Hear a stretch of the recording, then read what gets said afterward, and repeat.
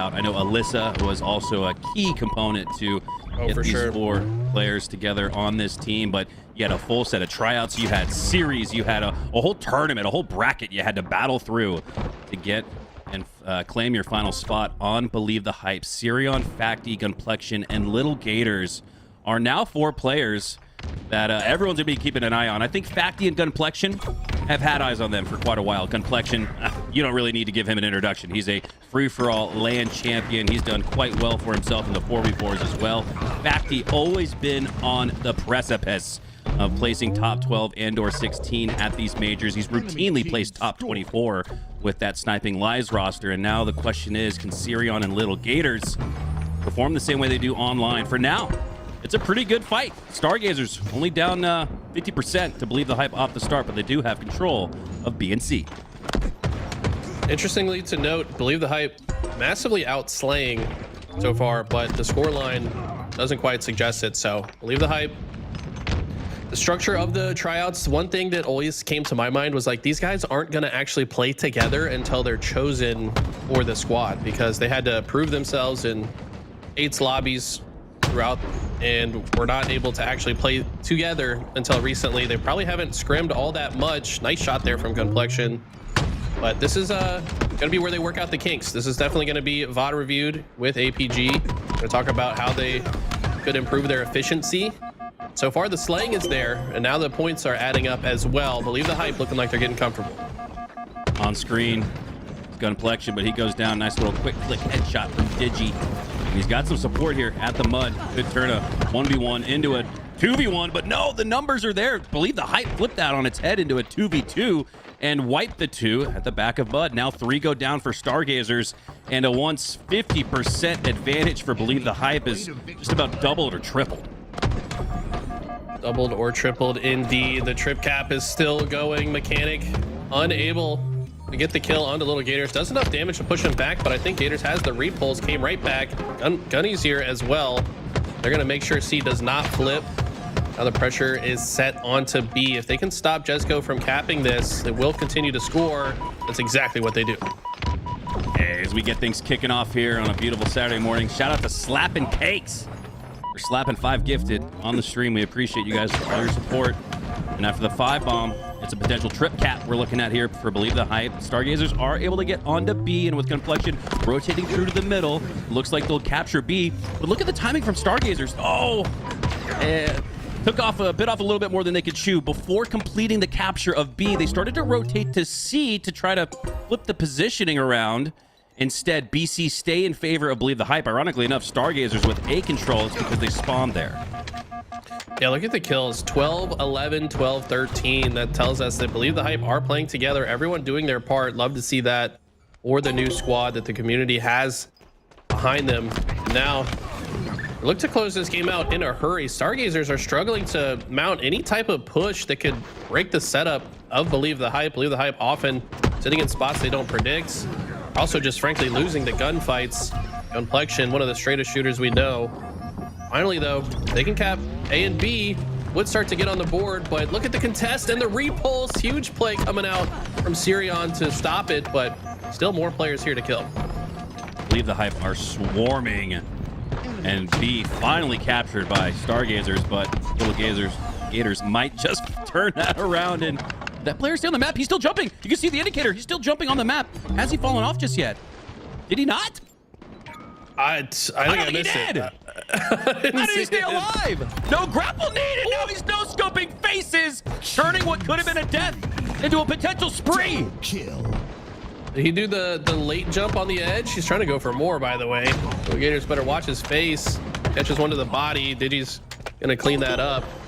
But just like that, Stargazer's on the board with a trip cap. Now, Believe the Hype are gonna be tested now. Now they have to break this setup. They're spawning on the C side, so they should be able to capture C first. Then what do they do from there? Gotta work together, make sure they have good communication in this moment. Tristan's got a sneaky spot. Yeah, we need to queue up the replay, slow motion, and I was keeping my eyes keen to it. You saw that little blue circle indicating that player. I believe it was Tristan, who was able to stay on the map, I believe, jumping 5 or 6 times. Unfortunately enough, it's 3 more in control of Believe the Hype. But A and C are filtering through. A couple of slays go through, though, in favor of Believe the Hype. That should retain the trip cap, and it does. Now at 2:15 and rolling.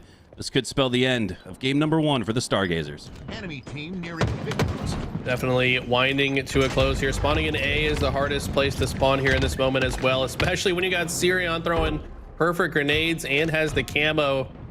Looks like he's going to take a fight with Little Gators. That's going to be traded out. And teammates winning fights on the other side. Mechanics, last player to try to stop this as his teammates come off spawn. And Enemy team score. Sirion's teammates should be able to capture A here and end things pretty quickly, I would imagine. Sirion could have cleaned up the remaining slays needed, but he gets taken down with the camo. It keeps Stargazers alive and under the night sky a little bit longer. It's getting deep into the night. About 4 a.m. The sun's about to come up. But will it go down for the Stargazers? That's the question. They're staying alive, man. I mean, the score is a little out of reach, but I gotta commend the fight ever since we saw Tristan stay on the map with 5 jumps to maintain his life. But that will do it. Believe the Hype finally a pesky endgame for Stargazers. Makes it a little bit closer than it was in the beginning, but BTH ultimately take it handily. Wow. Yeah, I'll be honest. I need to see the replay of the player falling off the map. I'm going to be totally honest, a biased caster here. I am distracted. I was watching Zuzi's stream because that's now the new Dark Inside roster. They're playing, the Twins are playing, and they were playing against my coworkers. And I'm pretty sure my coworkers got a total of 2 kills in the series. So RIP to them. They just started playing Halo. Welcome to Halo. This is what it's like when you play against a good team. Hopefully they can get more than 2 kills. But yeah, let's see. Okay, so he's got the snipe here. Jesco with some nice movement, honestly. Gets repulsed into the sky. Must use the directional input. 2, 3. Is there a ledge out there? I don't even know there was a ledge there. 4, 5, 6, 7. What? Tristan's still... 7 jumps with a fingernails grip on the ledge. That's like some Tom Cruise cliffhanger shit. That was unbelievable. What in the world? I have never seen that. I'm gonna be completely real with you. I think you can do it on the other side, but not in a way that keeps you on the map. So I'll have to go back and look at that in a custom game to try to recreate that, but that's insane. Jesco doesn't win the game, but somehow stayed on the map. It's like that meme. I think Tristan has a fire tweet in the hopper. I lived with the guy in the hospital bed. He's all bruised and swollen up, and he's got like a broken shoulder or something. But hey, he made it through to see another day and to see another game as we load into Recharge. Slayer up next. Okay, this is the bounce back opportunity, but I'll tell you what, BTH should be very good at this map. Gunny warms up with the shock rifle for about 3 hours every morning. This guy's one of the most dedicated warm-up routines I've ever seen. This guy does not stop. So, oh, never mind. Do we get baited? Are we going to Solitude instead? Oh, sorry, we're going to Solitude. The story's the same though. We still got a shock rifle, and they got to watch their face. True. Absolutely true. Now we do see back A spawns for Believe the Hype, so that should give Stargazers the closest look at the shock rifle. Little Gators going for the camo instead. Nice bait switch there between Stargazers. They're able to take down 3 for Believe the Hype. Ultimately, as the camo falls to the ground, it gets picked up by Tristan. So now they can start to stack and compound on their power-ups and power weapons. But no, just as I say that, the camo falls, so too does the shock rifle. Sirion actually taking down both with the double. Yeah, Sirion's got good positioning too. Look at this. They're spawning all of Stargazers in the yard. They've got a lot of options to move from there, but Believe the Hype know that. They're going to try to cover everything. Little Gators holding that outside left area. Tristan gets a big pick onto Sirion, so they should actually be able to break out of here no problem now. Just with some well-executed defense. Believe the Hype may be moving a little bit too fast and out of sync there. I really would have thought after the slaying disparity in game number 1, that's usually the indicator, right? Okay, we lost game 1, but hey, we were in the fight in terms of slays. Believe the Hype heavily outslayed Stargazers in game number 1, but it's Stargazers up by 1 as we approach double digits, now tied 9-all. 9-all. This is a great start for Stargazers. They're all over the map as well. I don't know if BTH are aware of this. Sirion's getting shot in the back as he takes this fight, but still wins it. Okay, had a little bit of help, finds 2. And this guy's on fire already. Might find 3 onto Digi, but Digi wisely hides for now. Little Gator's not going to let him survive. I believe the Hype have taken 1, but man, this map is mixy. Both teams kind of all over the place right now. Yeah, tough decision, I'm sure, for APG and Maniac to dwindle down that seemingly 100-plus player pool down to the best 4, but I think the more we watch guys like Sirion, it's no wonder why he's getting his opportunity. We're back on board with the young man himself. Into another gunfight here. Another 1v2. He could potentially win, but now finally goes down. Can't survive all of those. But it's 2 down for Stargazers. 2 down for Believe the Hype. Now 3 after Digi gets the slay onto Gators. They're now up by 2 once again, so they're bouncing back. Can they close it out, though? We're still getting towards the halfway mark. Okay, look at this. Stargazers have positioning top tower. They've also got some players spread out onto the blue side of the map. Digi fighting on the truck. Wow. Trades out and some nice shots on each other. But honestly, so far this game, I feel like Believe the Hype have not been working together much at all. They've been very separated, disjointed. The timing's off. Little Gators completely separated from the squad here. His teammates had just spawned in the loop side. I need to see them start to wrap back towards their teammates in certain situations so they can fix that timing. This is their opportunity, though. They've got 3 dead. Should be able to get back together. Yeah, the muscles and strength are on full display for Believe the Hype, but it's the brain work, the efficiency that's not been as good as what the slang looks like. All good, something to work on. And the week's approaching SLC, and they can make a run here this weekend. Boy, that would be another story on top of the story that is this roster. As 2 go down for Stargazers. The lead starting to grow now for Believe the Hype. It's the biggest lead of the match, up by 5. Yeah, just like that. Like I said, that was their opportunity to get on the same page. They've done so brilliantly. Now look at how quickly they rotate around the map. They're taking space, recognizing that most members of Stargazers over on the blue side of the map. Gunny just looking around just in case there was a spawner somewhere else. After he realizes no one is around, should be able to confidently move forward. And Sirion's just going to run right back in the same lane he started in. Almost gets the no-scope onto Tristan, but he did enough damage that should get cleaned up. Sirion with the shock rifle. Now 8-kill lead. 2 team wipes now needed to come back for Stargazers. This is starting to be that slaying disparity that we saw in game number 1. Sirion lines up the head, takes it down with the perfect shot, picks up the camo as his reward. Now he's lining up on Mechanics. He goes down to 1 HP, but Mechanics with the grenade toss on the front side of the trucks takes down Sirion, claims the shock rifle to his name. And this is what they would need to get back in this one, but they only have 1 more shot with the shock, so they're gonna have to do so with good old-fashioned teamwork and bandit work. Hates a grenade, stays alive though. That was a really good job by Mechanics. He recognized that his Spartan was not exposed when he got hit by the grenade, so Believe the Hype didn't know it. He just confidently waits for his shields and then re-engages to help his teammate. And they're starting to roll here. Got the spawn trap in action. Might be able to get this game back into sniffing distance. Sniffing distance has just ran a mile, it looks like, as 3 have gone down for Stargazers. Complexion now. Wow, usually doing a lot more in the slaying department, but you can see the 10 assists, the fist cuffs go out, and hey, he'll tack another one onto the board. 11 assists now, by far the high mark in this lobby. 35-42 now as Sirion cleans up onto Tristan. Sirion, Eli, if I just do some quick analysis, his prioritization of opponents is so good, and it's so fast. He'll take down an opponent, and then instantaneously set his sights towards death and demise towards whoever falls into that reticle. I respect the ninja attempt as well. I didn't connect, but you saw the vision. He was in a very mixy situation trying to make the most out of it, and ultimately wasted enough time of Stargazers that the rest of the squad can clean up the engagement. And in 2 more kills, this will be over. But I'm very impressed by Sirion's screen as well. This guy's got the movement. He looks clean. The shot's on point. Like you said, target prioritization. Yep, right there. Another example. If he can just kind of sync up with the squad a little bit more, he's going to be a demon.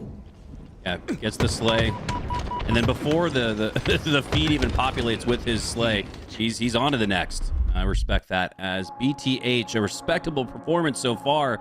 To start off your major qualifier, the road to Salt Lake City is being paved through these HCS online tournaments. Believe the Hype now up 2-0. Stargazers on the brink. They've got an Aquarius bomb matchup next to try and stay alive in the upper bracket. Like what I'm seeing from BTH so far, this is definitely not the type of team that they're looking to test themselves against, but this is like a good series for them to try to get on the same page, try to overcome some of those early jitters, you know, in the tournament. You kind of got a lot of people watching you at this point on this highly publicized Believe the Hype roster. You know, there's a bit of extra pressure that comes with that, but hopefully they can block out the noise, just focus game to game, and just get on the same page. I think this is a good step in the right direction so far. 18 and 10. Now, didn't have too many assists, but that's because he was just gobbling up all the finishing blows with those precision headshots, routinely filling up with that circle in the feed or even the perfect star, which indicates 5 perfect shots. So it's going to be exciting to see. And look at that, Sirion and Little Gators, it's the two unproven hopefuls that have performed the best, at least in that Slayer. I kind of like that idea, though, right? Like, it's almost like a suppressed Falcated type of situation. Let those guys rock. Let them pick up all the slays, and then you got Facti and Gunflexion supporting the cause, and guys that can absolutely pick up the slays on their own if they needed to. Double kill. 100%. Facti, I think, is going to be a guy that needs to become the glue for this team. You got 3 players that like to hold W or hold forward on the stick. That's their own controller, of course. And just attack. And somebody needs to kind of keep them together and in line. I think Gunny has good communication, generally speaking, to do that, to kind of keep them on track and in the right spots. That's probably what he was doing this game with his 12 assists. He did struggle in the kills department, but I think he was trying to keep them together, probably got them back on track when they were falling behind as well. Yeah. Still saw some things from Stargazers, not only in game 1, but in game 2 that had us thinking maybe they can take this game 3, but it's going to be a tough fight. What do you think as far? Let's go back to the conversation around efficiency, Eli. What are you looking to see in a game mode that is? I remember why not be casting called like a glorified Slayer. Now, how much efficiency do you believe the Hype need to take this game 3? I think a fair amount of efficiency. Bomb is one of those modes that I feel like a lot of newer age players are still struggling to wrap their head around. If you played Assault back in the day, maybe it's a little bit easier for you, but this is such an important mode to continue to slay. Like, it's not you have to slay at least twice, like 2 full squad wipes to arm a bomb, unless the other team is just straight up not paying attention and you sneak into their base somehow. But with the announcer announcing when you're arming the bomb, it's very easy on this map, as long as they have high ground, to just turn around and kill him. So the efficiency problem comes in to where you position yourself to force the spawns to make those squad wipes easier. So we're gonna see BTH try to control the enemy car bridge and force the enemies to spawn in the fridge side so that they can have a player top P2 so he can shoot the spawners that try to advance into the base. You want to have both top mid and car control as you arm the bomb to get those spawn kills. All right, here we go. First eyes on sight of that newly minted Believe the Hype roster. Seen plenty of them through APG and Maniac stream, but first time we get to witness them as a team of 4 here on LVT as we descend to Neutral Bomb on Aquarius. Up next. Neutral Bomb, Aquarius, in my opinion, one of the hardest game modes to beat a team that's frankly better than you. So right now, so far, Stargazers, oh, never mind, we're on Fortress. It's a little bit different. We're still playing Assault. Sorry about the game type mix-ups here, guys, but repeat everything that I said, but replace controlling car bridge with controlling their snipe side or spiral and spawn killing on the other side. Yep, snipers are an absolute priority here on this map.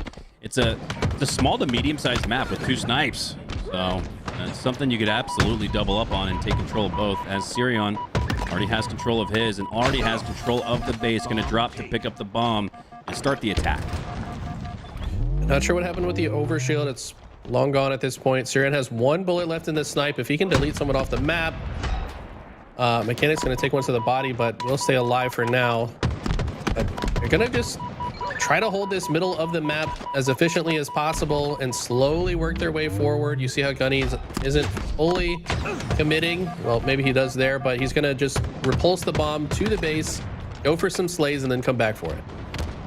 Repulsor nerfed after the network patch, but I feel like its strongest suit now is advancing the bomb and the objective further on the map. Ooh, the overkill. Speaking of advancing, Sirion clears the base, wipes all 4, and scores for Believe the Hype. Look at this. He's locked in on the next set of kills as well.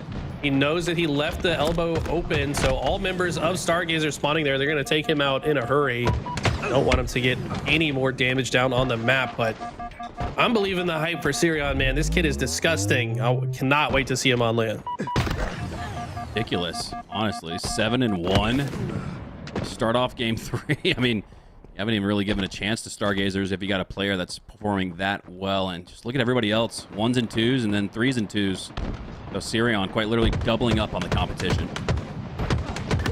Facty, good positioning, catches that player off guard. The overshield is in, but Mechanics gets meleeed. He's got none left already. Moving the bomb forward. Gunny gets a big kill onto Digi. That's going to slow down the push from Stargazers. And look at the grenade. My God. It's absolutely blasting them under the base. And Gunny with some beautiful shots onto Tristan. And honestly, Tristan's been playing pretty well so far. At least he did in the first game. I'd like to see him kind of get Stargazers back into this, but it's so hard to even win fights against every member of BTH. Yeah, that wasn't a frag toss. That was a heat-seeking missile from Sirion. He threw that from the middle of the map, and it landed perfectly, cascading around the staircase.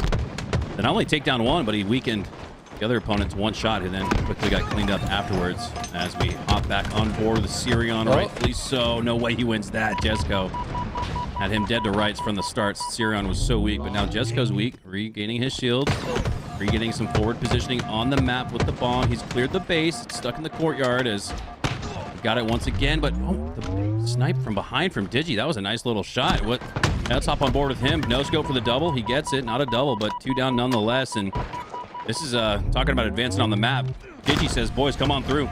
I'm already deep in the back.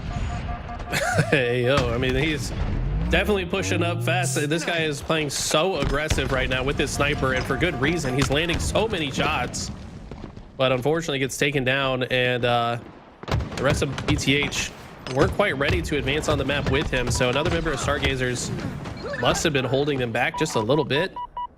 And unfortunately, that doesn't amount to much. But I like the play from Digi. You know, you're already down in the series, down in this game. You kind of need to be aggressive to get your team a score on the board. Did everything he could. Eli, I'm gathering some intel from chat, and I always trust Twitch chat. As we'll break away from the action for now. 1-0. Digi is approaching the base, so I'll make this quick.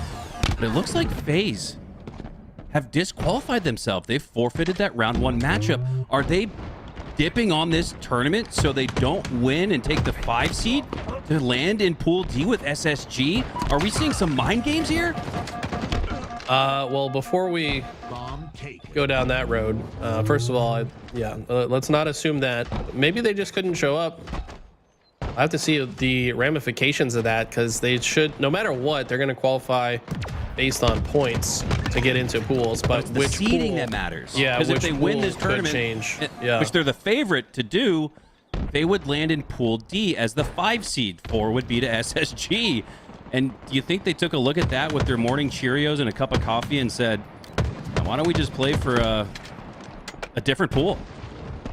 I mean, the ramifications of your suggestion are not good overall, but I don't know. It is kind of crazy. I think to get into Pool A or B would likely favor them, yes. Wow.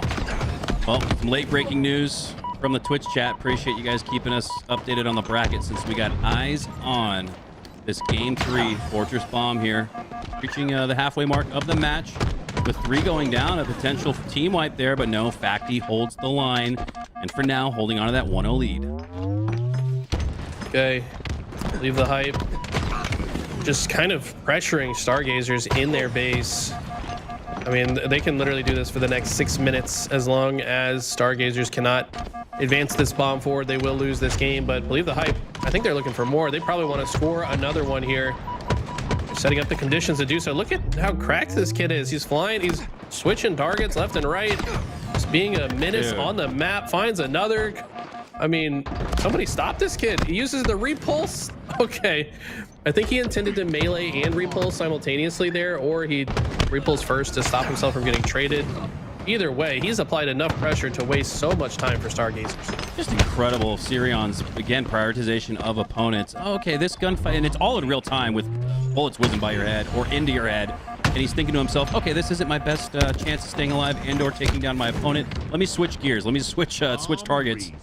This is honestly like one of the better players that I've seen just based on the eye test at that. And look at him again. You're my first priority. You're my second. And you're my third. That would have been a nasty triple. The assist comes through nonetheless. Sirion putting on a clinic to start the day. Bro's got aura, man. He started that fight down, and Tristan still backed down because he did not want to get fived by this kid for the triple. Showing why he got chosen for BTH. My man might just prove to people that he has... it's going to be exciting to see Facty on LAN as well. I feel like Facty has basically upgraded himself in the last offseason. He's been playing incredible. I think even better than he ever has. So I think we should definitely keep an eye on this guy as well. Facty tossing some Hail Mary sticky grenades out there, trying to trickle some damage onto Jesco, but I think he avoided that for now. He's got one shot left in the snipe, uses it in combination with the fists, and helps take down two. Facty in the cap zone, 50%, now 75, 90, but he gets stopped at the last second. Okay. Tristan wants to move it out of the base, but man, you're running out of time here if you're Stargazers. Probably gonna chuck this off the map or slowly maneuver it through the perimeter. This new overshield is up. It looks like BTH was able to grab it. And yeah, this really feels like Believe the Hype are totally content to just burn out the clock. Look at this though. Bomb from Tristan has snuck all the way into the base of BTH. It's not gonna last very long though. He's by himself. I don't know why he would have dropped the bomb there and give away his location. Could have at least waited a little bit longer to try to set something up. Or go down for Stargazers as Sirion sprints into the base. Doesn't like his option there to go low, so he goes high, stays alive just a little bit longer. Jesco cleans him up, but Little Gators takes down his teammate Digi. As now you can see BTH starting to swarm the base. It does look like Stargazers have solid defensive posturing. Will it be enough? But like you said, Eli, with this game situation at hand, BTH are in the driver's seat with the bomb in the blue base. Looking like a stat padding exercise here. They should just arm this though. Yeah, they are arming it. Jesco is going to go down. Mechanic's first spawner. Does he have a sight line to kill Little Gators? Not in time. It will be a 2-0 lead. And now Stargazers. Did Sirion just get a second overkill? But he's going for more. Oh my God. This man has 2 overkills this game. Are you kidding me? I am so excited to continue watching Sirion throughout the day. And you're right, he did get that second overkill. And it's not to say he's just so focusing on the slays. I feel like half the time we see him with a bomb in his hand. Half the time he's collecting slays. Now pushing the bomb into the arm zone, gets the slay, but goes down shortly after. What a treat to have BTH as one of our featured teams here this weekend. We're gonna get a lot of eyes on this group, Sirion in particular. Can he keep up? 27-12 would be insane in round 3 or 4. I mean, yeah, he's already off the charts for the KD. And how often do you see in a tournament somebody get 2 overkills in one game? That has to be one of the most rare things that we see in these tournaments. Insane. I mean, it's hard enough to get 1 overkill the whole day. You get 2 in one game? That's crazy. Also, back to getting repulse off the map with the overshield. That's gotta hurt, but I don't think he's gonna care too much as his team is well in the driver's seat. I feel like you should get a medal for that. That was pretty nifty. As the OS gets depleted on the side of Believe the Hype. And again, you can't highlight Sirion's slaying performance here without highlighting his willingness and drive to really be a driving force with the OBJ. I'd almost love to like mathematically rack up the screen time. I feel like it really has been a pretty 50-50 split of him playing for slays and the objective. 90 seconds left, BTH in full control. Unable to land the snipe there, but he's gonna go to higher grounds. The game plan here is just keep the bomb in the base of Stargazers, and this game will just slowly end on its own. Bomb has been touched as well. I think Little Gators actually picked it up just to keep it from resetting there. And I think we're about to the point where this is impossible, because you've got to take the bomb, walk it across the map, arm it, wait for it to reset, pick it back up, take it back into the base, and the only way they do that is if Believe the Hype put their controllers down. So this should be a 3-0. Yeah, this is the equivalent of an Oddball Guardian Halo 3 match where there's 60 seconds left and you're down 68, something like that. As Believe the Hype have all but secured their 3-0 sweep in round number 1. 45 seconds left. It's just a technicality. Now it looks like, taking a look at the bracket, the next match that BTH will play is against a team named Scamville. Love the team name. But that's Simply Fear Me, Spar, Halpheus, and Fate ZD. So that's going to be a tougher match, but definitely a good one for Believe the Hype. Now, there's a lot of argument, and there always has been, even since season 1. But did you see what Little Gators did there, Eli? He grabbed onto the OS and then clambered immediately to proc it just a little bit faster. I know a lot of pros that I've talked to say that there's no difference, but when I play, I feel like I do get the OS activated and kind of skip the animation of putting it into your Molnar armor when you clamber up top. I think that's what Little Gators was going for there, as Believe the Hype secure the 3-0 with the 2-0 win in game 3. Yeah, that definitely does skip some of the animation so you can act a little bit sooner. But yeah, I'm excited to see what this team does. Obviously, Sirion and Little Gators last weekend, or maybe that was 2 weekends ago. My sense of time is terrible, but they got to play with, was it Cycle and Frosty on the 6-8 roster? Yep. And they made it all the way to like winners quarterfinals, or maybe it was even winner semis. Yeah, they get top 6. So I think that experience probably went a long way for Sirion and Gators to maybe prove to themselves like, hey, I can compete with these guys, as we see Sirion's overkill right here. It's perfect prioritization and positioning. But I think that little bit of confidence they got, and obviously just the experience of playing with 2 of the best players in the world, probably boosted them up quite a bit. Yeah, definitely put everyone in the community on alert. Wait, Frosty and Royal 2 are teaming with who? But we know they have a propensity, do Royal 2 and Frosty, to spot up-and-coming young talent. That's why they team with Cycle in Last Shot. As we will reset and re-rack, we're going to keep you guys, I would imagine, with eyes on this Believe the Hype roster the rest of the way. They've got a tougher match coming up next. You're on LVT.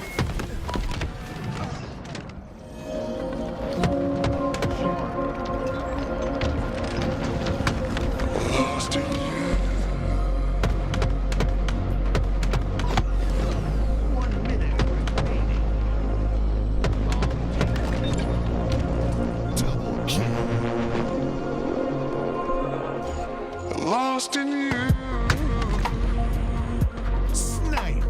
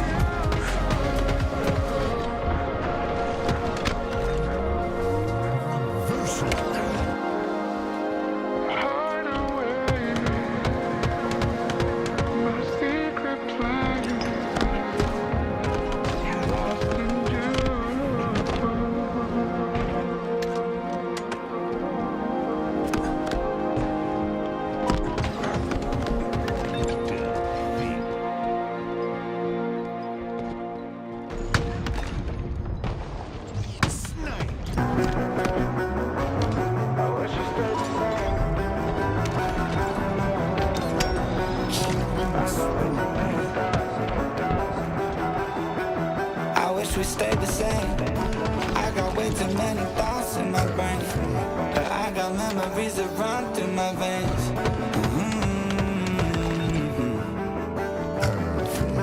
I'm not one to blame, but I could point out every way that you changed. Some things stay up while others go right down the drain. And lately we've been going down in flames. But if I'm honest, I get my feels when I want you. Say you feel it too, I'll haunt you. Hold on till I'm lost in the nirvana. But if I'm honest, I get my feels when I want you. Say you feel it too, I'll haunt you. Hold on till I'm lost in the nirvana. But if I'm Triple kill.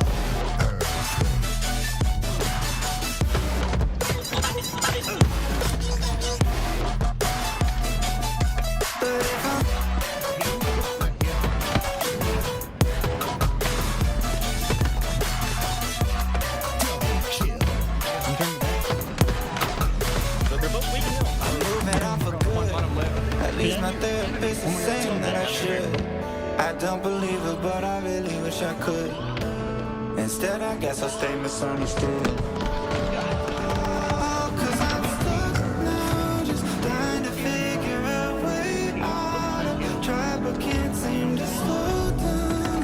I don't know if I want to. But if I'm honest, I get my feels when I want you. Say you feel it too, I'll haunt you. Hold on till I'm lost in nirvana. But if I'm honest, I get my feels when I want you. Say you feel it too, I'll haunt you. Hold on till I'm lost in nirvana. But if I'm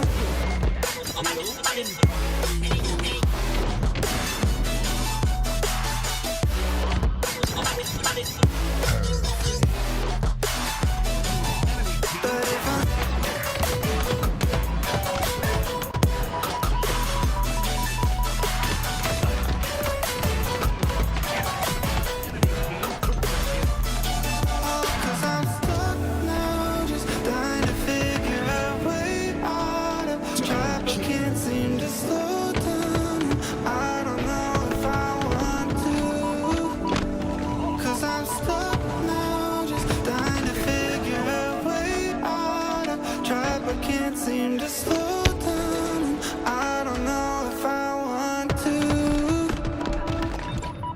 Perfect.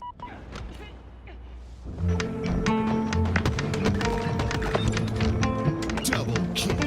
Killing spree. Triple kill. Perfect. Double kill. Took a little longer this time. Finally open the blinds. Every time I look at the sky, reminds me it's 2,000 miles between us and this size. The distances are worse than I thought. Is this what I want?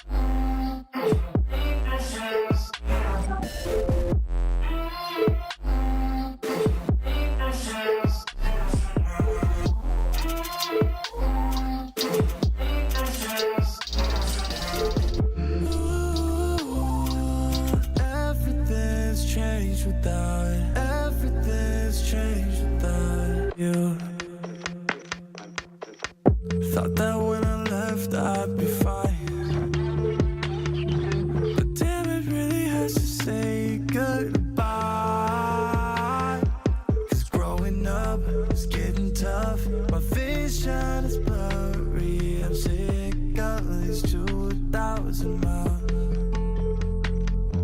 Between us and this size, the distances are worse than I thought. Is this what I want? Ooh, everything's changed.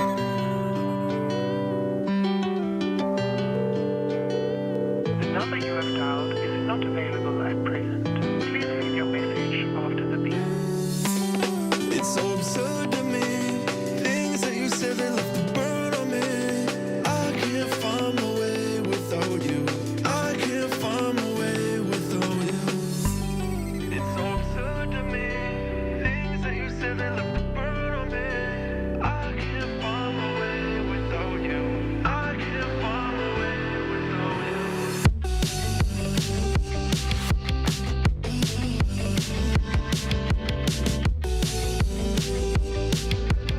I can't find my way without you.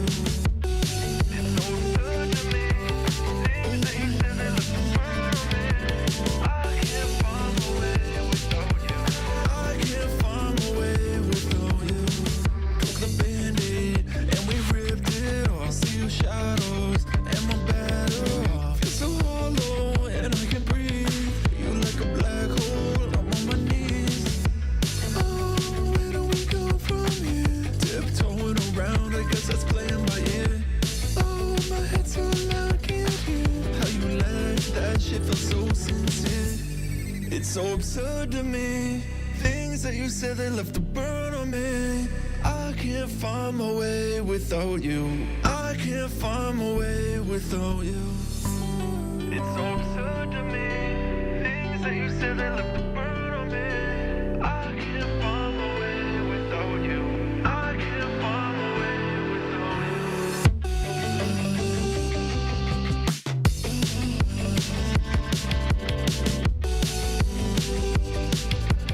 I can't find my way without you. It's so absurd to me. Things that you said that left a burn on me. I can't find my way without you. I can't find my way without you.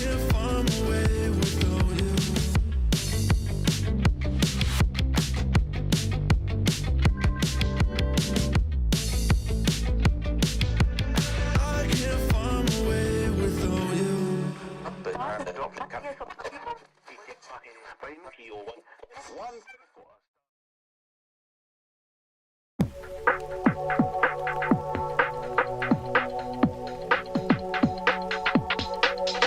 Did I dream of you, or just a memory?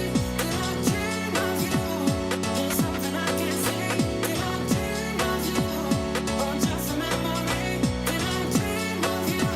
There's something I can't see. Did I dream of you, or dream of you? Did I dream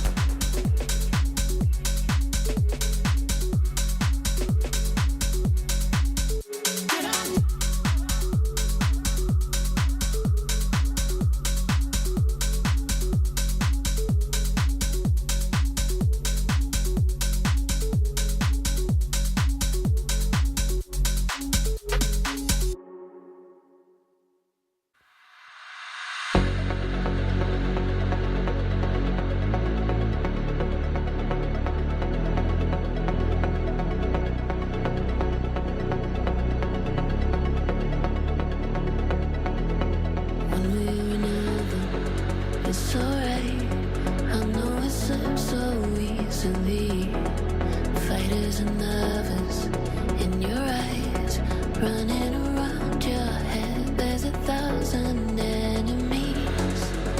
Then there's a fire lighting up the dark. We're gonna watch them fall. 'Cause if you need a little wild card, I'll be the one you call. It's alright, it's only human when the feeling overcomes. Like a beating of a drum, I'll be the one you call. It's alright, it's only human when the feeling overrides.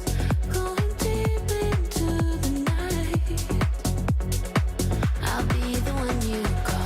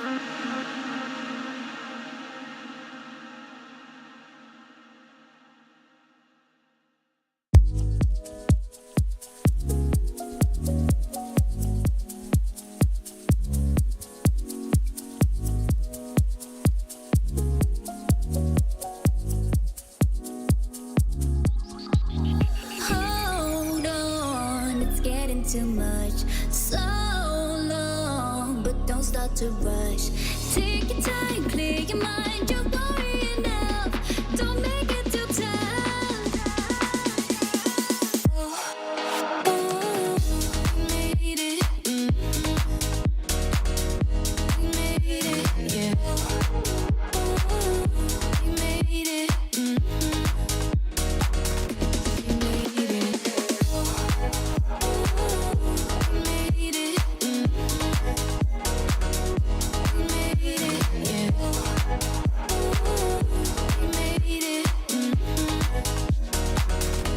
made it.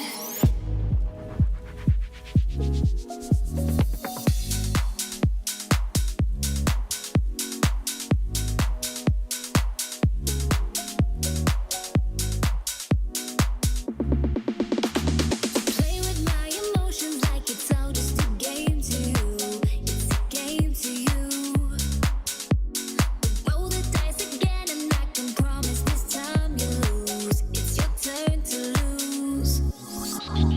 Hold on, it's getting too much. So long, but don't start to rush. Take your time, clear your mind. You're worrying enough. Don't make it too tough.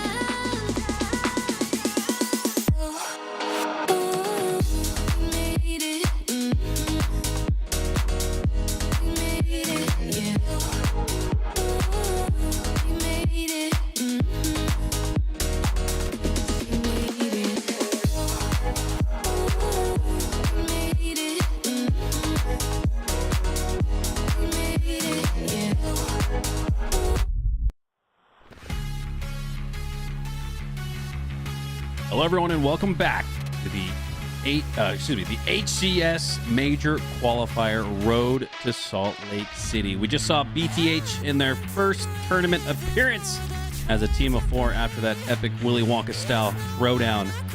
Invited 4 of the best hungry up-and-comers onto that squad. On the other side, we've got Scamville, which is going to be a little bit more difficult than what we saw in the previous one. This Scamville roster featuring Fate, Simply Fear Me, Spar, and Palpheus. Eli, with that being said, how much more should we see the bar crank up for as far as difficulty for this Believe the Hype roster here in round 2? I expect this to be a very good series. I think that Believe the Hype might have a slight edge, but I mean, Scamville are full of players that have been competing in just about every single Open Series tournament. We saw some teamwork issues showing up in the first series we saw of Believe the Hype. So, I mean, if Scamville can work together a little bit better, I could see them coming out ahead, but this could also very well go to Game 5. Fate, stalker rifle, picking up 1. Now on the oddball. Pushes his opponent back off of it, but he's pretty weak, so he's not going to just go haphazardly and grab it.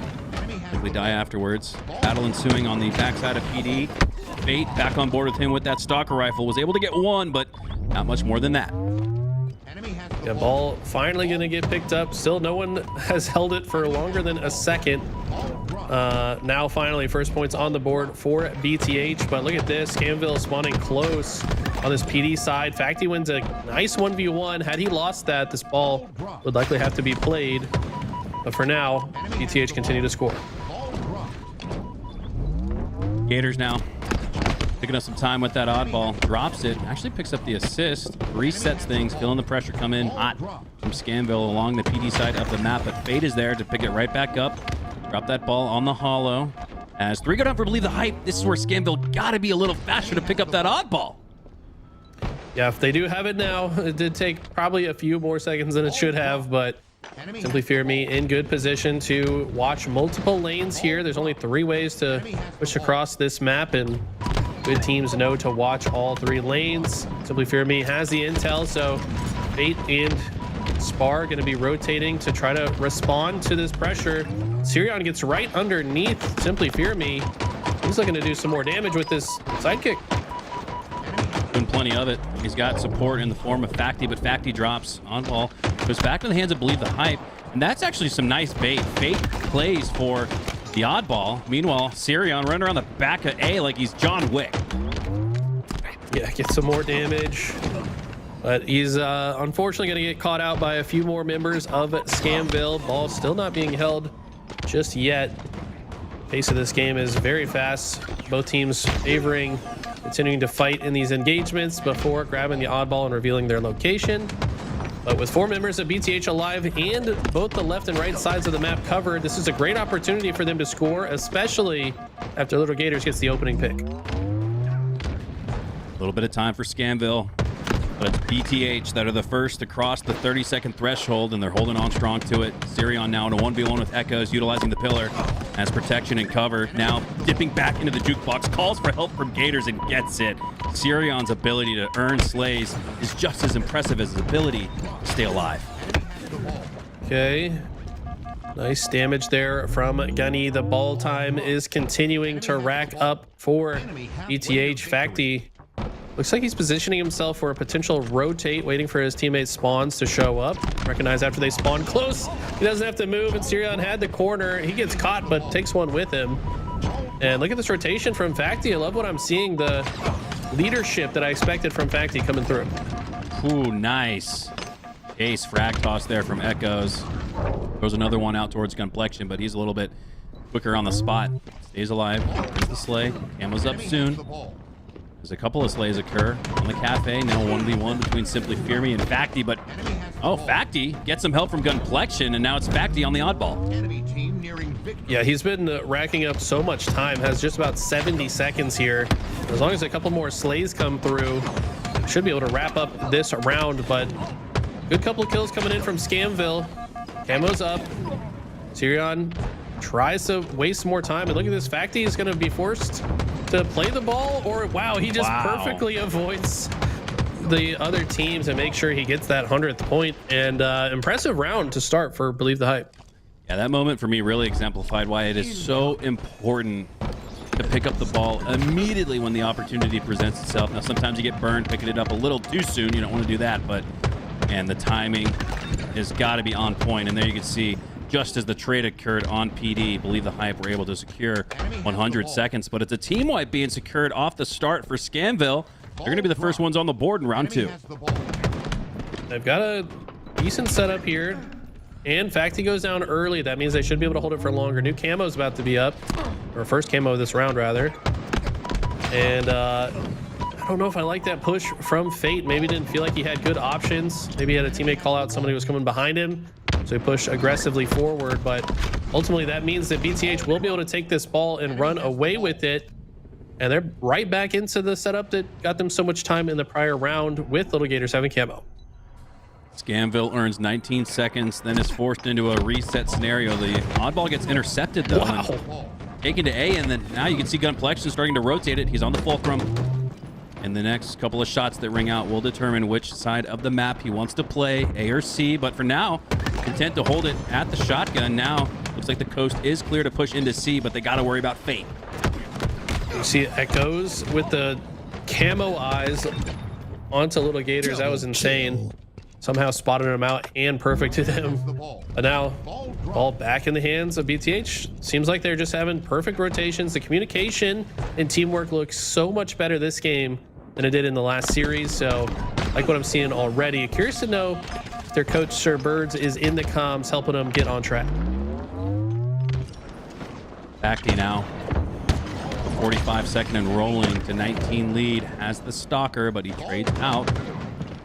Alpheus now, phenomenal free-for-all player. Love to see what he can do in 4v4s. Making his way through into the tram, but timing and sensing that. Believe the Hype actually starting to rotate it. It looks like back to the midway mark, and that's exactly what they've done. Believe the Hype, Eli, their comms have significantly improved than what we seemingly saw in round number 1. Yeah, their rotations are on point. Their positioning's on point. Does he not? That looked like a funny part of a movie scene or something. He's like, is he there? That corner looks a little weird. Finally, they do fight each other after an awkward stare down. And it's, like we said, BTH teamwork and communication just looking way better right now. Sirion been putting on a show here so far. But he does go down. Fate breaking through in the back of tram once again. He's got Echoes there on the palm trees for support. Alpheus there as well. As Scamville are starting to swarm the bomb or the ball. They've got to secure some slays if they want to pick it up. Instead, 2 go down for Scamville. Just 1 in the moment for Believe the Hype. Now 3 for Scamville, 2 for Believe the Hype. And that should allow them the chance to pick up this next on-ball grab. But up 68-19, they're not pressed for it. Oh my god, awkward fight from Sirion. Misses the first 2 shots, but is able to back up when his opponent misses their melee. And he shouldn't still be alive here, but now finally taken down. Scamville have been looking a little better this round, but they have not converted these slays to oddball time. Finally, Simply Fear Me, one of the veteran players on their team, is going to be able to pick that up. They've got to hold off Little Gators, who is here making their life difficult. Somehow finds a double kill in that exchange. I just noticed that every time I've called out Sirion's name, my Siri on my iPhone picks it up. And ironic because Sirion kind of looks like an AI Spartan, just so flawless with his positioning, his shots, his decision making. Nice. As we see it once again, another prime example of what this kid can accomplish here with this BTH roster. Facty goes down on the back at A. Numbers are strong there for Scamville, but I think because they have so much focus on the ball, I believe the camo just got picked up by a member of Believe the Hype. We'll try to keep an eye on where the camo went. That could cause a disruption in the setup. Are you suggesting that Sirion might be Siri's son? What? The lore? The lore? Dude, the lore goes crazy on LVT. Sirion looking like an AI agent with a death in his eyes. He hunts down multiple opponents, sees 3 people on his screen, and wisely decides to rotate across the map. Doesn't predict this spawner in Ivy. Can he react to it? Pushes ZD back. That was insane. 77-28, stagnant score.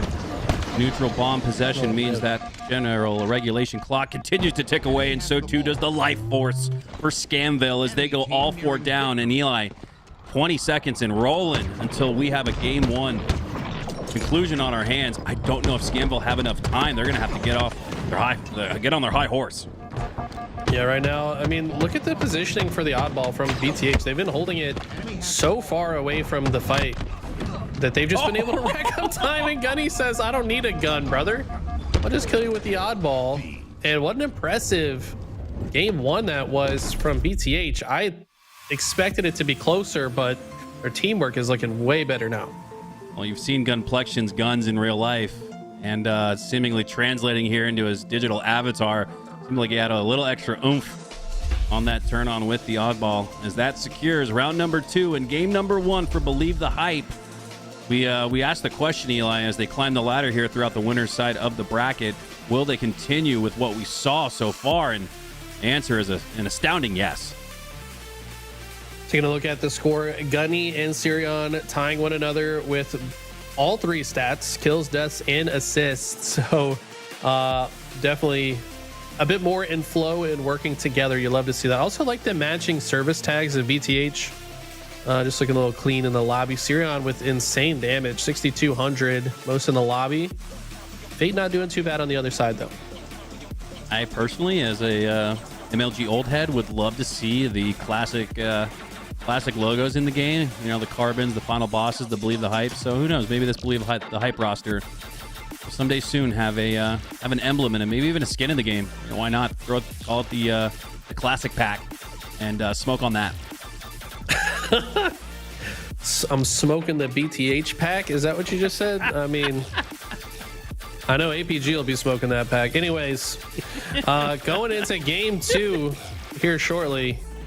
Scamville need to get back together. They need to get on the same page, and they need to shut down players like Gunny and Sirion if they're going to have a chance in this series. BTH looking real good right now. Palfius, Echo, Simply Fear Me, Fate definitely have an opportunity to come back here in game 2, but that's going to be tough. Believe the Hype are seemingly getting better as the day goes on. Definitely. I mean, the difference between the first game that we watched in the last series and this series, they look like an entirely different team. Like, I don't know what was said in the comms, but they have started to actually work together. This is supposed to be a harder match than their round 1 match, and on paper, I think it is as well, but they're making it look easier. Yeah, easy indeed. Now let's not look too far ahead, but let's look 1 round ahead. And if BTH were to take on this series and take it down, they would face Complexity after this. And that'd be an exciting matchup in the sense that you've got the old wily veterans of Complexity led by Ryanoob with some young, hungry hopefuls here on Believe the Hype. But for now, game number 2, Live Fire Slayer as Sirion, first member to go down on the map. But Believe the Hype, despite losing Sirion, actually take the fight and win it 3-1 off the start. You got the sniper as well, taking it straight to the tower. Looks like they're aware of this player's location. That's going to be Spar or Echoes. And a clean, quick reaction time for the headshot onto Fate. Trying to snipe through the pixel there to guarantee his team gets the camo. They should know these players are spawning at the B side. That's why he turns his attention over to this nest and training side. And they look to advance forward. Yeah, no aim assist for Facty activated on that crack shot because the player had already gone down, but you saw it clearly go through. But he does drop shortly after that. 3 go down for Believe the Hype, so Scamville are starting to claw their way back. Okay, sniper in the hands of Fate ZD as well. He's gonna try to push across top center here. Finds a nice body shot into headshot with the bandit moving quickly on the map. Oh, I think he wanted to pull the other trigger there.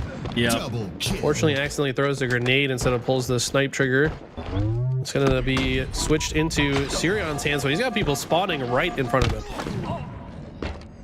Snipers felt like a hot potato here, as the next player to pick it up has routinely gone down quickly afterwards. I think Palfius just scammed it through the middle of the map, and now he's got 1 shot left to work with. Needs to connect it onto Facty's face, but he does not. Oh, rears back, calls for help, gets it, and then eventually takes down his opposition. Goes down shortly after. Sirion now with the fist, but Echo's fist a little bit stronger and a little bit cleaner. He wins it outright instead. Fade here with the plasma pistol. It's the charge shot to land, but it's taken down after he cleans that kill up. Leave the hype with a 5-kill lead early on. And if I know anything about these 4 players, they like to play aggressive. This is one of the better maps in the game to stay aggressive in a Slayer, as it's very easy to predict spawns and then quickly just push through multiple lanes, give your opponent no room to move off their next spawn point. That's exactly what BTH have done such a good job of here. In fact, he's going to hold down this big door side to deny access to the garage to Scamville. And you can see the rest of BTH pushing through on the right side of the map. I mean, where do you even go if you're Scamville here? Back to the respawn screen. Yeah.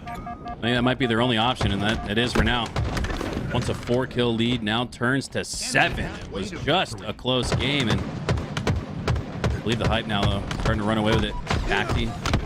I'm noticing Eli, everyone for Believe the Hype does such a great job playing their positioning, whether it's utilizing a pillar to strafe and tap strafe around it, or just using some geometry to find cover and stay alive. They're playing it smart, but in that moment, you see Scamville coming back, only down by 4. An opportunity playing the tower and that sniper rifle, and they got a full 8 shots left to work with. This could be where Scamville come back. Yeah, that's a big shutdown there. Sirion unable to land the no-scope before being taken down, and he also couldn't repulse Palfius off the map. So Palfius not only has a sniper, but he's also got a repulse charge in case someone does rush him, might be able to boop him off the map. Could come into play. For now, though, his whole team kind of dies around him, left to his own device now.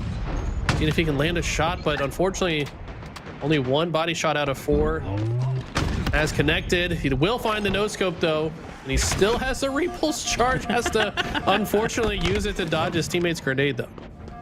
Yeah, he still takes enough damage, though, to essentially count as an assist for Scamville's own demise. That's unfortunate, because that would have brought it to within 3 kills. Instead, it's a 4-kill game once again. Fear Me pushing up on the C platform. Both players, Sirion trading out.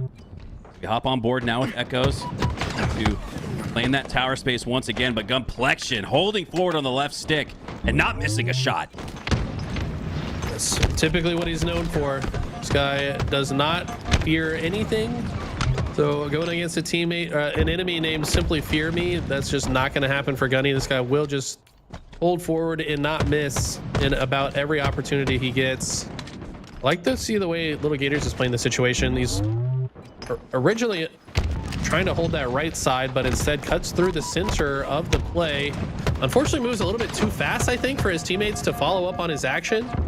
And let's see if they get punished for that. They actually go 3 dead, so Little Gators might have scammed a little bit there, according to the team names here. But now, Simply Fear Me can be the one that grabs the camo, and they could turn this game around. This is it. This is the moment in the match that we'll look back on as the reason why Scamville were able to come back, or it all slipped away from him. Got to find some value out of this, but after taking down 1, his location has been detected and determined. Simply Fear Me, though, still staying alive. Got about 15 seconds left with the camo, but you got to close the gap. They're now down by 6. Okay. Nice shots from Simply Fear Me. Takes 1 down, but there's always more.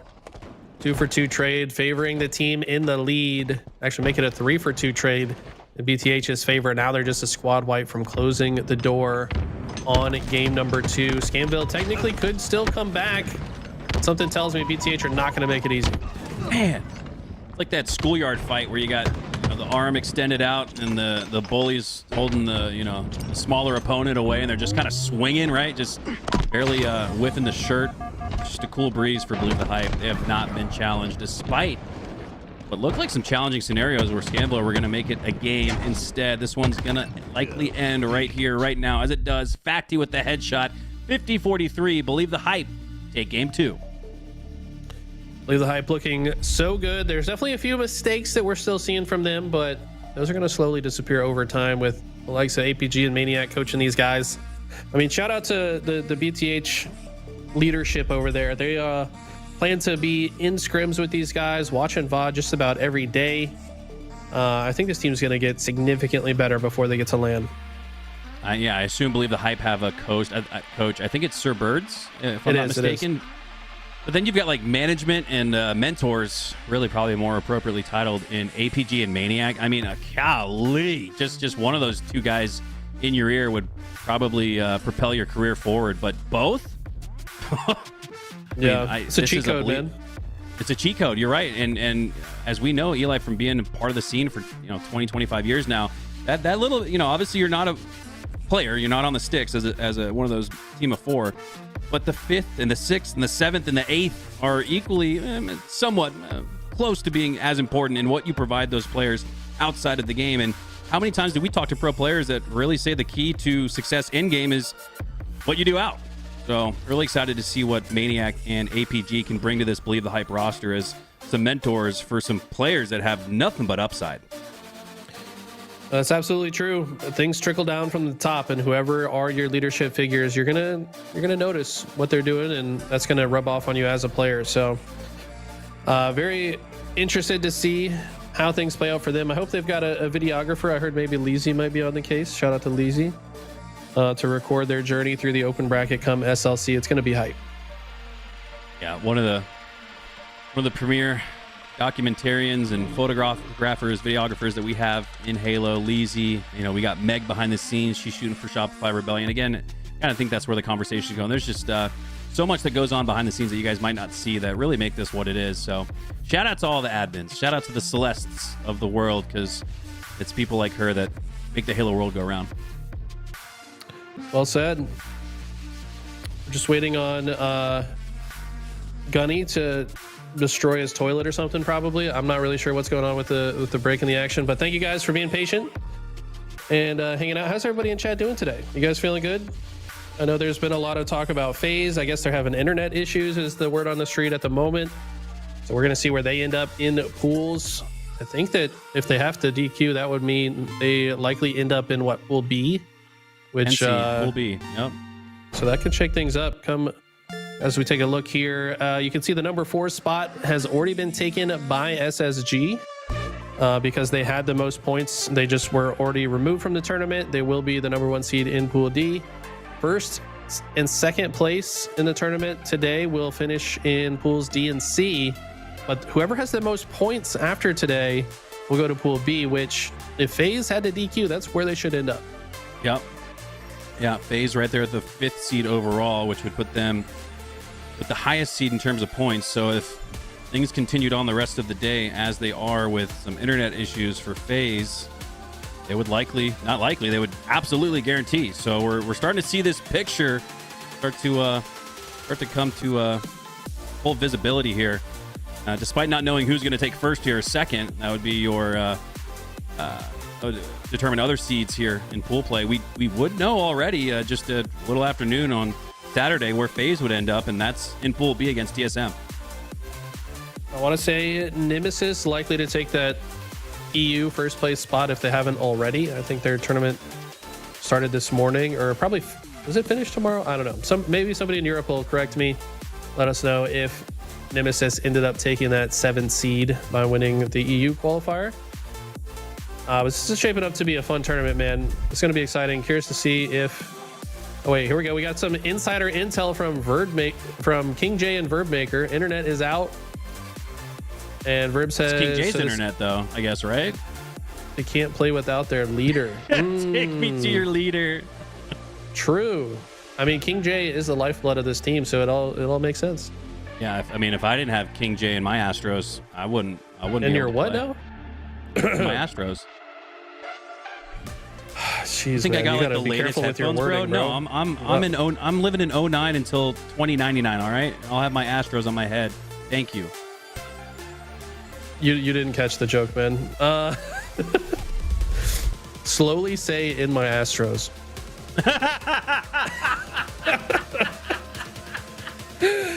King J is where? Oh, got him.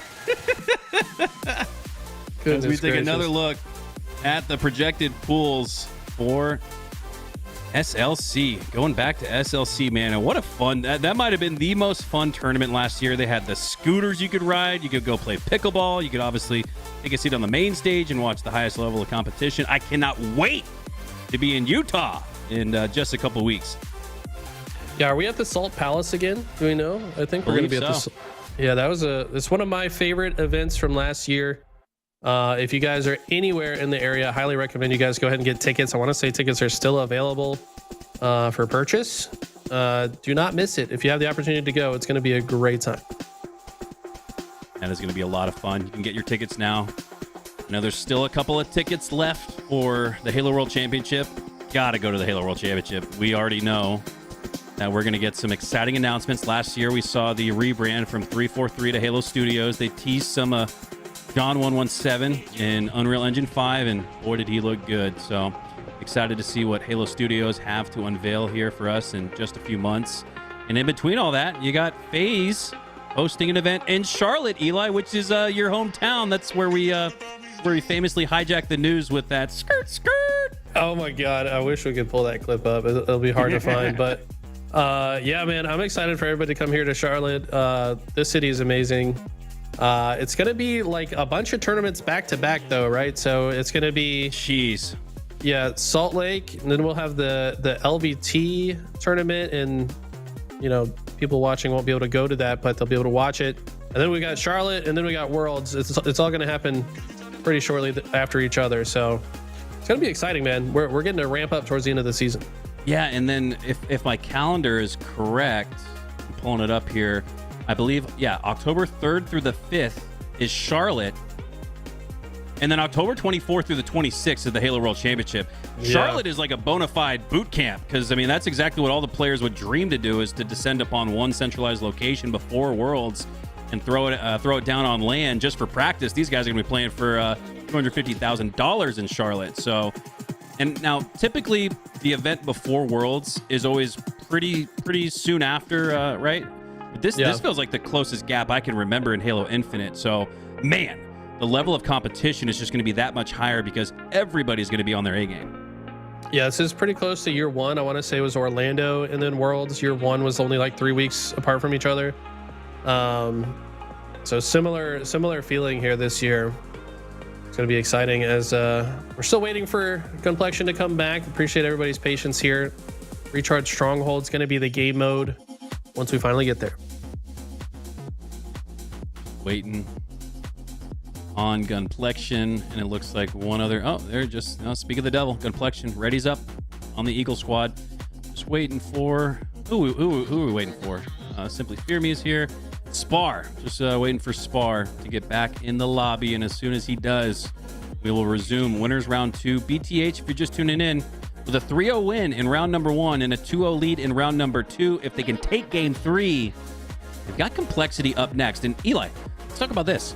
With FaZe not being here today, that just opened up another spot to auto-qualify with the first and/or second place finish here today. So if you can Cinderella run your way all the way to the grand finals, you still got teams like Omit and Cloud9 that are going to be vying for that spot as well. But I think this kind of does open the door a little bit for teams maybe in that 9 through 12 and more range. I don't know, maybe make that Cinderella run, and what a story that would be. Yeah, I mean, you don't even have to have that many points, right? You just got to make it through the bracket. I want to say it's either 3 or 4 teams actually that qualify by placing today. So there's definitely going to be an opportunity. Yeah, so we see in a qualifier, 4th place, we'll have the 9th seed. And yeah, so it's the top 4 from this tournament as it concludes tomorrow will make it. So yeah, I could absolutely see maybe a dark horse team find themselves in that 4th place position and find themselves in pool play. Cannot wait to see how that all shakes out, as it looks like Spar has rejoined the lobby. Probably see the text box in the top right open up here from Laz or LVT, asking if the boys are ready to rock and roll, and we will get this game 3 going. It looks like we got a Strongholds match on Recharge up next. Haven't seen Recharge yet today. It's an old favorite, and it's coming up next. It's going to be a fast game. I predict that we're going to see these guys contesting all 4 corners of the map. I don't think we're going to see many setups. We're not going to see people just hold AB and chill. We're going to see some hardcore aggression going for the trip cap whenever available. That's what I expect to see here, especially from what we've seen from Sirion so far. I can tell this guy likes to hit his curb slides. This guy likes to stay aggressive. He's going to be putting maximum pressure onto the other team. Big time. I'm excited to see what Sirion can do in this one. Excited to see what BTH can do the rest of the way here this weekend. A massive opportunity, a pool play spot on the line, and the opportunity you get some reps in an actual tournament and really challenge yourself and test yourself before it all goes down for real in Salt Lake City as we get ready to descend into recharge. Finally got all 8 players into the lobby. Halo should resume here shortly with a hell of a match. Game 3 up next. Here we go. Opening strat. It'll be interesting to see. There's not really a whole lot of different ways you can play the opening of this map, as we see multiple players going into the tower side. Sirion very aggressively finds a double kill, that should mean camo in the pocket of Facti here. Yep, and it's been procced. So he's got 30 seconds from this point forward to make hay with it. As knows his teammate is in the back of C. I like that, to not why regroup at the back of C with no one there. Instead, quickly plants his foot and works towards the A side of the map, already earning an assist. And it looks like he should be able to claim A as well. B in favor of Gators here, and with 3 down for Scamville, I believe the hype should get on the board. Oh my god. I thought that sticky was destined for Facti's chest, but he will dodge it. Finds the perfect shots onto Simply Fear Me to add to it. So BTH should be able to maintain good positioning here. They don't have quite the numbers. Oh, they do. Never mind. I did not expect them to go for the trip cap in this situation, but it looks like they've decided to trade C for A as they recognize the spawns. And now Scamville need to play out. Let's see which side they go first. And for now, it looks like it's going to be B, but Spar, unfortunately, he's going to run into the reticle of Sirion, and teammate's going to have to pick up that cap. Short range, mid range, long range. How do you want to get it from Sirion? Because he is going to deliver routinely 5 perfect shots. See more and more why APG and Maniac decided to pick up this unproven Halo player in the scene. As we hop on board here with Echoes, as his opponent down to 1 HP, trying to finish the fight. But Simply Fear Me has his back instead. He's still in favor of Scamville, but it's A going in favor of Believe the Hype. C at the 50% mark, but it gets reset. This has gone back and forth. Both teams really putting a lot of pressure on each other. We're seeing trades happen all over the map. We're seeing the zones trade back and forth. Neither team really getting a strong footing into this game mode just yet.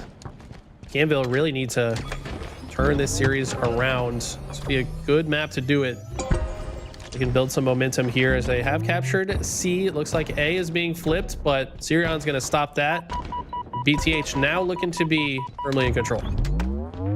BTH firmly in control and doubling up on the lead has Sirion working through the shroud screen in the back of the tower. Some good shots despite not being able to see his opponent.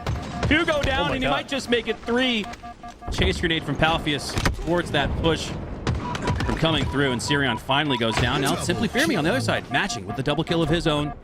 But can they turn it into points? That's the key. Ooh, that's a good kill. It took a little bit longer than he would have liked, though. It's going to leave him weaker for this engagement. The difference is going to matter as Little Gators barely winning that fight. That just goes to show a single shot missed in one fight can lead to your death in the next. That's exactly what just happened to Simply Fear Me.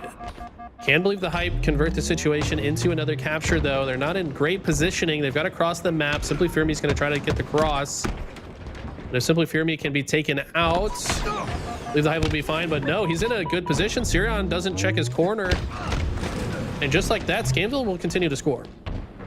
Sirion with a rare occurrence where he goes down for free, and Scamville should be able to turn this into more time, but no, it's Believe the Hype actually occupying the gold and B location as BC flips in their favor. Believe the Hype, their efficiency is improving from game to game, Eli. Getting better and better, game to game. I would say Scamville's getting better this game, though. They've also been putting up a better fight than they did in the last 2 games we witnessed. But despite that, BTH, great map positioning. Here now, they're going to be totally fine holding the AB setup. New camo's up, using it as bait for now. No one's really going for it just yet. And honestly, BTH can hold this for as long as they want. If they get a couple slays, they might elect to extend out to C and go for the trip cap. Scamville still within striking distance. 60 seconds is the threshold where I think it starts to get away from you a little bit, but are approaching that 110 mark. It would officially be a minute up. Or Believe the Hype, and with 3 going down for Scamville, all 4 Believe the Hype can either hold control of AB, spawn trap on C, or go for the trip cap if they clear C, which is what it looks like they're on the verge of doing. Yeah, but as soon as Little Gators and Gunny go down, I think the idea is going to change. We're going to see Sirion route back. They probably want to block the A spawns. Sirion using the camo can probably contest this without being seen, and he does. Hits the curb slide and kills both with some help from the teammate. Beautifully executed there. They do start to spawn at C. They will convert that, and now it's Scamville stuck in A. I like to see the flexibility that we're watching from BTH. It doesn't matter which two zones they have. They're able to contain Scamville on either side. Wow. Spawn traps have been flawless, whether it's at the back of C or A. For now, it's an A spawn trap for Scamville. They have worked their way out through the whirlpool, now claiming B, but Complexion is on the move, and the frag toss from his teammate helps him clear that out before he even needs to do any damage. Gunny tries to dance and stay alive, but there's just too many grenades en route. Back team missing a crucial shot there. Gonna open the door for Simply Fear Me to clear him out of the tower. And look at this routing. I think he decides last minute, you know what, I'm gonna leave them at C. That's the hardest zone to play out of. Now try to cut them off, but look at the speed. Gunplexion hits the frame perfect curb slide. That's how he was able to get so much speed. You have to crouch at the perfect moment, and he's just launched himself towards the gold stair. That was a borderline grapple G-slide from Gunplexion. No grapple needed. He's just that fast. As Sirion earns a trade, and an even 3 down on each side. It's a 1v1 between Facti and Echoes for the map and the camo as Echoes wins it. But believe the hype in that moment when full control of the map with control of A, B, and C. Scamville now that will spawn at C and take that to their name, but the lead's getting a little out of hand. 100 plus in the lead are believe the hype. Yeah, this is a back against the wall type situation here for Scamville. They have not been able to get a single game on the board, but look at this. This is their first opportunity to get significant time. Sirion gets a clutch kill though. For him to find the first opening break slay will give BTH the confidence to push. Gunny unfortunately gets caught out though. And now look at this, the counter push before BTH can even set up. They're pushing right back into the next set of spawns, and now BTH are in the spawn blender. Scamville could go on a huge run here.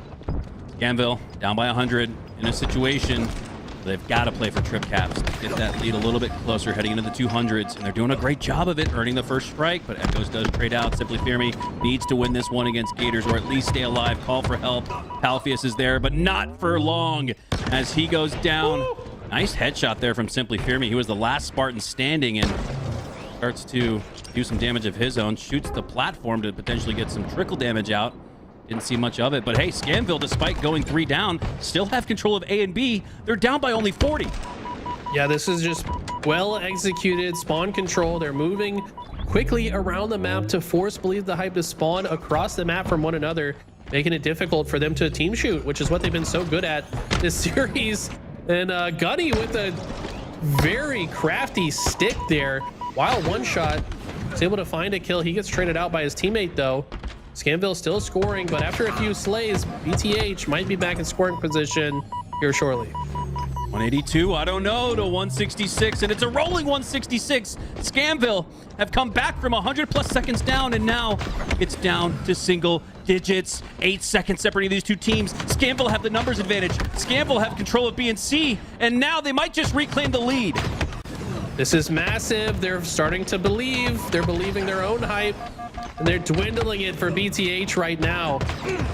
Simply Fear Me would love to win this fight, but Gunny clutches up. That could be all the difference because now he's solo here in A. He should be able to capture it, or protect it rather. And that 1v1 win might have just changed the game. B spawns, back of gold, coming through for Scamville.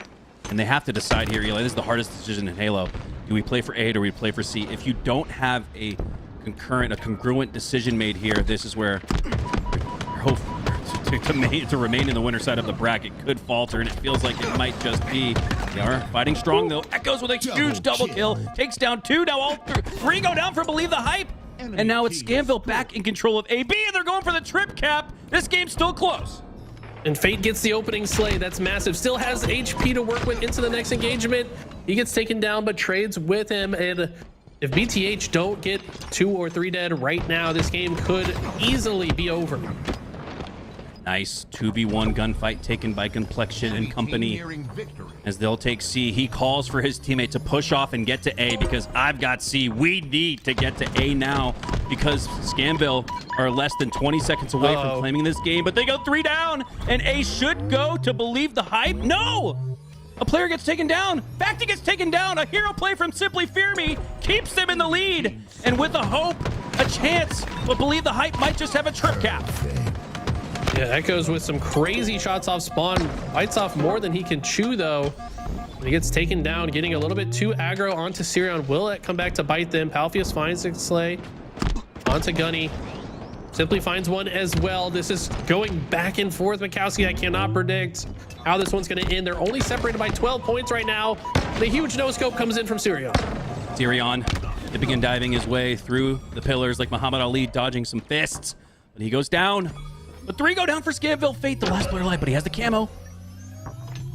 Looks like he's going to grab it without being contested. So now he's going to be able to push out without Believe the Hype knowing exactly where he is. Again, the decision, which do you want, A or C? You got to make your choice and do it quick. Oh, runs into a grenade, though. Good prediction from whoever that was on BTH. They've decided to go for C, but Facty's here to defend and finds a kill before being taken down. They will flip this, but look how many resources they've invested.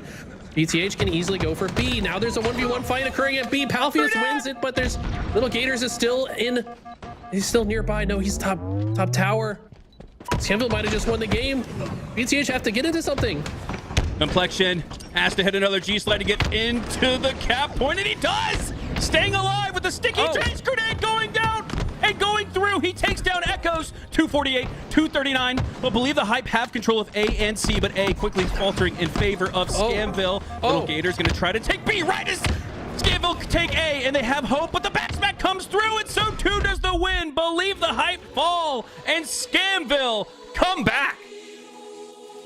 What an insane game that was. I mean, we saw as soon as Scamville got into that trip cap when they were down like 60 points or so, I said if they just get the next round of slays, they're going to score a lot of points. They end up taking the lead off of that, and then it just got so mixy towards the end.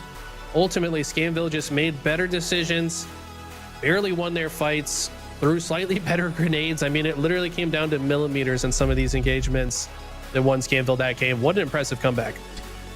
Millimeters, and it just felt like 1v1 after 1v1 after 1v1. It just can't. All right, who's going to take it? The winner of this 1v1 is going to win the next bout of time, and enough time was allowed for Scamville to come back. It was a 100 or a 120, so about 2 minutes.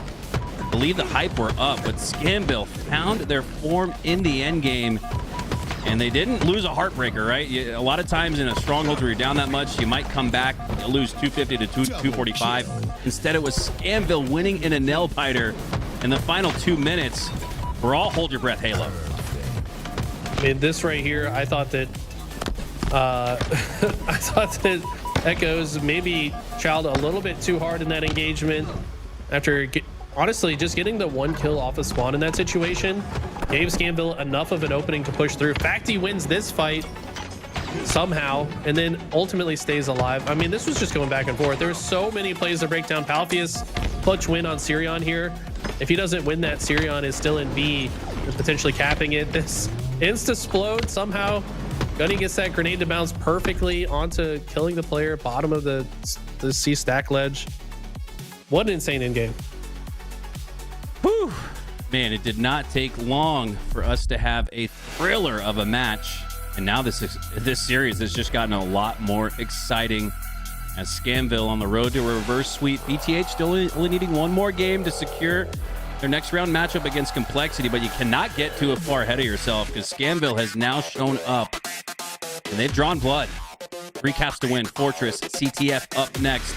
I cannot wait to see how BTH responds and if Scamville can continue to roll that momentum down the hill. Now, both these teams should have played Fortress Bomb in their prior series, so both teams should be warmed up on this map.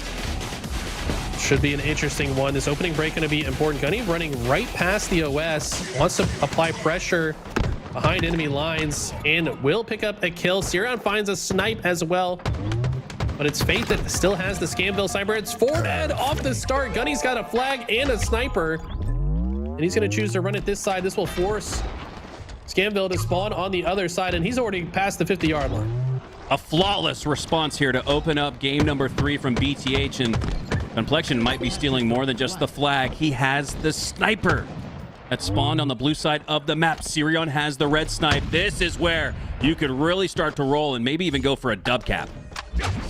Okay, Sirion takes the high ground. And they do lose Little Gator, so it's not going to be a double cap. Had Little Gator stayed alive here, situation would be different. Sirion doesn't see anybody for so long. He gets a little impatient, finds a back smack in the kill feed somehow. It's too dead for Scamville, and they've got both snipers, like you said. Might be able to turn this into more. It's been feeling a little bit like blender territory for Scamville. Routinely seeing staggered spawns, 3, if not 4 down. Collection does go down, so you stop what could have been a hot start in a spree. Kick off game number 3 is Sirion, though. He's still alive with that snipe. 3 shots with it, lining up a potential no-scope on a Fate. Actually anticipated that he would jump and then, slide and then jump around that corner. Now lining up the no-scope. He has hit 2 body shots. Might see 2 assists come through. He's got 1 of the 2. And Simply Fear Me now chasing him out toward the front side of the map. Then Complexion says, hey, you can chase down my teammate. I'm running this one once again. A little bit of a fumble with the flag there, but it's not going to matter. Flag's already halfway across the map. New overshield's about to come up as well. It'll be really important to keep your eyes on that. Sirion's going to try to just apply pressure on the other side. They've capped this with no issue, and they're still fighting for the OS. Not sure what happened with it. Little Gators was able to escape with it, and he's still getting kills. Might get a 3rd here. Does. Oh, not quite the over, but that might have just sealed the game. Yeah, that's it. GG. Wow. Wow. The speed run. And we said that the double cap was brewing. I wanted to say the trip cap, but I didn't want you to call me out for being faded. That's exactly what happened. 3 back-to-back-to-back caps for BTH.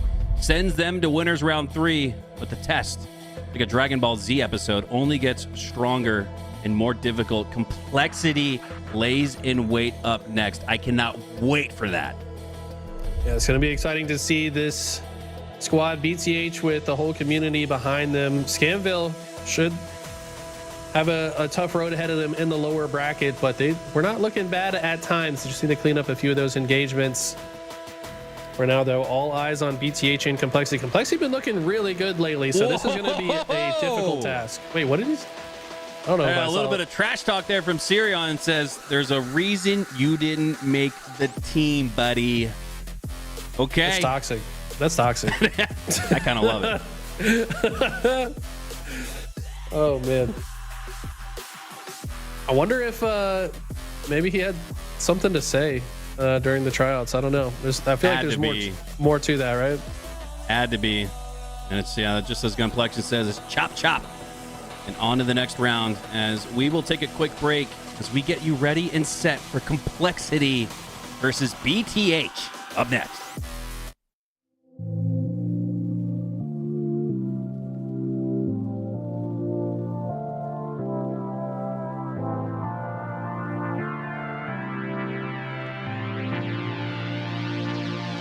The way that you make me feel like I've never been felt before. One look in your eyes, I found that one I've been waiting for. I'm feeling electric.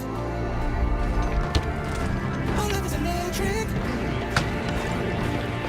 The way that you make me feel like I've never been felt before. Look in your eyes, I found that one I've been waiting for. I'm feeling electric.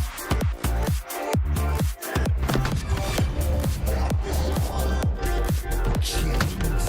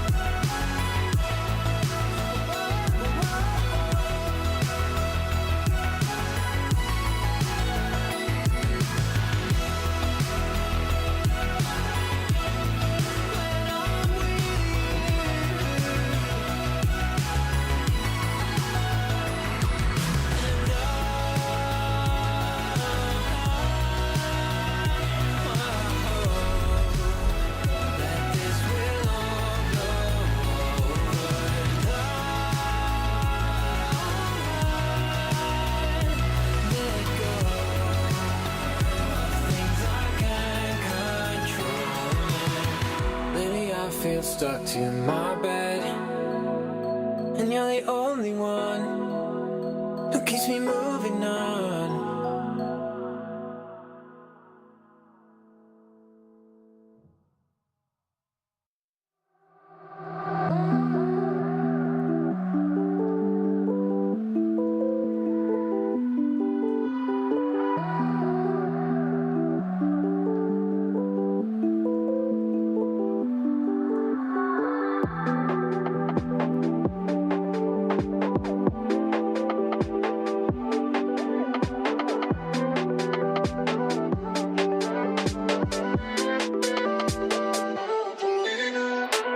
I can't stand the distance. You're over there contemplating existence. Wish I could be of greater assistance. You're putting up this wall of resistance. Yeah, you can call me persistent, but why do we feel so socially distant? My brain needs to know this instance. Is it the system making us inconsistent? It's easy to blame the external. Is our love temporary? Is it eternal? I'm always looking internal, tossing and turning at night. I'm nocturnal.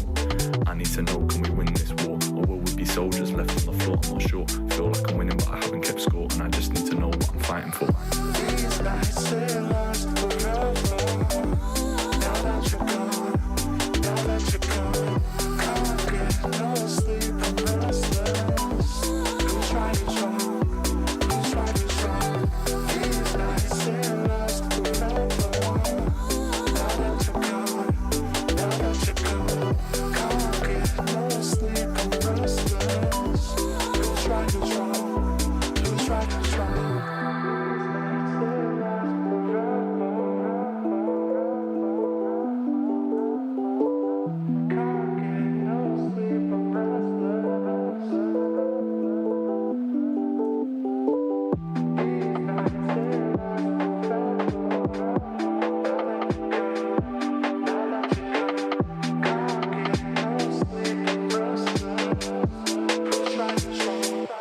Who's right, who's wrong?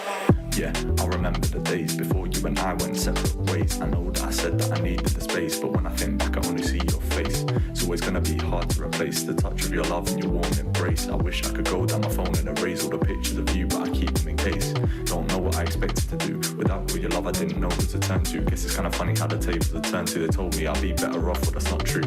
Now I'm looking for somebody who's brand new. You were my one love, you were my go-to. Guess I just gotta do my best to pull through, but I feel like I need to say I still love you. These nights they last forever. Now that you're gone, now that you're gone, can't get no sleep, I'm restless. Who's right, who's wrong? Who's right, who's wrong? These nights they last forever. Now that you're gone, now that you're gone, can't get no sleep, I'm restless. Who's right, who's wrong? Who's right, who's wrong?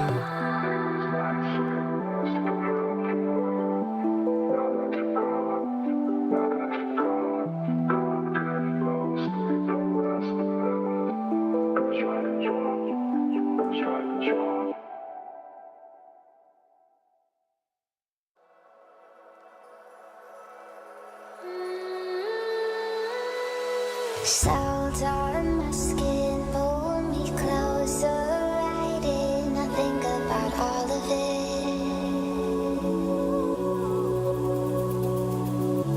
Walk in the city to sunset, we'd sit, talk about everything. Now I can't sleep without you by my side. You are the best part of me, and I can't deny now I'm just someone I don't even recognize. Can't go back, but I'm trying to, 'cause I'm not me without you. I'm not me without you.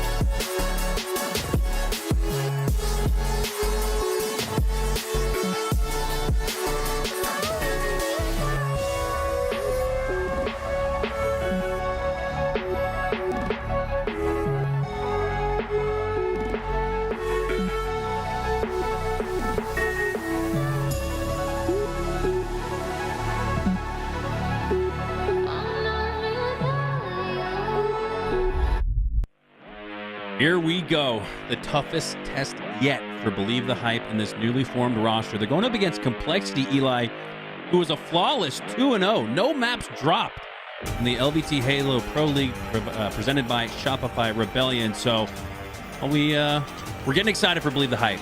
This is going to be difficult. It's going to be difficult for them indeed. This is the best Complexity has looked in quite some time. They've been putting higher seeded teams to the test left and right. So Believe the Hype.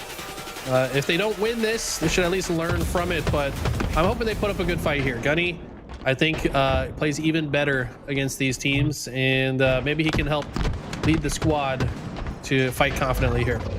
I think the key to this series for Believe the Hype is to continue to play with the pace that we saw in winners round 1 and 2. Often when we see lower seeded teams go up against the best in the world, they start to turtle up a little bit and play a little bit slower than they had in the previous rounds. I want to see them play fast. They're doing playing just fast. that. Yeah, they got 3 dead. Ryan on the complete opposite side of the map didn't expect this to be the way things played out. I think they're going to arm it instantly. They cannot get the shot landed, and They got it! And BTH are still slaying out. They can potentially get back into position. They're cycling Complexity. Complexity have been staring at the respawn screen more than their bandit POV to start off this game number 1. And in just 30 seconds, Believe the Hype are believing. This is absolutely insane pace to be starting off for BTH. Complexity having to still clear their base. They're arming it again, Hunter. I don't think this one goes in. Wait, are you kidding me? God! The movement! What an unbelievable showing!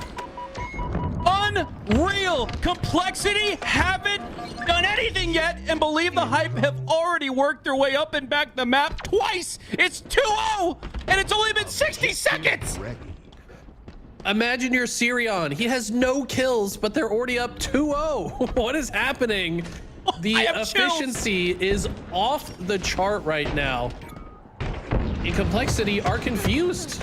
Sirion is goosing, so your best player doesn't even have a slay yet, and you're up 2-0. What happens when Sirion starts looking like Sirion as he's finally got his first one on the board? I am astounded at what we're witnessing right now. This is insane. Sirion waits for the camo, grabs it. Little Gators has a kill in the kill feed. Bomb will begin to move. Sirion will not sprint or drop this bomb. He wants to be unknown as he progresses forward.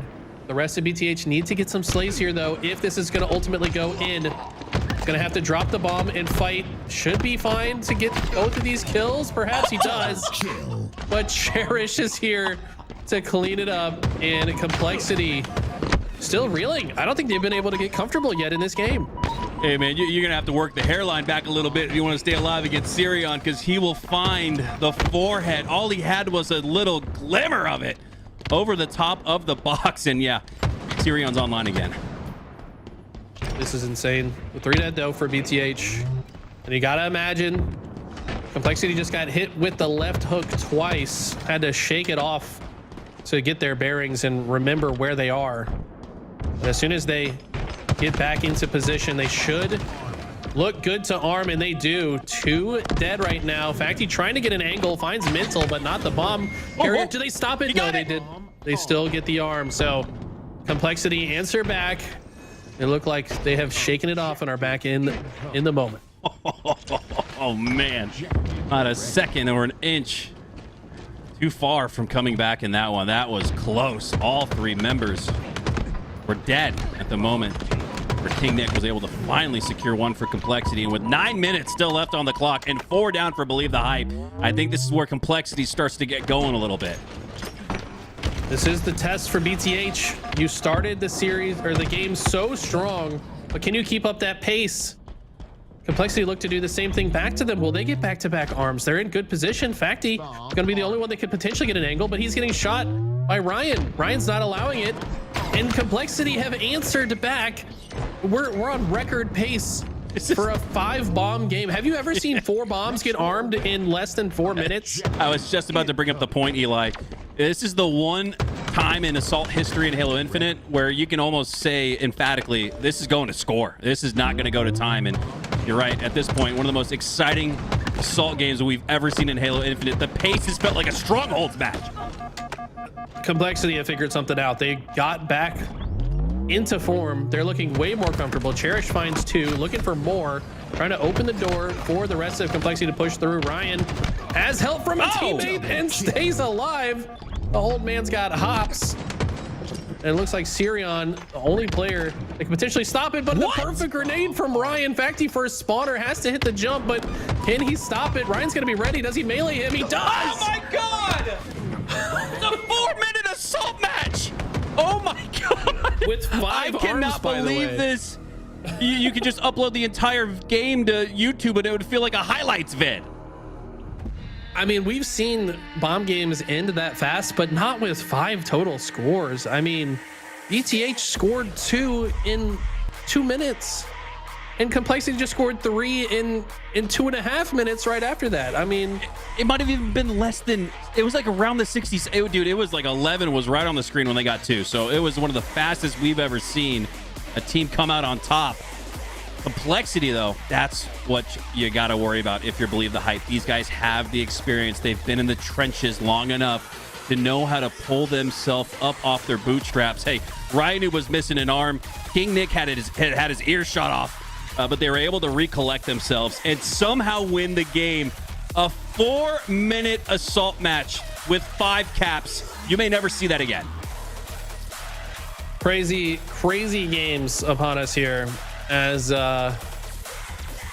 both teams probably scratching their heads a little bit after that one. I mean, of course, Complexity feeling better after icing up and securing the dub, but how do you bounce back from that as BTH? You feel like you threw away an opportunity. You just crumbled. You were so far ahead. Did they overheat? Did they get overconfident in the moment? Did they think it was going to be a walk in the park? It just felt like Complexity kind of iced up and won every individual fight they needed to. And as soon as they got into control, they never looked back. How did things square up on Origin Slayer? I fear the Complexity's momentum will continue into this game. Whew. And how do you possibly match the opening break that you had last game for Believe the Hype? And that's exactly the break you need to start to build back on that confidence that might be waning a little bit if you're Believe the Hype. These are all players that haven't quite had as much experience, like we talked about earlier, as Complexity. Now, granted, Complexion and Facty, I'd say they're veterans at this point, but it's Sirion and Little Gators. I mean, this is where we see Little Gators maybe turn into Big Gators and grow up a little bit, because these are the learning lessons that Halo provides.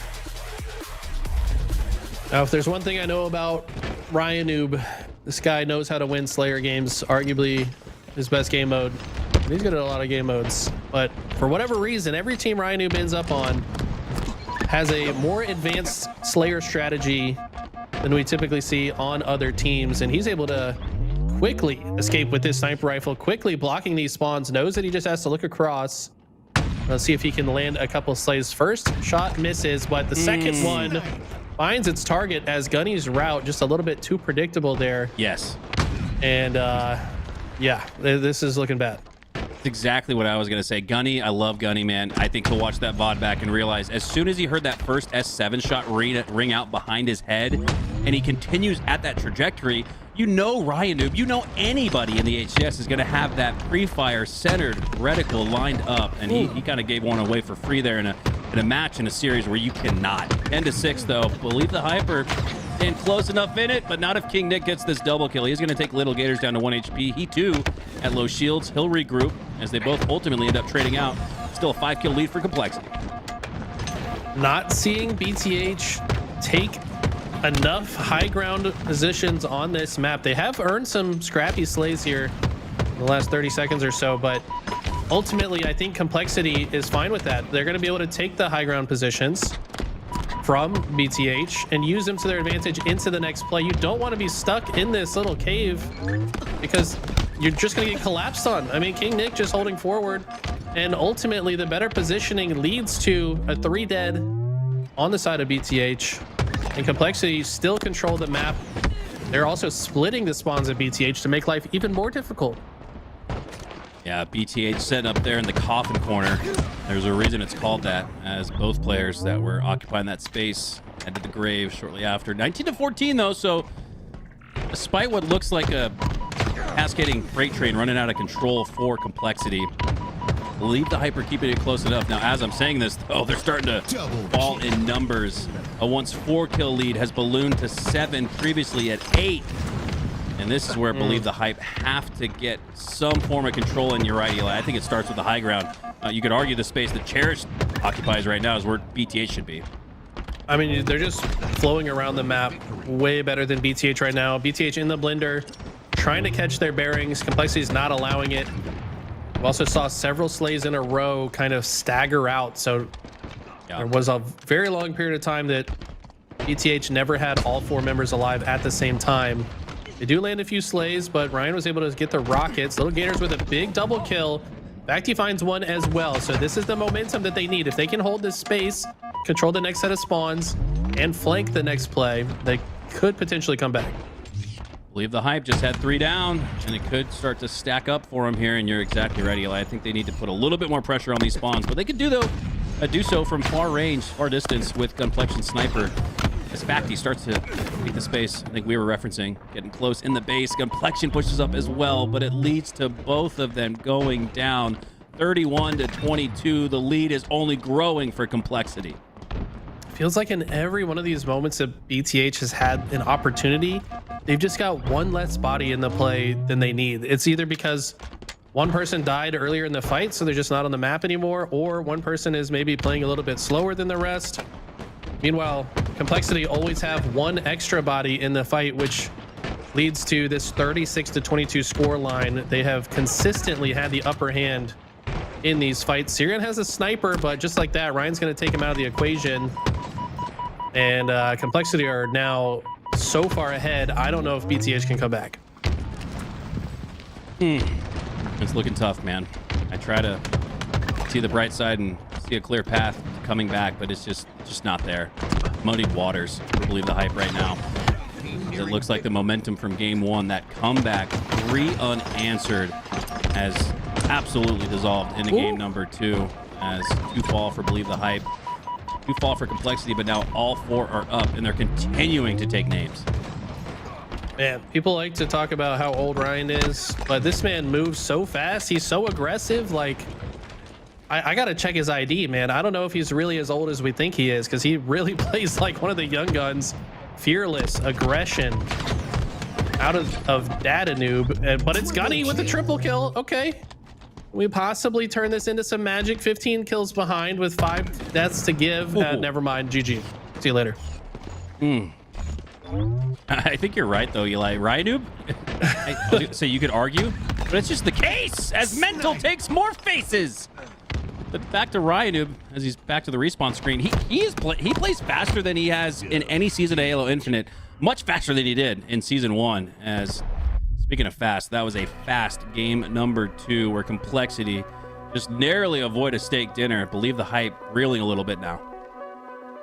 Yeah, that's tough, man. I mean, the way that they lost game 1 is hard to bounce back from, right? Like, you start the game with the ultimate head start, and you know, of course, they're just kind of getting the picks they need.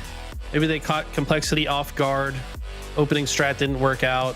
But man, once Complexity got their bearings, they make the recap comeback in game 1. Of course, they're going to take that momentum into game 2. One of the best Team Slayer teams in the world as it is. BTH been a roster for like 3 days. It's going to be an uphill battle.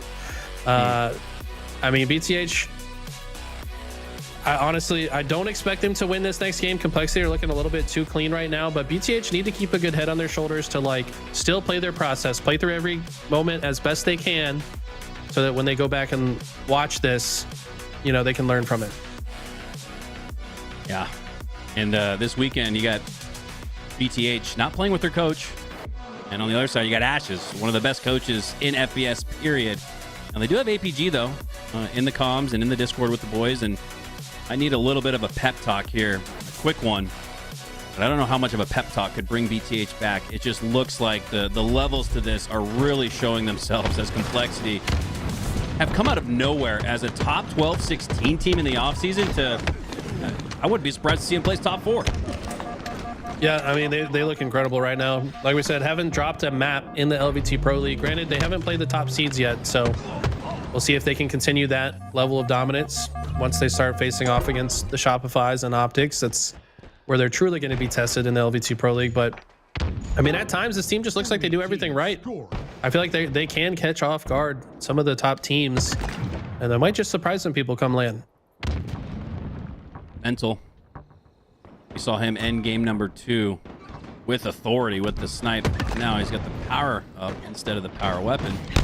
He's doing more of the same with it. Should secure the double kill here, but no, Sirion has the QT, portals to safety, and Mental ends up going down. So a nice heads up play there from Sirion. Still got a little bit of QT left. He's going to activate it, get back to where Mental died with the snipe, and he's turned lemons into lemonade.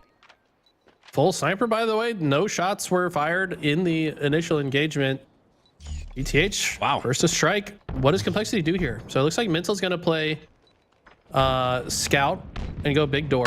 The nades give away his location, so he's going to wisely slide through. Sirion doesn't have the reticle positioned to respond to the slide.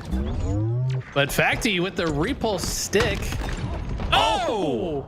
And gives Ryan Noob the clothesline. Looking like I'm watching WWE. Ryan is going to do a backflip, taking that one to the face. And BTH looking good right now. Didn't have the reticle line up on Mental, but boy, did he have it. The barrel stuffed into Ryan Noob's mouth. A 65 unanswered start for Believe the Hype. I feel like this is how they looked in game number 1. The question on everyone's mind, though, is can they keep up the pace? Nice slay there from Facty. He wipes Complexity, so the scoring might just continue into the 100s without Complexity even on the board yet. Yeah, this is strong right now for BTH. But we saw what happened in game 1. We know the Complexity, once they get into control, they don't like to give it up. But I tell you what, you never let them to get control. That's how you win this game. It's exactly what BTH seek to do right now. Ryan finally kills one onto Sirion, but the damage has been done. So over 70-point lead. A is a millisecond from being captured, but will get reset. So now it's finally Complexity scoring instead. Okay, though, trickling in favor of Believe the Hype with King Nick. The sneaky beaver play has the camo and now has a reset as he pushes out through the middle of the map. Might actually go along the B side because Mental occupies the space in mid. And not liking what he sees there on B, checks it first, then continues on his process through the middle of the map. He's playing this camo perfect. Okay, King Nick does finally get taken down. It's 4 dead for nearly both teams. Sirion was the last player alive on the map. Good time for it too, as he's going to be able to freely grab this sniper and reroute. This BC hold can last for a while. I'd like to see the first pick go to BTH to favor their scoring, and it does with the perfect headshot onto Cherished. And look at this. It's going to turn it into more. And Ryan's the last guy alive. Never mind. 4 dead again. BTH are on fire. Sirion with the game in his hands could really swing the tide in their favor and earn a trip cap as he does. Impressive snipes, 2 back-to-back. Give them back-to-back-to-back caps, but Complexity trying to gather A, but Complexion shuts it down and resets it. Keeps the scoring in BTH's favor, but Ryan Noob is on the push. Complexion down to low shields. Gonna reshield, reposition, get back in the fight, but it's King Nick now. Sliding through a 1v1 with him, and he wins it! I'm starting to believe the Hype, Hunter. This is real right now. They are doing it. They're looking more warmed up. They're looking more cohesive. I didn't believe the Hype before this game started. I said Complexity will win this series, and BTH will have to watch the VOD review. BTH trying to prove me wrong right now. They've still got a lot of work left to do, but they've given themselves a huge head start. Believe the Hype finally getting heat checked, but not after almost 5 minutes, 4.5 minutes to be exact, go off the clock. They finally witness all 4 going down on their side, and Complexity, they don't know what to do with it. They're going to turn that into 3, and now Ryan Noob has the snipe. Oh, wow. Perfect timing on that push from Facty. But unfortunately, it's answered by a perfect reaction from Complexity. They keep Ryan alive. Those 2 snipe bullets still intact. Gunny finds a clutch double off spawn, though. Can he make it 3? No. Cherished will shut that down, but should have bought his teammates enough time and space to capture A here. Grenades coming in on the big door. So Ryan Noob just not allowed to play the video game. Gets taken down. And BTH have done a good job to answer back. This all started with that double kill from Gunny. Massive play from him. Sirion The only member alive for now for Believe the Hype. So he's going to have to play careful and cautious, try to flank his way to the backside of Mud. Goes for the sneaky jump, connects on it. This would be a techie slay, doesn't get it. But now his location has been alerted. But Complexity are actually not necessarily focusing on him. It's like they didn't know he was there, but they should have. As Sirion clears the body. Mental has the camo, but they're going to clear C with this. Spiker, that's going to be Aaron. Actually do some team damage to Mental himself, but Believe the Hype once again get cleared off of C, cleared off the map, and Complexity continue their scoring. Down by 60 seconds, so Believe the Hype have just about maintained that lead that they've had all throughout. And just to add a little bit of drama to this game, I believe they're actually playing the wrong game type. This was supposed to be Live Fire King of the Hill, but I also believe that the rule is if both teams play it out, they have basically agreed that this was an official game and the result should still stand if it does not get ended. So I don't know. We'll see how it plays. I believe that's the rule. If they play it all the way out, the score still stands. But regardless, gotta read those game types a little better, guys. Ooh, okay, Ryan with the snipe, earns the no-scope double kill. 2 go down, and Complexity look primed to regain the lead. This is game 1 all over again. I'm telling you, man, someone check this man's ID. Are we sure he's 37? Because he's looking like he's playing like he's 16. This man has no fear in every no-scope, flying around the map with crazy movement. It's the stick before he dies. This guy's cracked. Ryan Noob, the most, if you take me down, I'm taking you down with me. Player in the HCS. That is routine for him, and what a spree. The voice is Ryan diabolical. Noob. Come on, man. Diabolical indeed. This guy's a dad, man. He can't be moving like that. You're a dad too. Do you move like that, Hunter? I don't think you do, no, man. I have to tighten my core before every movement, otherwise I'll throw out my back. It's crazy scenes out here. Sirion's trying to just find some semblance of the magic they had at the beginning of this game, the beginning of this series. But like you said, this is like game 1 on repeat. Believe the Hype were believing for the first several minutes, but now Complexity trying to feed them the reality check. Shout out to the Suddeths. But man, this is looking tough. Clock ticking away, but Believe the Hype do get back on the clock with control of A and B. Sirion with a well-timed double kill. Should turn this into control of C, and oh, hold up. Believe the Hype with a trip cap. Don't count him out just yet. Okay. Interesting play from Mental. He's purposefully not stepping in. Didn't want to give away his location right away. It's a 2v2 situation on the map. They are able to capture B. Little Gators trying to push out with some nice pillar shots there. Will get the peak shots on to Mental, force him backwards. Cherish will get C. This next fight going to be highly consequential for this end game. This is the game. You can take down Cherished and take back control of the C tower. You could claim C to your name, but Cherished all but sealing the deal there with that elbow. King Nick now, the B side, going up to the nest, has the QT to work with. But I don't think he's going to get into any type of gunfight that would alert him to activate it once again. He's just going to claim his spot. You can see him holding the line. In Complexity, holding on to the lead. The final seconds are ringing out. 250 to 182. Complexity take it. But the series was much closer than the scores and the series layout would indicate. I mean, most of the time we watch a 3-0, we'll be like, man, but at least the other team showed some good moments. I tell you what, Believe the Hype showed moments of brilliance. They were absolutely dominating Complexity at the beginning of game 1. They were absolutely dominating Complexity for several minutes at the beginning of this game. Of course, they ended up losing, but like, if I'm APG and Maniac, I'm like, okay, we actually have a good foundation. Like we can build off of this. We weren't really expected to beat a team like Complexity, but this is a great point to start from. I think BTH has a lot of potential, and they're going to get even more reps in that lower bracket. Oh, absolutely. No, I think APG and Maniac are going to have plenty of resources to work with just based on that series alone. You almost get 3 series worth of VOD review out of 3 games, as Complexity will take on Omit next in the winners quarterfinal. This is feeling like an LVT Pro League matchup. It'd be exciting to see who takes this one. The old Ryan Noob versus Sparty coming up next.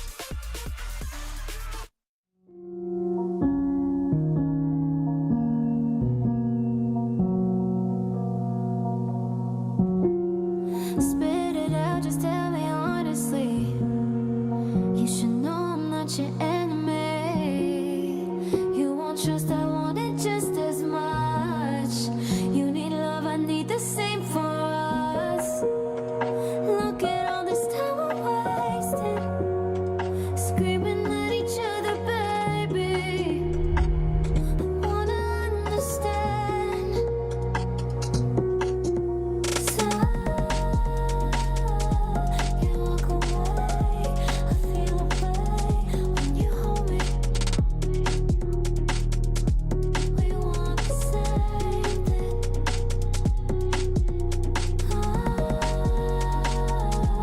Need us again. You say the same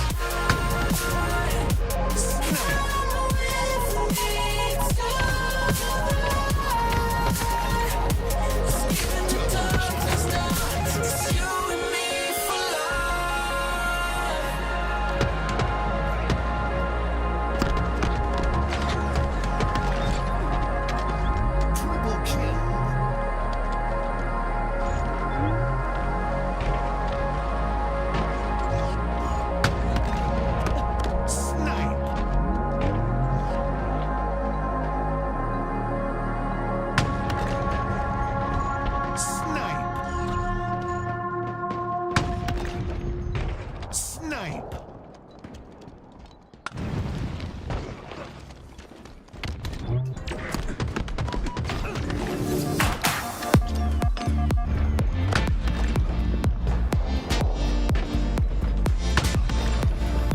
Double kill.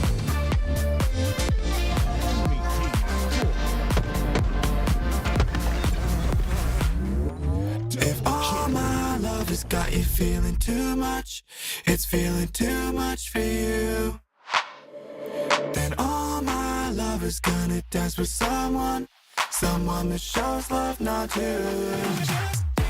If all my love has got you feeling too much, it's feeling too much for you, then all my love is gonna dance with someone that shows love, not you. Just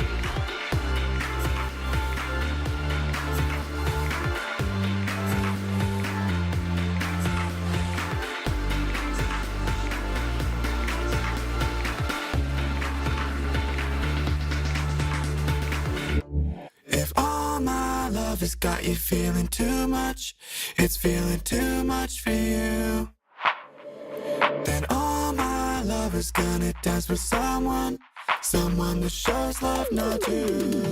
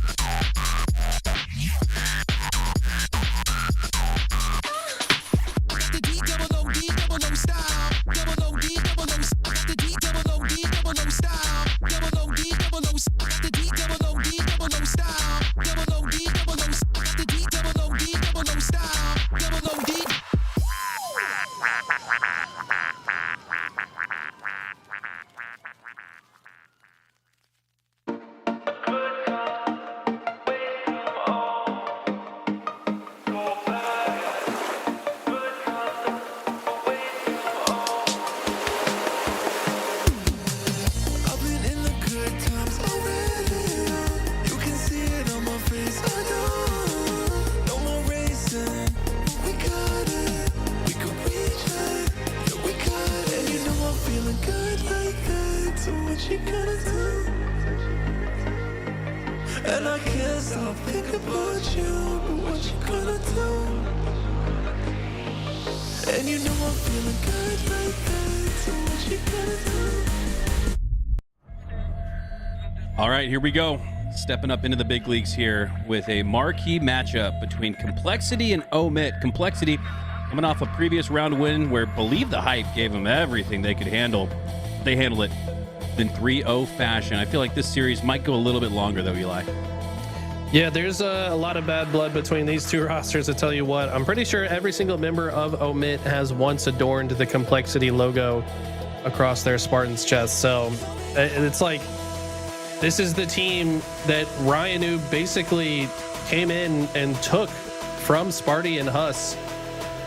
I don't know, man. These two teams do not like each other at this moment in time. They have all teamed with each other. They all know each other like the back of their hands.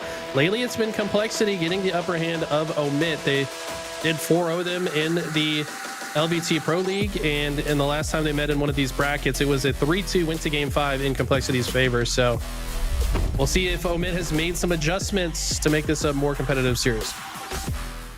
And in case Sparty versus Ryanoob didn't get you excited enough, how about Lethal versus Ryanoob as well? This series has all the rivalries you could want. As off the start, two players going down for each side. Cherish trying to stay alive. Lethal has first shot. Cherish going to back up. Flag already out and on the run. So Complexity with a hot start. Yeah, Ryan's got the sniper all the way behind enemy lines. See if he's been spotted. He has. Huss, wise enough to recognize his spawn point, meant that someone was behind him. He's going to go ahead and backtrack, but he's going to pay for it. King Nick's here with the rockets. That flag will continue to move, and Complexity are going to score this. Quick start. 45 seconds. Was all Complexity needed to put one on the board. Free kill for King Nick. Breaking shot. Gets his back broken.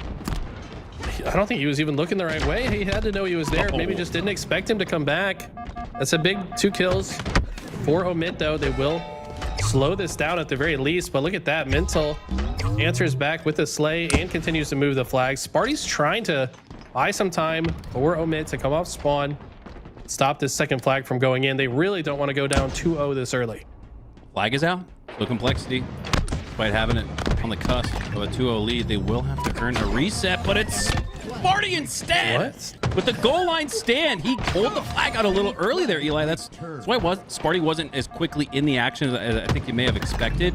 He made the cheeky play to pull flag, and that extra timing to earn the re is what kept Complexity from scoring. Still 1-0. I was just a little confused by the little ogre twitch dance that Sparty did, I guess to buy slightly more time, make himself a weird looking target. I don't know. It looked like Spartan was having a stroke while he returned that flag, but hey, that's one way to knock it shot at.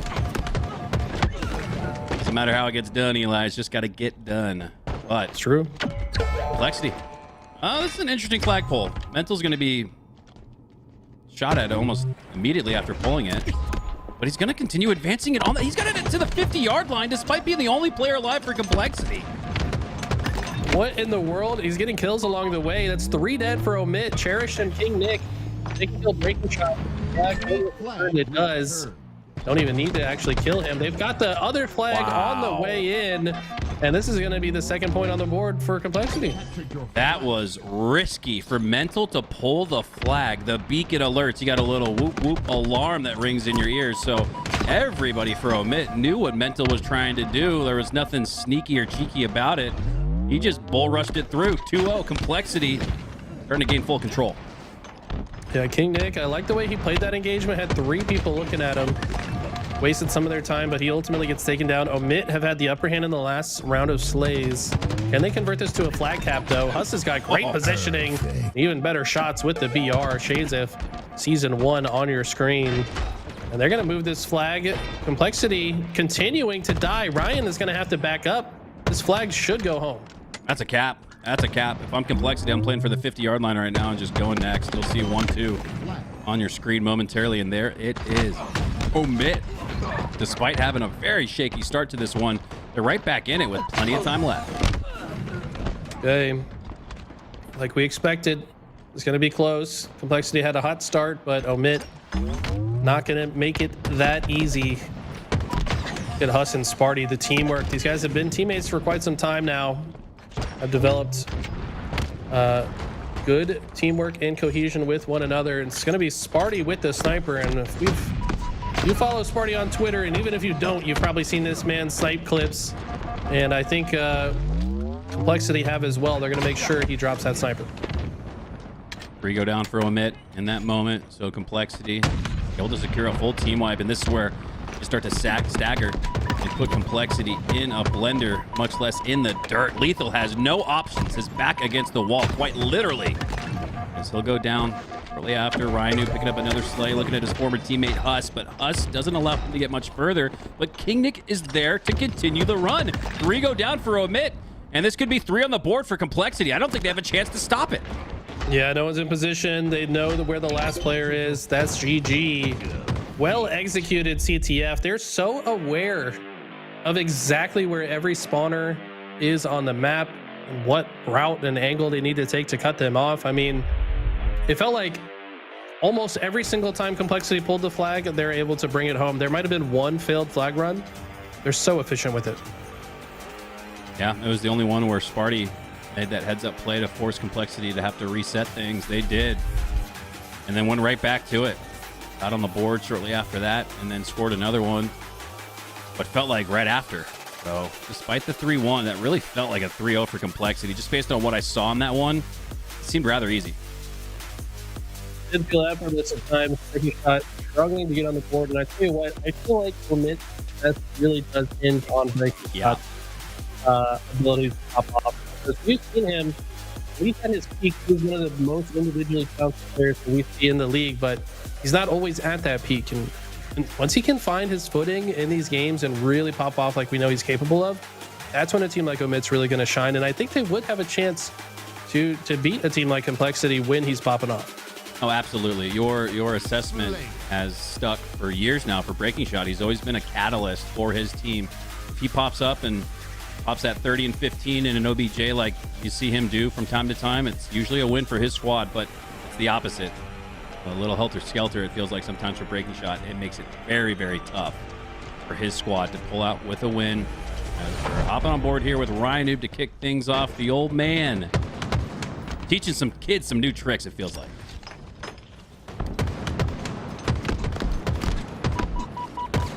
Okay, sorry about that. Had to fix the microphone. That should sound better for you guys, but here we go. Talk about how good Complexity is at Slayer. BTH will tell you that if you ask them about their last series where they nearly got steak-tacular'd. And Complexity starting hot is a bad sign for Omit. Cherished just lurking with the camo and the plasma pistol. It hits him with the jump scare. And he's going to make life continue to be difficult for Omit. Us so far the only one on the board in this Slayer when kills are at a premium. Sparty finally joins him. He's still alive in the generator. We're going to generate some offense here for Omit. Still only down by 4, now just 3. So despite a really, really slow start for Omit, they're still in the fight. Still in the fight indeed. Breaking shot. We said the player to watch out for. Could have won that without a trade, but does trade. Meaning Sparty has one less bodyguard to help him here. And wow, look at this. The squad spawns come through. All members of Omit spawning on this car side. I don't think Complexity were ready for that. And they might just be able to catch them off guard here. Double kill. Double kill for Breaking Shot. As Omit are keeping it close, still down by just 4. Ammo up in 25 seconds, so it's gonna allow both teams the time that they need to control the space top mid. As you can see, the 50-yard line being fought for. And Breaking Shot continues with perfect accuracy. You can hear that ring out from Jeff Steitzer, and that brings Omit one step closer to that camo, but the fight is coming to him. Mental from the low ground takes him down. He gets taken out shortly after, but the camo is still a 50-50 proposition for both squads. 2-kill game, though. 2-kill game. Omit looking much better so far this game. They also get the camo, and look at the teamwork. Sparty knows it's not his kill to finish, trusting that Breaking Shot will do so. We asked for him to come online in this game. He's now 6 and 4, 3 assists as well. So Breaking Shot starting to feel like himself. Complexity just shut him down though, and they have now extended the lead to 3. Lethal just like he was in that Origin game, back against the wall. He does not have many options. And King Nick and the rest of Complexity will take advantage of that time after time after time. The lead still stuck at 4. So despite what felt like some nice strings of gameplay from Complexity, King Nick in particular, the lead's actually dwindled down to 3. So Omit are keeping it close. Omit keeping it close. We're within 1 for a moment, but after that sticky trade out, back to 2. The big win from Sparty, taking down his former teammate King Nick, the man that he made grand finals with at the very first Halo Infinite tournament. Now playing against him on the other side, Ryan, who also was on that OG United squad. Since then, they have become bitter rivals here, facing off on the battlefield. Complexity somehow once again soaring into the lead. Well, we've been keeping you guys updated on the score all throughout. It's been at 3 and 4, but now it's grown to 6. So Complexity doubled up on the situation that they were in, and now it's getting from bad to worse for Omit. This would be a full team wipe. You will take that trade if you're mental. Not only does it continue to inch that scoreboard a little further, but he secures the spree. Ooh, King Nick with perfect timing as well. Teammates pushing in through the high side of the util. That was Ryan, but they do take him down. Great long-range shots coming in for a breaking shot, but I fear he's focused maybe a little bit too hard on him. Looking to switch targets here now. Outputting lots of damage and telling his teammates about it, but it doesn't matter how much damage you do if none of those kills get followed up on. And unfortunately, Complexity play perfectly out of the engagement. End up taking breaking shot down instead. It's now ballooned to a 10-kill lead. Complexity just looking so clean. And Eli, there wasn't a time much long ago where you descend into this series and look at the rosters and say, oh, this is 50-50. I mean, maybe even you lean into Omit a little bit with guys like Sparty and Lethal on the squad. But Complexity continue to climb the ladder in the ranks and look stronger and stronger and stronger every single chance they get to improve. They're doing so. And now they're up by 12. 3 full team wipes needed to come back with just 8 kills left in this one before Complexity call it GG, and kind of already feels like it is. Man, I tell you what, I know Ryan's not doing anything crazy this game, so for me to make this statement now might not make sense, but I do feel like ever since Ryan became a dad, he's actually been a better player. Is it just because diapers are that expensive? Does this man need the prize money? Like, this man has been invigorated, and he is like really evolved as a player. I mean, he's already been one of the best players of all time, made that top 25 list, but does he not seem even better? Yeah, I agree. I mean, I'm a recent dad as well, and you kind of start to live life for someone other than yourself. You kind of gain perspective that you just simply couldn't attain before that. And like you said, Eli, the money factor. I know every time I go out to do my job, I'm looking to get as much as I can because diapers and formula are expensive. As Complexity up 46-37 here. They're sunning Omit. Yeah, this is tough. They are also trapped in the util. Mental's got one side of their exit, got the opposite side covered as well. These trades will get them so close to closing this game. This would have to be one of the greatest comebacks of all time.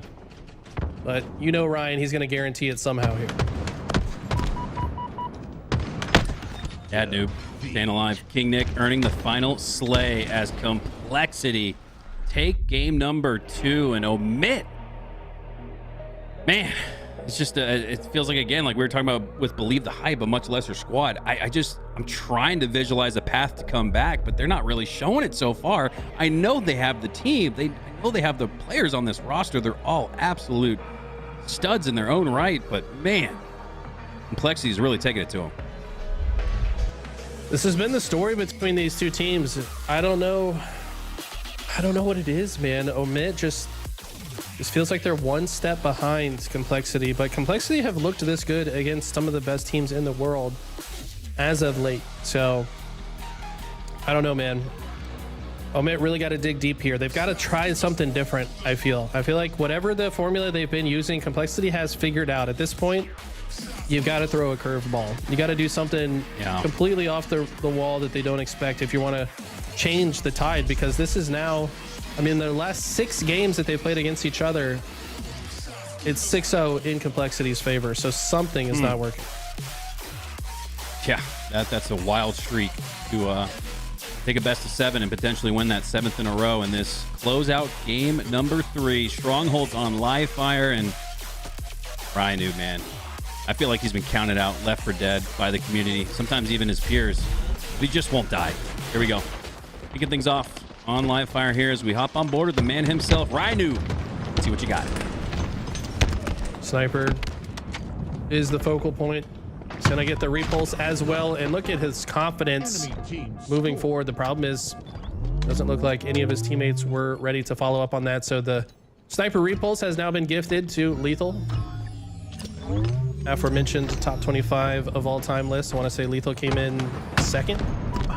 Yep. So let's see if he can pop off with it. Nope, he also dies with it. This is a hot potato sniper rifle, cursed sniper, if you will.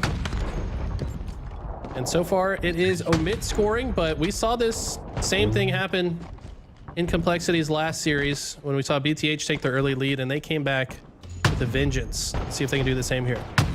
Lethal can hardly spawn in without having a 50 cal bullet whizzing by his ear. He does escape, stay alive, gets to the waiting confines of teammate support in the eyes and arms of Sparty. And now both are alive and doing their thing with the lead. Actually start off with that here in game number 3, 25-2, as both A and C are filtering. Us goes for the Insta-Splode, a la Ryan Noob. He's gonna have to back up though, as multiple members will push him out. Complexity trying to overload the B side of the map, and with 4 alive, 3 dead for the opposition, they should be able to take all 3. Cherish just holding Lethal back to guarantee the trip cap goes in, and the ultimate pressure has been set onto Omit. Now not only do they have to capture 1 strongholds, but they got to get a few kills so they can capture another multi-step equation that's going to be quite difficult with the rest of Complexity running at them, but they've done so beautifully. They get 3 dead off of their back foot, and they will get right back into scoring position. Really important here for Omit to play their advantage state, because throughout the day and even throughout HCS Year 4, Complexity will have some stretches of bad gameplay. This could be one of them right here as 3 go down almost instantaneously. Look at the feed. 5. It looks like a Call of Duty clip at that point. But we've routinely seen Complexity pull himself up off the dirt and figure it out and put it all together. So despite Omit being up double here, the Complexity's 24, you got to continue this run. Have to continue it indeed, and so far so good.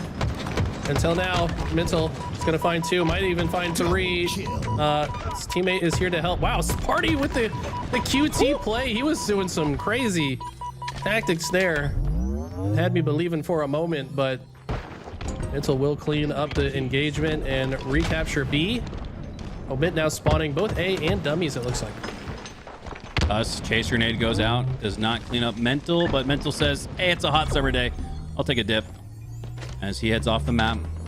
Us staying alive, and he earns B with it. Cherish goes down for Complexity, and Omit are looking really good. They're maintaining that double up lead, now looking to potentially triple up on it. Breaking shot with a huge slay, takes down 3 again. Complexity have been in the blender with at least 3 down for the last minute or 2.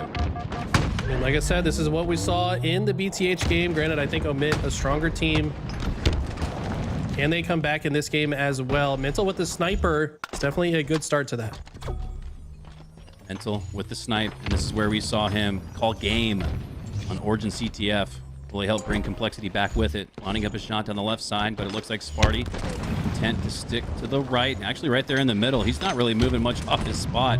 He must know that Mental has that reticle lined up on his head. Sparty staying alive at B, not exposing himself to the sniper reticle of Mental, and now Mental has no other choice but to chase out the remaining damage. 3 go down again for Complexity, and Omit have secured that triple up on the lead, and they might just go quad down. Lethal was still hunting for Mental, finds him, but Mental lands the body shot. Is this the opening they needed to get back in this game? And Breaking Shot finds a remote detonation onto Cherish on the other side of the map. But it looks like Complexity will get map control. They will convert C, B, the next point of contention, and will capture that as well. What do Omit do from here? It looks like they're opting to send multiple players through the camo lane and top center in their siege onto C, but that body shot's going to slow them down and push them backwards. King Nick Entering in through the garage door, breaking in fact, and breaking the nose of Sparty, as now we see a 3 down for Omit. So this could be where Complexity get right back into the fight. This is exactly what we were talking about, Eli. Complexity could go 3, 4, 5 minutes not looking like themselves, and then all he needed is 1 or 2 to flip the map on its head. Sparty with a nice kill, but yeah, just 1 kill is not going to be enough to get back in this game. The trip cap is looking absolutely lethal right now. Cherish going to be able to grab the camo and now put pressure onto the next set of spawners. A will get flipped, but for how long? Cherish is already right here. Cherish with Sparty weak elects to go straight through the A cap zone as opposed to wrapping around the end of it and not alerting him to his location. Able to clean up on Sparty and then clean up on A. The trip cap continues on, and Complexity have stolen the lead. We're literally seeing a replay of the BTH series at this point. It's deja vu. I don't think this was the mode they were supposed to play in the last series, but it was a good warm-up for them. Now that they are actually playing it, Breaking Shot does a good job to stay alive there. He gets a kill in the process, so that's going to actually flip both C and B in favor of Omit. B's now going to get flipped back after a double kill comes through. Enemy teams. This is going back and forth, but it's still Complexity with better map positioning. Omit need to make a good coordinated push here in this next play. Yeah, absolutely. You cannot let Complexity run away with it. This is where they routinely find their spacing and build a gap in the race. And if they cap C here, and they will, no questions asked. No bodies up for Omit. All 4 head back to the respawn screen. And they might even stagger on camo and A spawns, and I think that's exactly what we saw. Ooh, look at the reaction time from Mental. That was clean. As the body shot on the player that caught him slightly off guard. That's going to be all the difference here. Mental goes down there. This entire play looks different. Those little clutch plays just add up over time. It's going to be a trip cap once again. And look at the perfect flank. Mental's timing and positioning has been so clean this game. They finally take him down. Breaking Shot with the plasma pistol. Omit with control of C.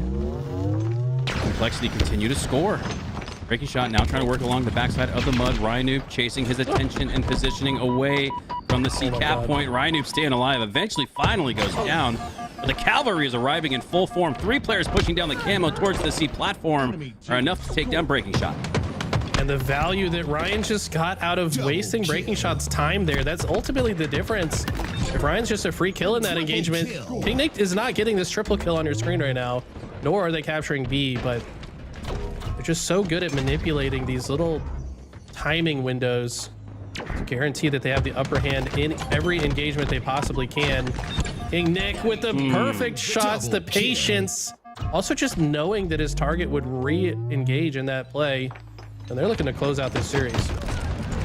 It was 120 to 30 in favor of Omit. They haven't scored a point since then, as Complexity need just 5 more of those to close out the game and the series, and they'll do so without a whimper. Omit 3-0 as Complexity continue to look like one of the strongest teams in this tournament. Not only that, but Complexity have punched their ticket to tomorrow, as they will land in the winter semifinals. Meanwhile, Omit having to wade through the murky waters of the lower bracket. There's some tough teams down there. I think they will certainly make it to the top 12, but it's just made the road to placing in this tournament much more difficult. And keep in mind, it's very important to place top 4 in this tournament. That's going to guarantee them a pool play position heading into the SLC land. So Omit really got to dig deep and make sure they don't fall anymore. Yeah, you can't, and especially just from a mental standpoint, I dare say, based off the eye test, that BTH looked better against Complexity than Omit did, and that's just it's unacceptable for 4 players that are supposed to be staples at the top of the game. BTH are on the route to the top. They're at the bottom of Mount Everest right now. You could say Omit are towards the peak, but starting to slip, and they'll have the lower bracket to try and bounce back. But again, I just look at the team of 4, and I think, surely they can do it, right? Yeah, I mean, they should. They will at least make it to tomorrow, no doubt. I mean, take a look at the lower bracket when we have a chance, but I think that tomorrow is where they're truly going to be tested. They want to get through the rest of today, learn from the mistakes they made in this series, and come back stronger tomorrow. I think they're probably guaranteed to make it by points, but I don't know. The whole phase situation has really made things mixy when it comes to the points equations. We'll have to see. All right, we'll allow the bracket to set itself. We'll find a match for you guys up next. For now, we're going to take a quick break. Don't go anywhere. More Halo on LVT Halo up next.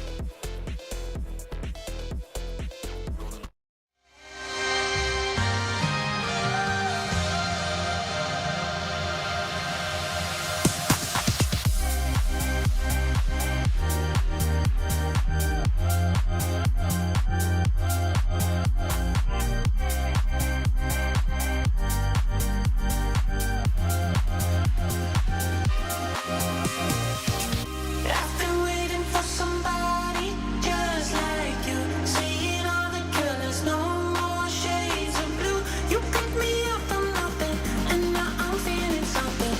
I've been waiting for somebody just like you.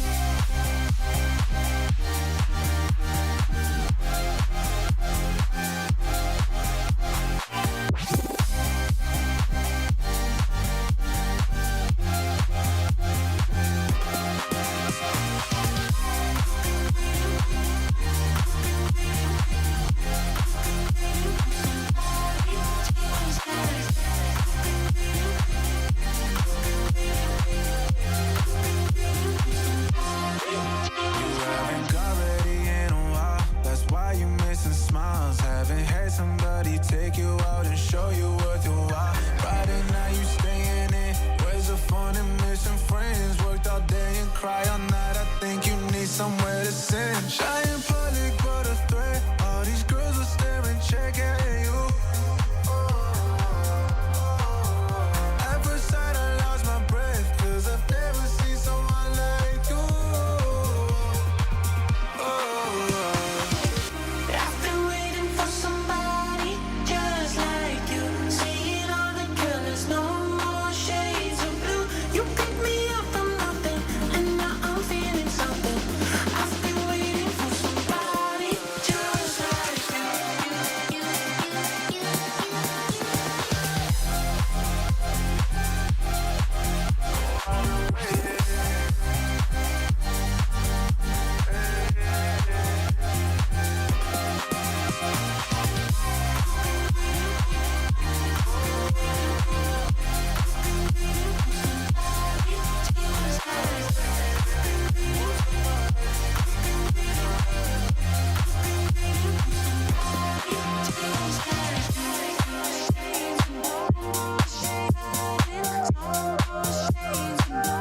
Just like you. Monday morning and it starts to rain. And I'm thinking about what we've been through. It's getting cold and light starts to fade. And I'm feeling worried about where this leads to. I don't know where to begin, but I keep seeing you with me. I slowly start to admit that you're the one that I'm missing. I don't know what I should do, 'cause you're ignoring my texting. So could you tell me the truth so I can stop making guesses? 'Cause now I'm losing my mind.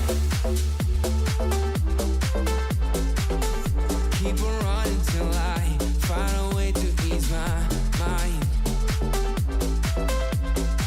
So could you tell me the truth so I can stop making guesses? I don't know what I should do, 'cause you're ignoring my texting. So could you tell me the truth so I can stop making guesses?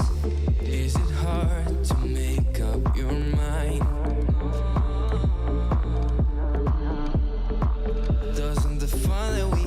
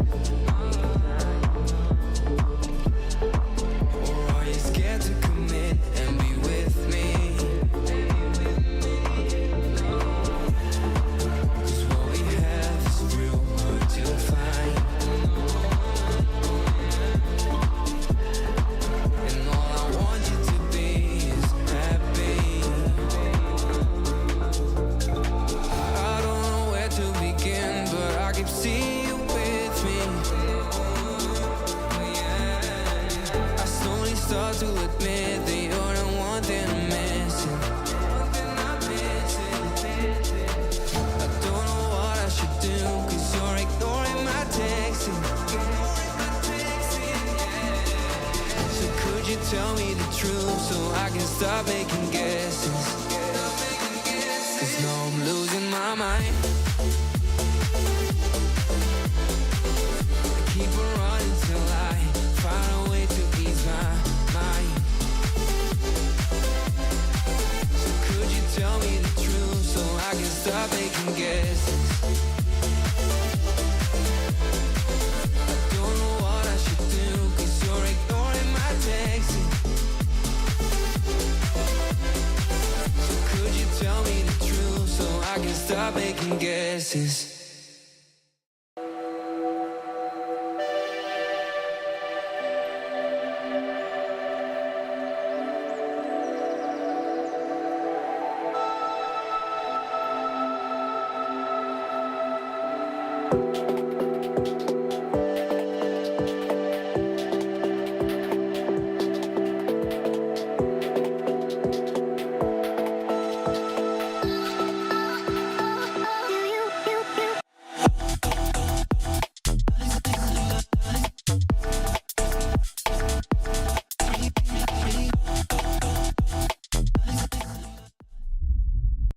It's the start of Season 4 of the Halo Championship Series, and the top 2 teams of the offseason find themselves entrenched in Halo's most tense situation, a 49-49 Slayer.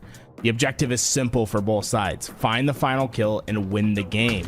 But Slayers become more complex in these situations. This final kill is a game of tactics. Players maneuver themselves like pieces on the chessboard, looking for an opportunity to knock the king down and claim victory.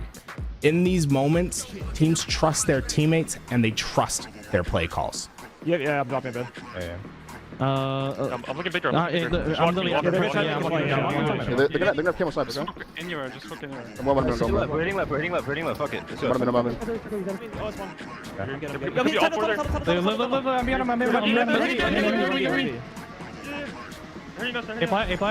Yo, come back. Nice, good fucking shit, Brad. Good fucking shit, bro. Nice shot, guys. Nice shot. Shopify Rebellion employed a brilliant strategy to play a game of cat and mouse with Optic, while a camouflage Frosty could put himself in a position to win the game. But let's look a layer deeper and ask ourselves, what could have Optic done differently in these final moments? I don't think Optic made the wrong play call to play fast and together in these final moments. They know that Rebellion have both camo and sniper. They want to limit the opportunity of an isolated player being caught out in the open. When Optic failed to take down a weak last shot in Royal 2, they decided against pushing and wanted to wrap back to C. You can make a case for chasing the kill in this situation, but it's not an error to decide not to. The mistake from Optic is to go against their original play call on the rotation. Optic had decided at the beginning of the play to run as 4 because of the camo sniper that is on the map. When Renegade decides to split off towards camo on their rotation, that goes against the tactic that Optic had established earlier. It's an unnecessary risk to take. When camo's on the map, Coach Callis suggests that a team should play close together and in close spaces. Let's play a quick game while Callis explains why. I want you guys to spot the camo player on screen in the closed position and the open positions. Which one do you spot quicker? Minimizing risk is crucial here. This goes for both Optic Gaming and Frosty with the camo. I agree with Frosty avoiding playing through the bottom mid tunnel because he'd missed the timing to see Optic Gaming's potential C plat rotation. Playing through enclosed areas such as the tunnel or even top mid are some of the easiest ways to get spotted with camo. So when Renegade doesn't play into either of these areas and opts to play out towards the turbine side of the map, he's choosing to play into a very large area that Frosty wants to use to his advantage. Instead, if Renegade had gone through either top mid with Legend or through the bottom mid tunnel with the rest of his team, and granted Frosty would have had to have either missed or not taken this shot, it would have given Optic a better chance of seeing Frosty had he been down there, while also minimizing the risk of being caught in the open by camo.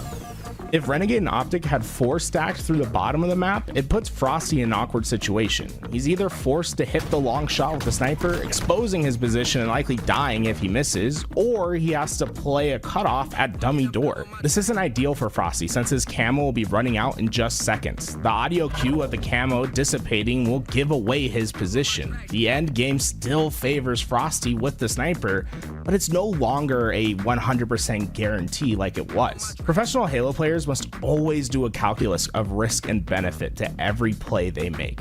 A misjudgment of this math can lead to punishment. This game ends 50-49 in Rebellion's favor, but these miscalculations in risk assessment open the door for Rebellion to overcome a double-digit deficit in this game. Let's rewind the game clock and take a look at the final plays and dissect how these players assessed their risk. Both Rebellion and Optic will have moments when this miscalculation and risk will cost them, but it's the compounding interest of small mistakes that led to Optic's lead slipping away. As we watch these moments, keep in mind what the risk and the benefit of each play is. Rebellion has just gotten their first clean wipe on Optic Gaming to cut the lead down to 5. The sniper is spawning onto the map, and its control will be crucial if Rebellion is going to make a comeback a reality. Legend has positioned himself inside the vent just before sniper spawns in hopes of stealing it away before Rebellion can make a play for it. But Lashshot has the perfect answer to this problem. He spawns, heads straight to the nade pad on sandbags, and throws 3 absolute darts to push Legend down the vent to a ready and waiting cycle. With this early kill, Rebellion has the opportunity they have been waiting for all game, a chance to win sniper and cut this lead to under 4 kills. Lashshot and Frosty are playing together in the sniper lane. They can potentially melt any player that decides to push, but most importantly, they are causing a disruption that'll influence where Optic's looking. This opens a timing window for Cycle and Royal 2 to push up the map and establish their perimeters. But the door's shut when Lashshot is taken down before Rebellion's push can fully materialize. So why did Lashshot die here? Lashshot is killed because of how he took the challenge. Notice when he takes the damage during this fight. The damage is taken when he's mid-air because he's jumping into the challenge. Jumping into this fight is an unnecessary risk. If Lashshot plays more mindfully with how he takes the challenge, Rebellion has a real shot at completely wiping Optic without losing much. Instead, Optic recovers and turns their disadvantage into sniper control and a 45-40 lead. Rebellion will need 2 kills from each death from this point forward. And to make matters worse, they must play fast to take down the sniper. Down numbers, position, and power weapons, it's looking bleak for Rebellion. They have one advantage over Optic that'll make the difference: Royal 2. Royal 2 was able to secure Quantum Translocator during the chaos at top mid. The QT allows him to keep his risk low while pushing towards the nest to answer the damage that Cycle had put on Renegade. He gets the kill and evacuates with just a press of a button. This leaves his escape portal at nest. Royal 2 then vacates the weak side lane to become the front player for Shopify Rebellion. Lashshot and Frosty influence the sight lines of Optic towards camo while Royal 2 moves up this middle lane. Royal 2 identifies the sniper position, throws nades to get damage, but he needs something more to finish the fight. Let's take a look at the position of Shopify Rebellion and ask yourself, what does Royal 2 want the most in this moment?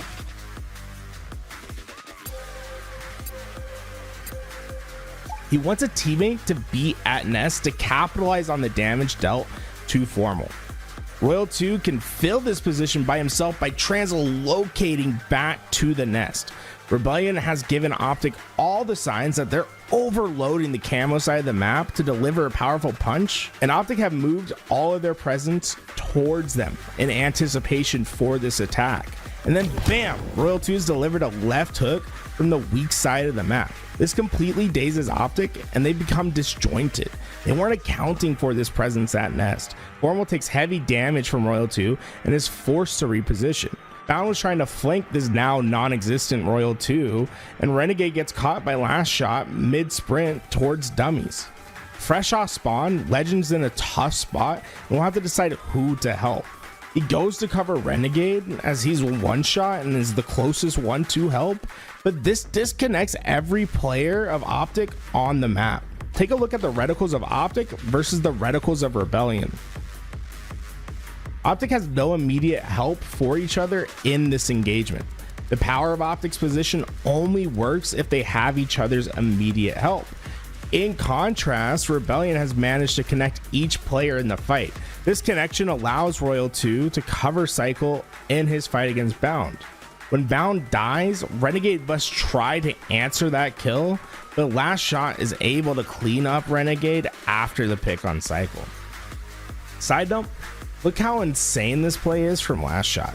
He makes Renegade one shot from underneath and then repulses up to help Cycle to finish the kill he started under the map. Despite Optic all being within a few feet of each other, this disconnection causes each player to fight on an individual basis. At the same time, Shopify Rebellion understand that they can't just trade out and are playing in a way where they will always have each other's help. After Last Shot's kill on Renegade, Legend goes on the hunt, and it's imperative for Last Shot to stay alive and receive help in this fight against Legend.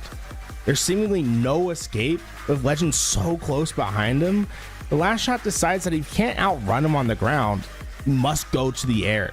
On to 3, and it's Last Shot. Oh my word! The repulse back to stay alive! Legend has no idea where Last Shot went, and the damage is done. Royal 2 teams up with Last Shot, and they help finish the kill on Legend. The death of Legend is also important because of when he dies. Legend's death causes a staggered spawn cycle. Staggered spawns happen when the last player alive dies as his teammates spawn on the map. Staggered spawns are brutal in Slayers, as it'll put a team in a numbers disadvantage for 8 seconds off spawn. This prevents Optic from quickly taking space, while Rebellion will have the freedom to move anywhere on the map that they want. High-level Slayer play can be simplified to one general rule. When you have numbers, play fast. When you're down in numbers, play slow. Staggered spawns open the opportunity for teams to play fast, and Optic will have to weather the storm and stabilize in this tough position, and Optic will do a decent enough job of coming off spawn and doing just that, stabilizing. But was there an opportunity for them to do more? After speaking with Callus, he really shined a light on how much better it could have been for Optic. But before we hear from Callus, I want to check something. Are you subscribed to LVT Halo? 55% of people who watch our content aren't subscribed to the channel. And if you enjoy this video and want to learn more about Halo, please think about subscribing. We're going to be providing all the Halo coverage you could possibly want. In fact, this weekend, we're going to be at DreamHack Dallas. So come watch, hang out with us, and catch all the Halo coverage you possibly could want. All right, Callus, walk us through this crucial moment between Optic and Rebellion in this Slayer. When Optic spawned, they recognized the situation they were in. They needed to play slowly, but they didn't want to just hide at B. Ideally, they play for information and find a way out. One way to play this is to expand across the B lane in order to bait Shopify Rebellion into their space. If they were to catch a player with a quick team shot, they could have earned back the timing lost from the last team fight. And to be honest, Optic doesn't even need to secure a kill here, because getting enough damage on Rebellion could stop their push, allowing Optic to make a move on the map. Optic did just that with the damage Formal put down. This damage was enough to force Rebellion back, allowing Optic to expand their presence on the map. But it could have been so much worse for Rebellion. Let's see exactly how Optic managed to break out of being trapped at B and some of the missed opportunities they left on the table. Okay, so Formal and Bound spawned together at B and immediately took space towards their left perimeter. Bound rotated to Mud, with Formal playing the nest to help him from behind. I think this was good because Bound set up a trap with Formal, which would have burst the doors wide open for Optic to push out of their spawn. This could have been a 2v1, but Bound decided to peek and was caught by Last Shot. I want to highlight how disciplined Last Shot played here. He knew to check his Mud flank. Pro players understand how important the perimeter of the map is. Unaccounted perimeters are how deadly flanks form. Always check your perimeters. Yeah, I'm talking to you, all you cracked out lords in matchmaking who shoot 80% accuracy but can't do the basics. For the love of Halo, play your lane, check the perimeters, and then look in the map. I don't know why I sounded so angry. I'm not angry. Although Last Shot played this perfectly, Bound was still able to salvage a tough situation, being down in damage against Last Shot. Bound closed the distance between them to force a trade. If Bound didn't trade his life, Formal would have been in immediate danger, with two players having complementary angles to attack him at Nest. But because of Bound's trade, Formal was able to work with Legend to eventually shut down Rebellion's push, winning themselves an out of the B trap. Although Optic won the rotation, I think Bound peeking from behind tower was an overstep. Ideally, Bound sets up a play with Formal for a team shot, and Bound had two options to do this. Bound could have waited at the plasma pistol. If Bound becomes the switch to Formal's bait, the moment Formal outputs damage onto Last Shot, Bound would be able to pop out to fight Last Shot while having a damage advantage. The second option, if instead Formal gets into a fight with Royal 2 up high, then Bound can hit a skill jump to create a 2v1 with Formal. And as long as Royal 2 doesn't do Royal 2 things, they pocket the sniper and have an easier time dealing with the rest of Rebellion. And so instead of Bound's trade creating just an equilibrium of numbers, it would have been a +1 or +2 or even possibly a +3 numbers advantage for Optic had Bound's perimeter play been a little more disciplined. Alright, now let's look at how Renegade played the other perimeter and see how he could have maximized Optic's play. So as Bound and Formal played the left perimeter, Renegade was working on getting space for Optic towards the right perimeter. And even though hitting Garage towards A is usually a safe and fast way out when you're trapped B, doing it alone can be risky if the enemy team is ready for it. I think there are much stronger team plays Renegade could have made here. Optic was at a 4v3 numbers disadvantage, and due to Legend's late death in the previous team fight, they were in a staggered spawn cycle. So taking any solo fights without a clear advantage was risky for Optic. When Renegade took this unneeded damage, it forced him to back up, costing Optic all of their space on the right side, and space equals timing. And without this space, Optic would be much slower to react to any play needing presence on their right side. Keep that in mind. Had Renegade instead played Concrete and waited for info, or at least until Legend respawned, he would have had a better chance at playing with favorable timing in his lane. He would have been able to answer the damage that Legend provided off spawn faster, while still having an escape route and a team shot with Legend. Every play in Halo, we must assess the risk and reward for each play we make. Taking an unnecessary risk can turn a good play into something detrimental. Renegade will make a fatal miscalculation that will significantly weaken Optic's collapse. Renegade wants to try to find the entry kill on Frosty. This kill would give Optic a numbers advantage and allow them to rush the rest of Rebellion to secure a game win. But what is the risk to Renegade when he makes this push? Renegade doesn't have any information as to the position of the players inside of A. To get to Frosty, he'll have to push through the cross angle that Last Shot's holding. When Renegade does this, he plays surprisingly slow and jumps onto a pillar that is most exposed to this unknown angle. In turn, Last Shot melts Renegade on the push, and what should be a 1 kill advantage for Optic turns into an even trade, and they lose their most forward player on the map. The following push from Optic becomes much weaker, and Shopify Rebellion wipes Optic while only losing 2 players. I think Renegade is making the right play to push Frosty. I don't think he approaches it the right way. If Renegade recognizes the risk he's taking on, he can minimize the downside of pushing. Speed is Renegade's friend here, and in Halo Infinite, where there's a ledge, there is speed. By using the curbside technique on either this box or this ledge, Renegade can zoom past Last Shot, minimizing his damage taken, while applying the necessary pressure to kill a weak Frosty. Importantly, after this kill, Optic would have a huge advantage in their efforts to finish the rest of Rebellion. Legend and Renegade would have each other's immediate help, and it would take a miracle for Cycle and Last Shot to get out with their lives. But when Renegade dies because of this risk he took, the remaining players of Optic are disjointed on the map. Although they're working towards the same point, they can't really help each other. Think back to what went wrong during the tower side hold for Optic. The disconnection of Optic's push is not allowing them to finish their kills. Cycle and Last Shot are playing their position so well in comparison. They're playing connected and valuing their lives over the kill. Let's focus in on Cycle in particular. Once Frosty goes down, Cycle puts himself in a position in which he can challenge the push while keeping himself protected from all other angles. He baits Legend into closing the space and switches with Last Shot to get the kill. Cycle is playing his life first and trusting his teammates to have his help. Even after Last Shot goes down, he waits for the help of Royal 2 to come finish a one-shot. At all points in time, Cycle is being mindful of his risk and understands that his life is much more important than any one kill. Royal 2 was able to win his 1v1 on the map because the influence that Cycle is providing by staying alive. Formal's trying to finish this kill by throwing nades at Cycle, but these nades give away his position and allow Royal 2 to be ready for the fight. That isn't to say that Formal throwing nades is wrong here. Of course he should throw his nades to try to get this kill. If they connect, they win the game. I bring this up because it's a perfect illustration of how each action in the game has risk to it. The risk for Formal to throw these nades while pushing is that it gives away his position to anyone that's hidden at key door.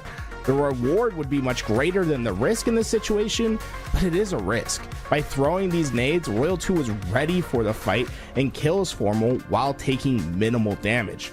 Now Royal 2 can easily move to finish the last player alive.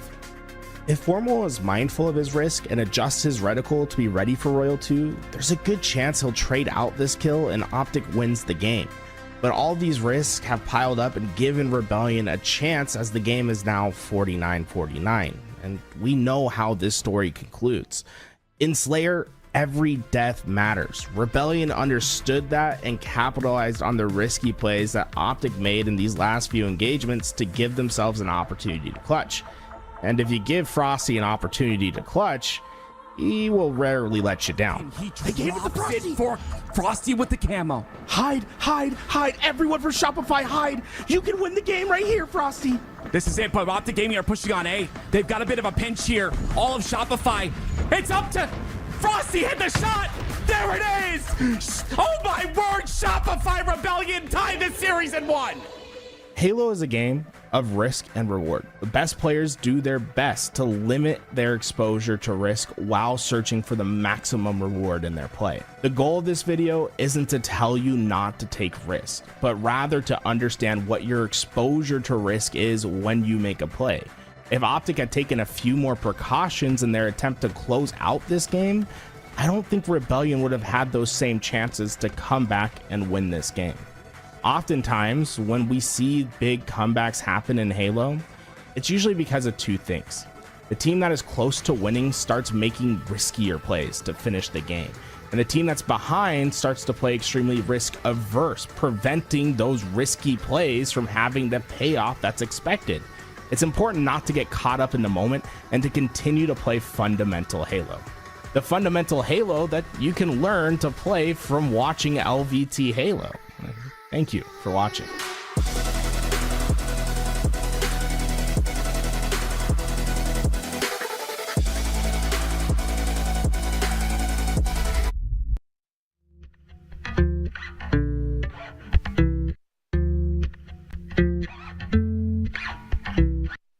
Yeah, it hurts sometimes. It's all I got to say. Sick and tired of all the games that my head wants to play. Yeah, it hurts sometimes. Waking up this way. My mind is slipping away, now looking for an escape. Yeah. But the way that you look at me, I'm so lost that it's all I see. And those eyes are my therapy, takes me right out of the rain. And when life wants to fuck with me, yeah, there's no place I'd rather be. 'Cause your face is my remedy, makes me forget all the pain. When I can't see straight, when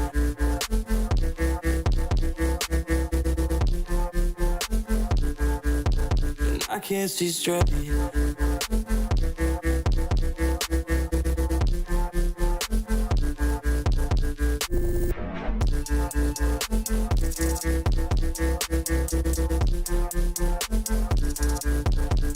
can't see straight.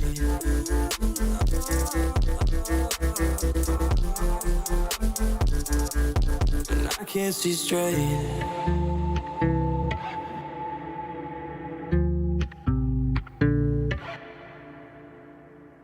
Yeah, it's hard sometimes. That's all I got to say. Yeah, I feel like I'm suffocating. I never know what to say. Yeah, the memories have gotta go. I'm not over it and get jealous. Feel like I'm about to break. Never know what to say. But the way that you look at me, I'm so lost that it's all I see. And those eyes are my therapy. Takes me right out of the rain. Takes me right out of the rain. And life wants to fuck with me. Yeah, there's no place I'd rather be. Cause your face is my remedy. Makes me forget all the pain. When I can't see straight.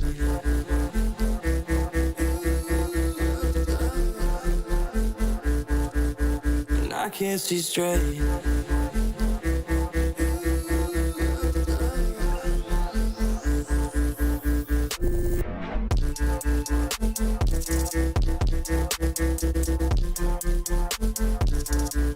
When I can't see straight.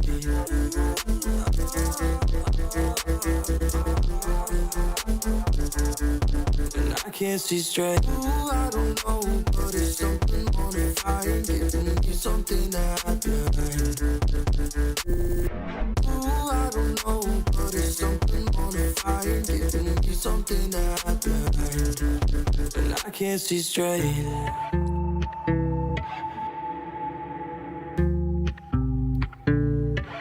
When I can't see straight.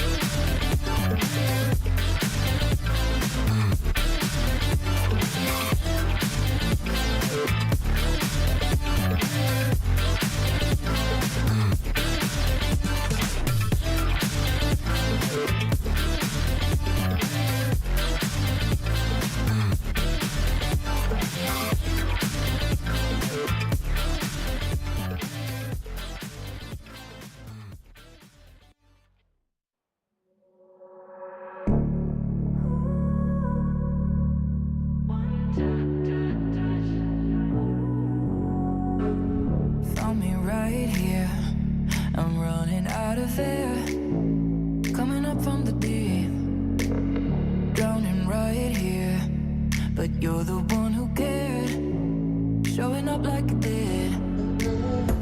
No matter what I said or did, you breathed me back to life. Felt like I was dead inside, but you breathed me back to life. One touch, and I am back like I never left. My heart is whole again. I got you to think, and I'm coming back like I never left, 'cause you breathe me back, you breathe me back to touch, and I am back like I never left. My heart is whole again. I got you to think, and I'm coming back like I never left, 'cause you breathe me back to life.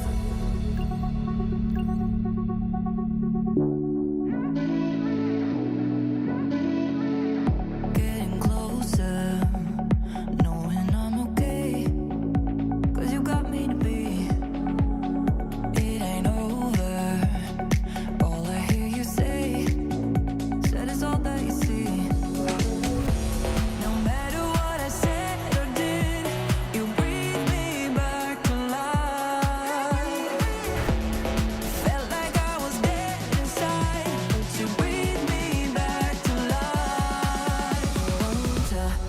Touch, and I am back like I never left. My heart is whole again. I got you to think, and I'm coming back like I never left, 'cause you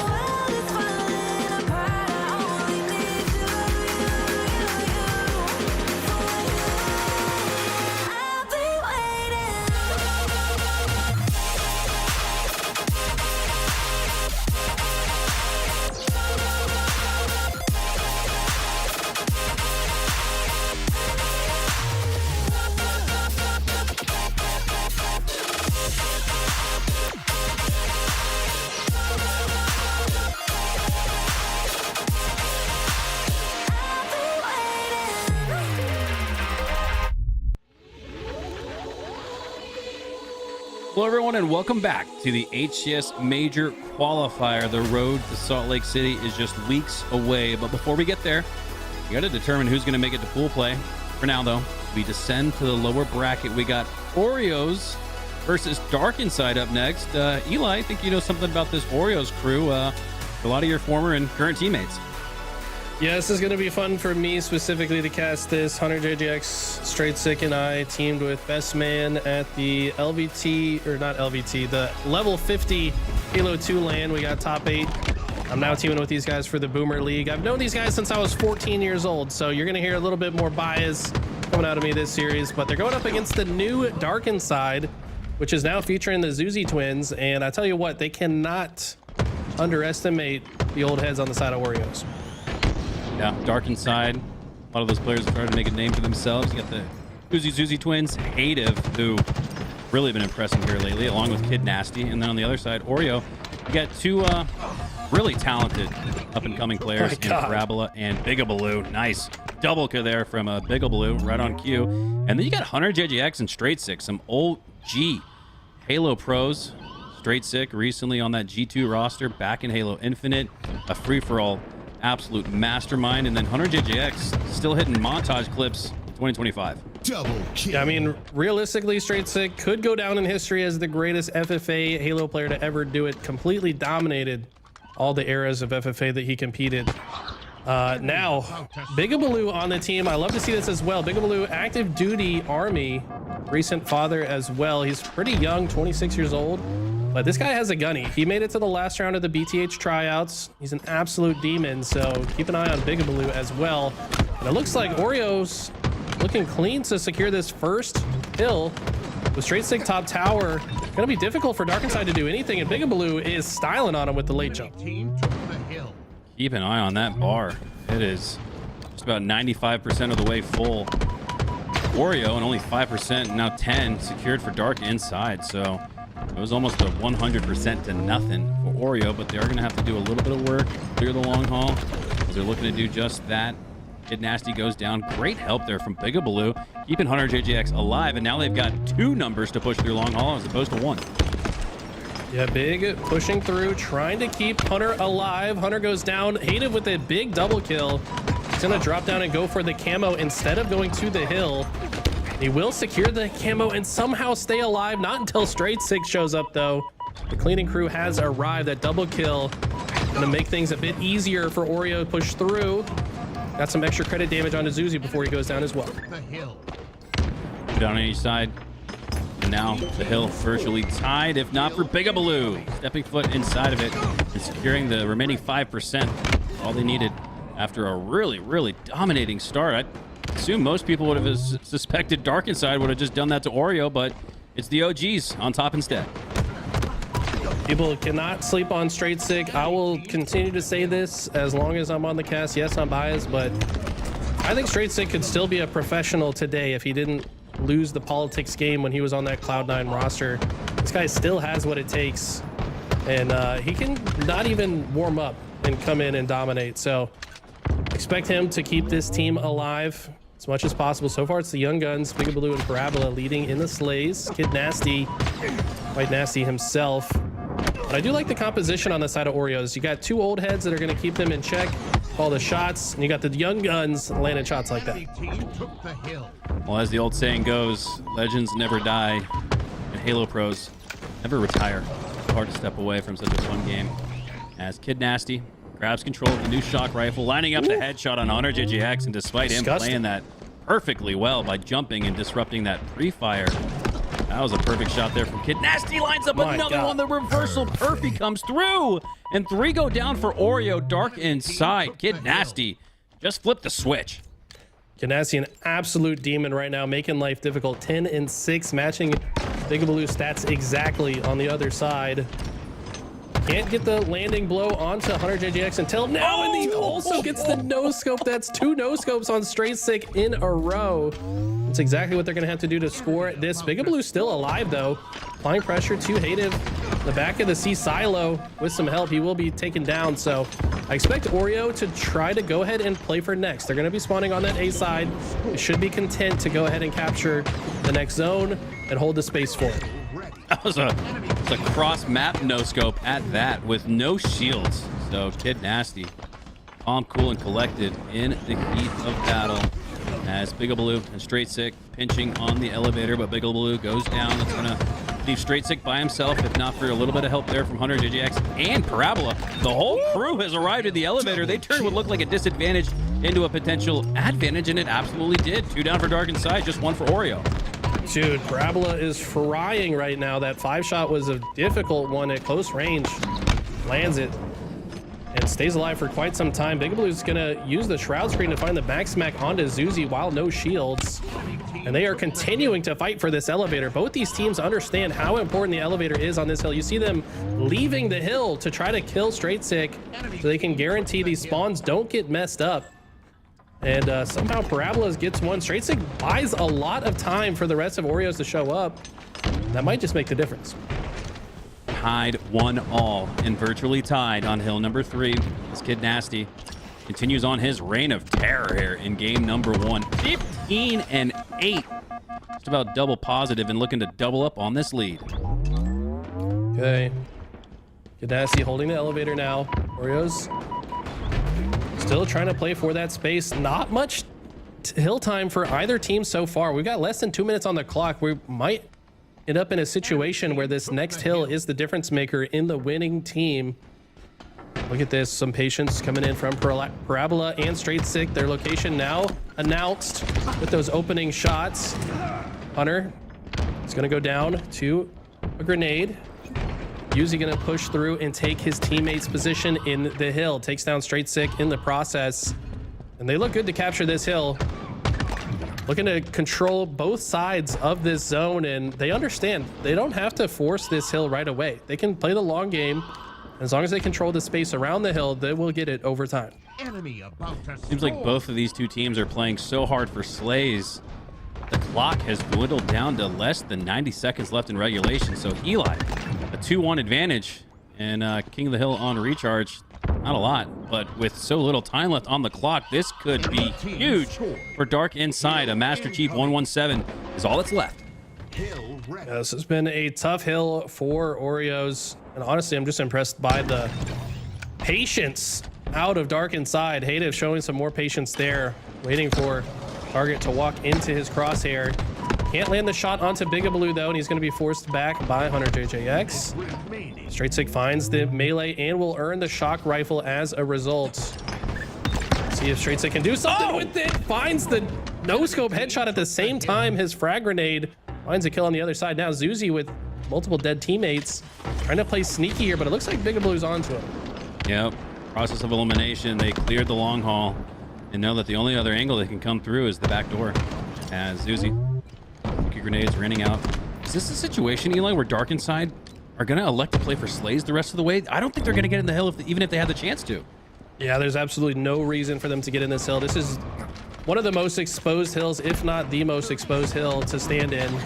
They have no incentive to stand inside it. Oreo's in a position where they must rush towards it as much as possible, and then their location will be announced. It's a very important fight here. It's going to be traded out. Momentary numbers advantage. That's going to be equalized. And Dark Inside look to close this one out by virtue of time.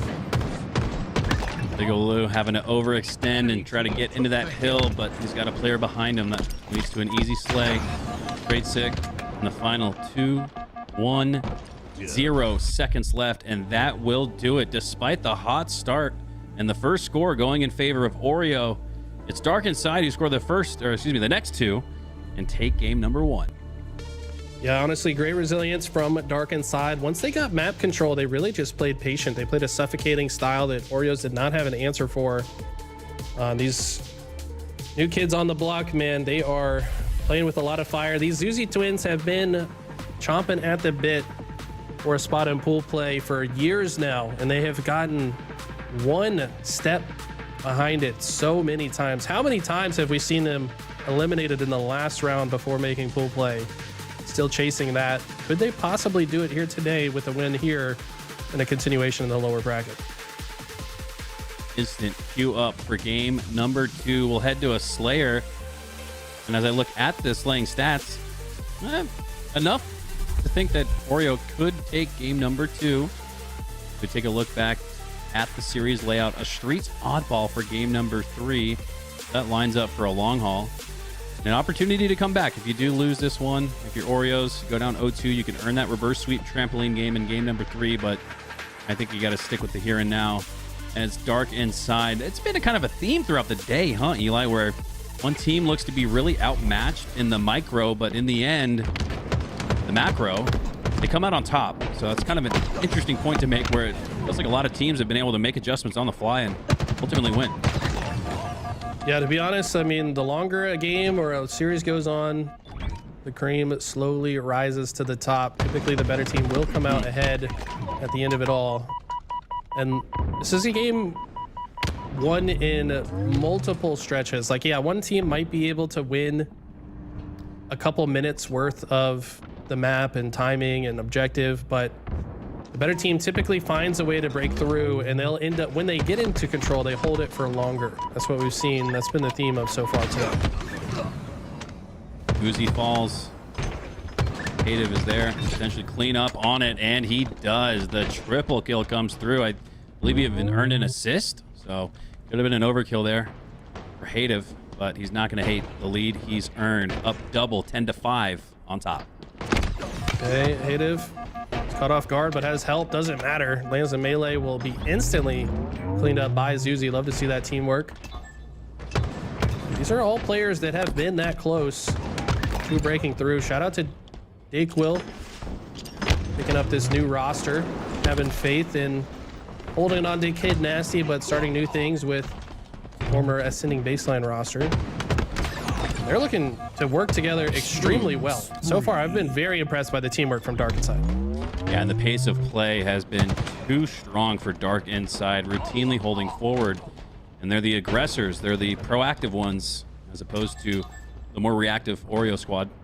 As they're down by 9 for now, as Hative has positioning on the top side of Pink. He's got Kid Nasty on the other side. Camo up in 3. So far, Hunter having a hard time in this series. Hopefully he's not in his head about having more people watching him. He did type in the chat, "I'm just a content creator. Leave me alone, man." We know he's more talented than just a content creator. Needs to get on the board here, though, for greater impact. Does find that one with some nice shots. Last bullet in the clip. They're starting to dwindle away at this lead, but still trailed by 7. Hunter GX, also known as Justin, who's homies in the community. He's been around a long time and routinely played at a very high level. But like you said, Eli needs to pick up the pace a little bit. Great sick, his longtime duo and buddy, helps out, keeps Hunter alive, but that's just for a little bit. Hunter eventually goes down. Great sig and Oreo have got to find some value out of the camo. They did not do much with it last time, but Great sig already off to a good start with the back smack. Finds 2 onto Hative, and now they brought this game back to within 5. Yeah, impressive bounce back. They did find that value off the camo that you mentioned. Hunter's also got high ground. It looks like they're aware of the next set of spawns. They've also got good positioning to kind of keep them stuck here in this yellow base. But look at Dark Inside moving as a unit. And they look to play defense here. They don't really have an option to do much else. They can't just exit for free. And look at the push coming in from Hunter JJX and Straight Stick. The duo teamwork shining through. They get a couple dead and look to chase out Parabola. Or sorry, Parabola looks to chase out the last player, but I think Hative got away unseen at P1. Looks to reroute. Unseen and unscathed. Okay. As Oreo have momentarily tied up this match, and now it sticks 22 all with 3 going down for Dark Inside. So you can see Bigabaloo and the rest of Oreo swarming the middle of the map, looking to pick up the remaining players for Dark Inside that did not go down in the previous sequence. Susie off a spawn in the generator, trying to get up top to card 3, stay alive, get his shields back. He's calling for help. He's getting it. Bigabaloo now down to 1 shot. Uzi, so I should say, excuse me, with the camo. And now it's Dark Inside's turn to do something with that power-up.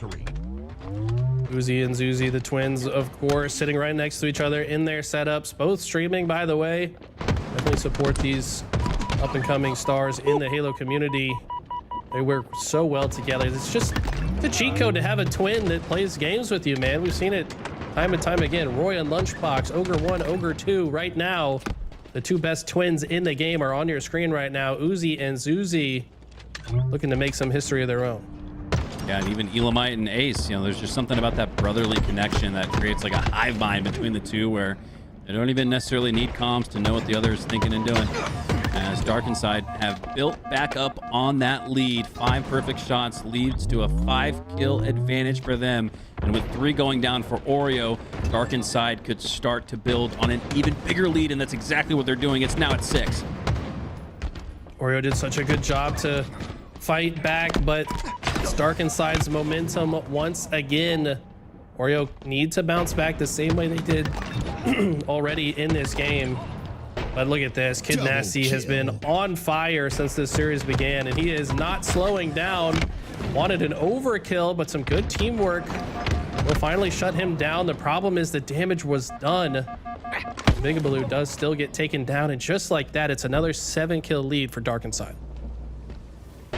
Uzi playing patient, waiting for some intel or an audio cue. That's what he just got. And that's what got Hunter out of line. As Dark and Side build the lead to 8 now. 2 team wipes separating these 2 teams, and it's getting pretty tricky for Oreo to come back in this one. And that's pretty tough, especially you mentioned Hunter JJX. He was 0-0-5. Now 9-3-11, so he picked up his game, but it's like the rest of Oreo might have lost a step. Sometimes that can happen. Sometimes you're the one that's just in a bad spawn cycle. As soon as you get out of it, one of your teammates starts to suffer instead. It can happen very quickly in this game, especially on Aquarius TS. In my opinion, the kind of most unique Slayer that we play. The squad spawns in this game mode, for some reason, way more powerful, and can create some weird situations where you just spawn already getting pinched by the other team. I think that's kind of exactly what's been happening to Oreo over the last several engagements. Dark and Side have had such strong map control in the second half of this game. Uzi spring and sprinting his way to a game 2 victory here. Just 2 kills left and a double-digit lead for them. So this one is all but over as Uzi looks to find a 6th slay in a row. He should definitely do that. Back available. Parabola goes down, and that will do it. Dark and Side take game number 2 and a 2-0 lead in the series. It's tough. It's tough for Oreos. This squad, I think, was kind of last minute. I think they were actually tweeting this morning to find their 4th, and that's when Bigabaloo answered the call. Meanwhile, Dark and Side have been building their teamwork for quite some time, and they're putting it on display. Their teamwork has been insane so far this series. I think that Oreo can potentially get one of these on the board at the very least, but got to start shutting down at least one member. It feels like every member of Dark and Side firing on all cylinders right now.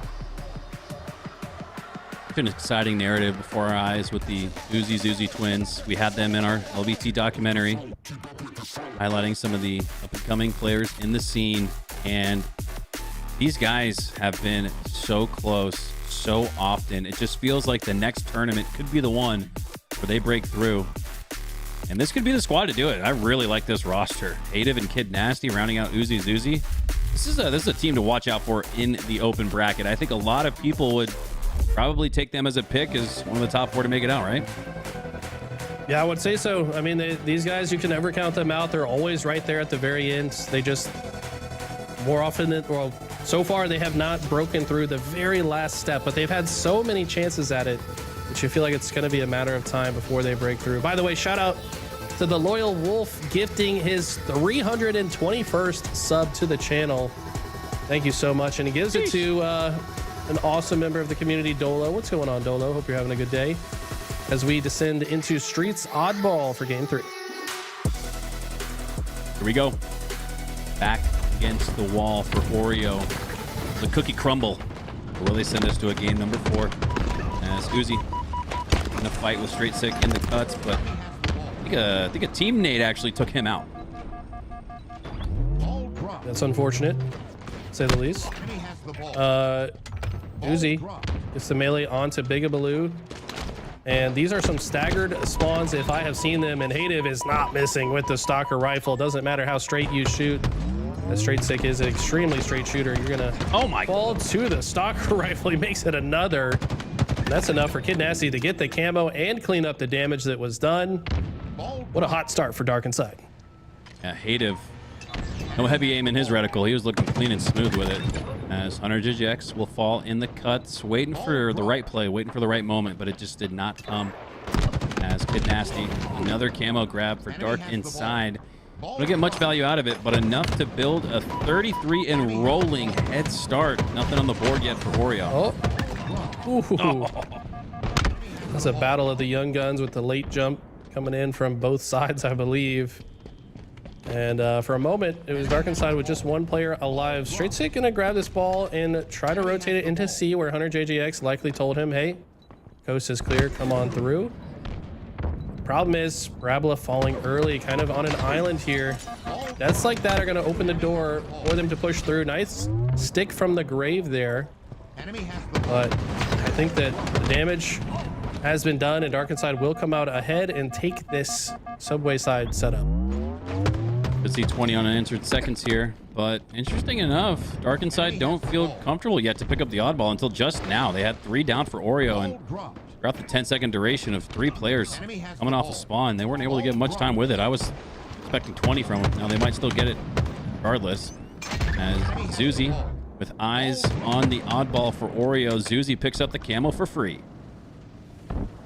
Camo is going to extend the control that they have here, but look at this. Oreo have broken through on the driveway side. Need more though. Uzi goes down. Big Blue does not recognize his twin brother is lurking, ready to take him out of the equation. Hunter's got the stalker rifle though. One thing I know about Hunter is he likes these precision weapons. The movement from Uzi a little bit too strong there for him to follow, but good heads up play from Parabola. Grabs the ball and rotates it to the other side. Should be able to at least get some time here. Ball dropped. Looks like he's just trying to decide where he wants to take that oddball. As he drops it off at the spiker stairs, C would be the next viable spot on the map for him to take it to, but Parabola shuts down any control of the oddball. 3 in a row, almost an entire team wipe for him. Native swing things back in their favor. 42-26. Oreo, despite the 30-plus second head start for Dark inside, they have cut this lead in half. Cut it in half indeed. And so far, it's been tough for Oreo to break through. They really need to get a coordinated push through. They're all 4 alive right now. This is kind of their best chance to break through. They send 2 straight through the front door, and they get 3 dead instantly. So it is that break they're looking for. But Dark inside have thrown the ball out. Hunter JGX is there to intercept. 3 go down for Dark inside, and this is looking like that 20-second hold that we thought Dark inside would get. Only got 10 out of it.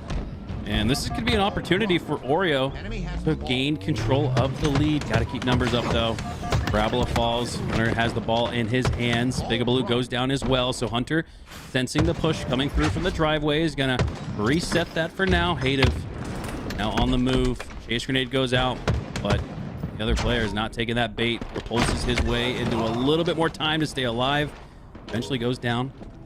50-42 now as Zuzi has the camo in his suit, and this has been a stark contrast. We saw Oreo with more of the the camos to start off that Aquarius match, but ever since then, it's been all Dark inside with that power up. They've been so effective at getting these camos. Makes it so hard to play on this map. You can't comfortably hold a setup if you know a ghost is lurking, trying to break through the back of the setup. And that's exactly what Zuzi has done here. There's multiple one-shot targets flying around his POV. Teammates will clean that up, and even though he is the camo guy, probably gonna grab this ball here. No, unfortunately, Big Blue's there to cut him out. Now it's Kid Nasty all alone here at the subway. I had 50-50 momentarily, and about where round 1 feels like. It's 50-50, anyone's ball game. But it's the oddball in possession of Dark inside as they start to grow on that lead. Sticky misses. Great Sick makes Uzi pay with it. Zuzi, his twin brother, gets some revenge and make it 2. Taking down Great Sick and Parabola. Now looking for the triple, but before he can even get his reticle onto him, he is already down and dusted. 4 go down for Oreo, and the lead's only going to grow for Dark inside. Okay, Uzi's got some high ground, gets some vision down, knows where certain members of Oreo are looking to push from. I'm not sure if they know about Straight Sick, though. He's all the way behind enemy lines. They don't know he's here. And with that shutdown, looks to control the map. He's saying, come on through, guys. I've got control of the subway side. I like that Insta-splode setup. And Uzi barely kills him. Will the rest of Oreo be here to clean up the damage? Looks like they're still playing the positioning around Subway so well. This is that twin energy. They've played this perfectly. Uzi and Zuzi are so good in these situations. Yeah, hard to play Halo without a full team of 4. You rarely see hero plays from just 1 or 2, but you got the twins on the other side. They can make it happen. And they do so in round number 1. Cleaning up the remains of that time needed was Hative. And now Oreo, 1 round away, getting eliminated from the tournament. This is their last chance. They're a bit older, maybe a little bit tired. You know, it might be about nap time for these guys. Not used to playing this long. Hey, they're my teammates. I'm also old, so I can say it. It's fine. But honestly, Dark and Side have just been playing with so much energy. It's hard to keep up with. You guys can all take a nap together after this one. As Hative quickly pushes his way through into the front of Tram, checking the driveway, but that player has defected towards B-rail. Now into the tires goes Straight Sick. Hunter with the bait and switch cleans him up with the 5 perfect shots. Nice. Very nice indeed. Uzi has 19, by the way, 19 and 9, absolutely slaying out. And Straight Sick's got 12 on the other side. The rest of the team not quite keeping up with his level of slaying proficiency so far. Got the ball in hands. And just me or the score disappear at the bottom of the screen. Not sure what's going on with that. A little bit of an observer glitch. No. I think with enough swaps from Callus, we might get back our scoreboard. But for now, we're going in blind. As Dark Inside feels like they've answered back to the 10 seconds or so that Oreo got to start off round number 2. As Hative pulls his way to the top of Straight Sick's head, but Straight Sick wins it instead. Huge win there. Straight Sick trying to keep his team alive in this one. Just based on the eye test, I do believe Oreo have the lead for Oddball in this round. Not sure what the actual score is. Bear with us. We work through this observer bug here, but just like that, Dark Inside have regained control and hold the ball in Ivy. If I had to guess, probably 33-10 or something like that. As Dark Inside have reclaimed control of this round and not only the game, but the series if this continues on. And another camo goes into the suit of Hative. We haven't seen Oreo grab camo since the very beginning of game 2. Yeah, this has been looks like a reps difference, if you ask me. They've got a game plan to secure camos. They've been executing that game plan extremely well. So well versed in so many different situations. These guys are grinders and have practiced these scenarios and watched VOD review time and time again. Their execution is just on point right now. Oreo got the first 10 seconds, but it's been all Dark Inside ever since. It feels like they're just out of the 75 mark at this point. Start to try to feel for some audio cues from the game to let us know that they've crossed into the 80 and 90 second threshold, but it feels like they're close. I think he just said enemy team nearing victory, which I want to say is the 80-second mark. Yep. For Dark Inside. Momentarily Oreo fighting for it, but Dark Inside only needing 20 seconds to close this out, and explosions galore. Could be it. At the top of the subway. Could be at about 85, but the Insta-splode coming in from Bigabaloo is going to slow things down for now. You're spamming buttons. Yeah. That's like I don't know, name any video game where it requires some button mashing. Maybe Callus going from FPS Observer to FGC Savant. As now you can start to hear it. They're in the 90s. That's what that audio means. Hative needs just a few more seconds, but he goes down. So too does Kid Nasty. So Oreo, last chance. And this might just be the final seconds Uzi needs. He's not going to get it. He's going to have to win this 1v1 against Hunter. As he pushes through, chases him out toward the top side of the tram. Stalker in his hands, needs to make a play with it, but Uzi takes him down instead. And that could have just put the finishing touches on this series. Dark Inside's teamwork is looking insane right now. Bigabaloo doing his best to keep the team alive. Feeling like he still needs to fight. Doesn't know where this last player is. That's why he's not grabbing the ball. But look at that. Just like that, he checks The wrong corner at the wrong time. And he's did buy a little bit of time, but I don't know if it's going to be enough. It's 4 dead, and that should be the game. And the That's all she wrote. As Dark Inside find the light and the 100 seconds that we couldn't see in round number 2. As they're looking pretty good throughout the lower portion of the bracket. A Dark Inside BTH matchup, that sure would be intriguing. But for now, they'll stamp their ticket to round number 5 as Oreos go home. Go home indeed. They had a valiant effort. Game 1, they started hot, but unfortunately, once Dark Inside got comfortable, never really looked back. And hey, Justin, this wasn't my decision. Sorry, brother. I'll see you in the next Boomer League match. We got this. All right.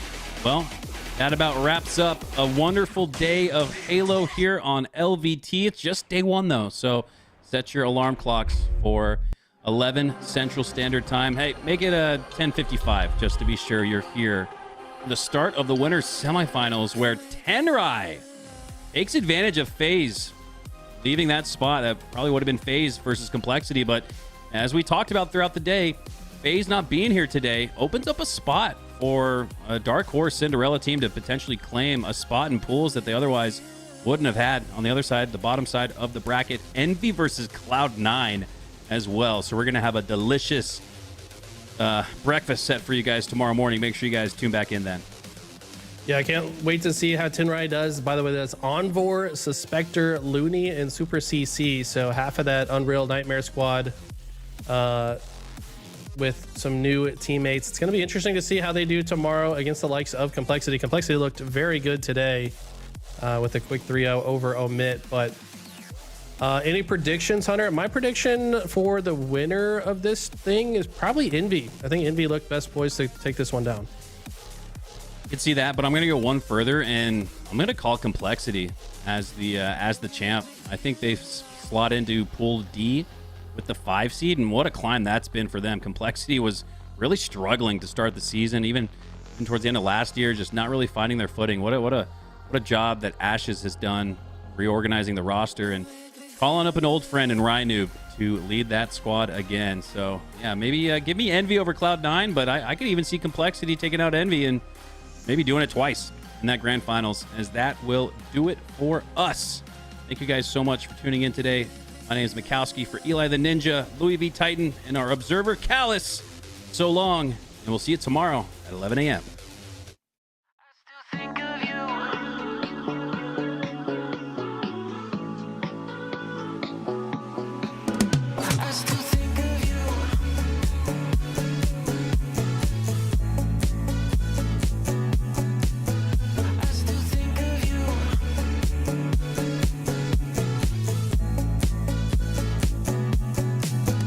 Looking back, I see young, dumb, and naive.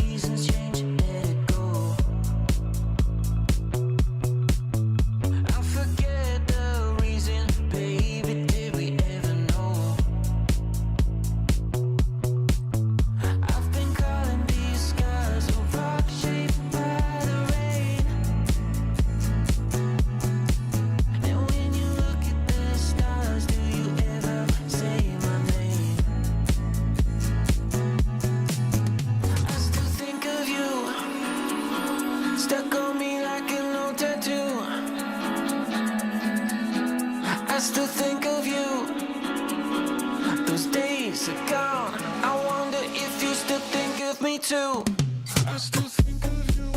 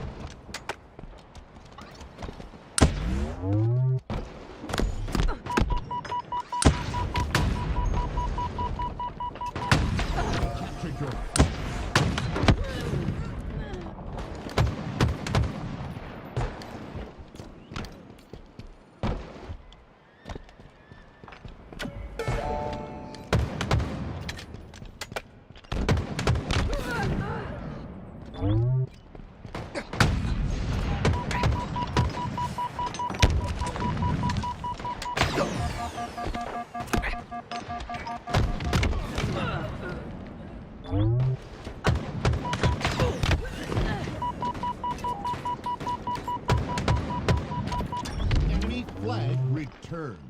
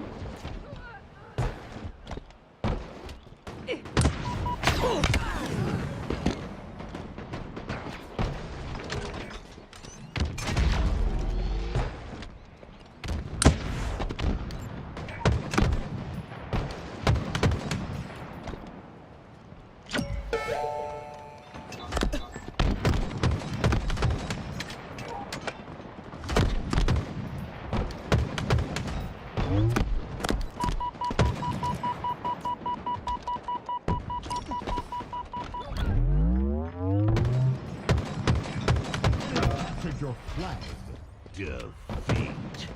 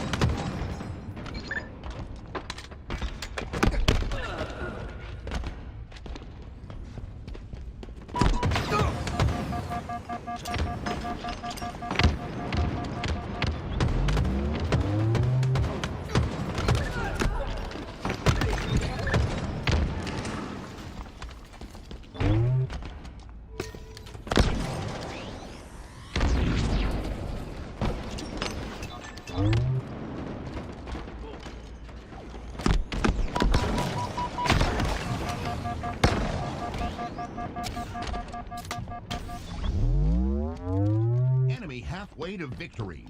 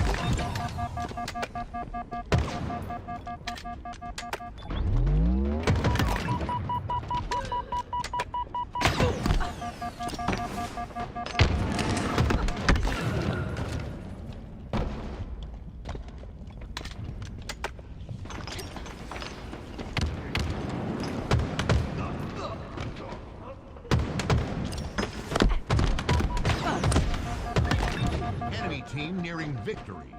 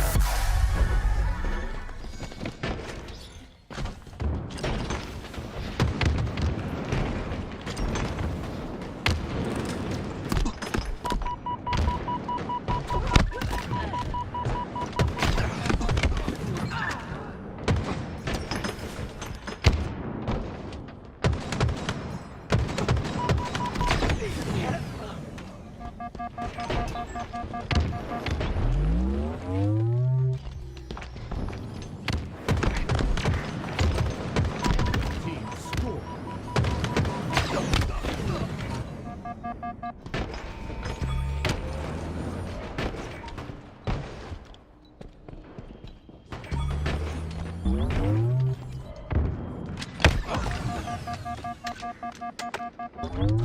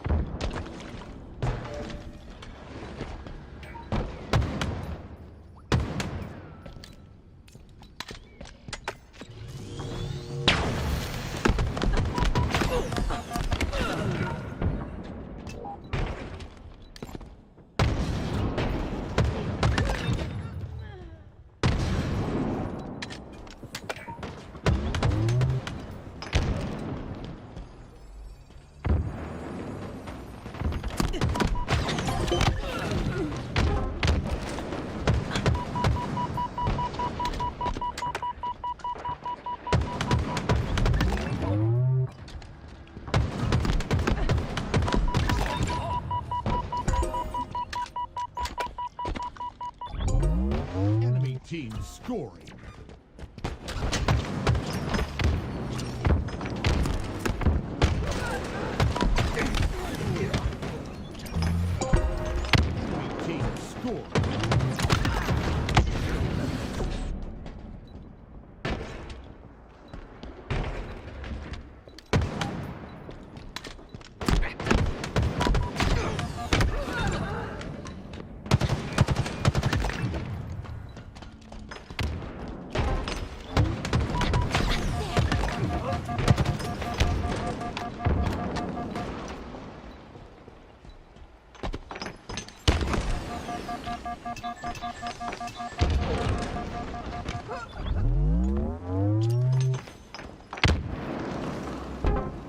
Enemy team scoring.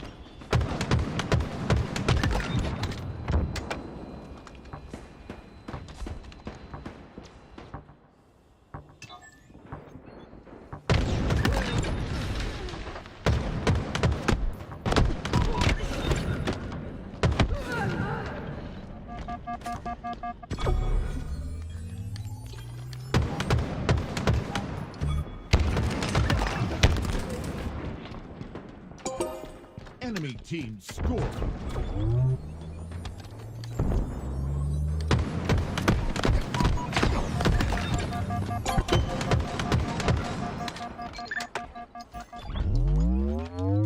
Enemy halfway to victory.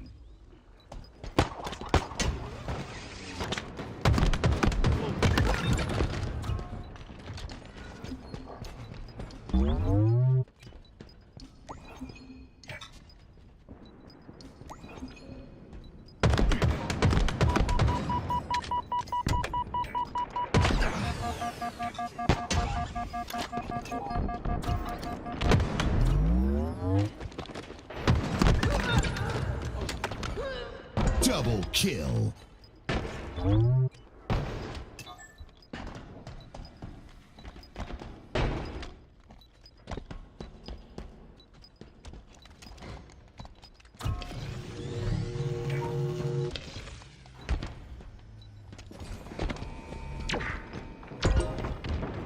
team nearing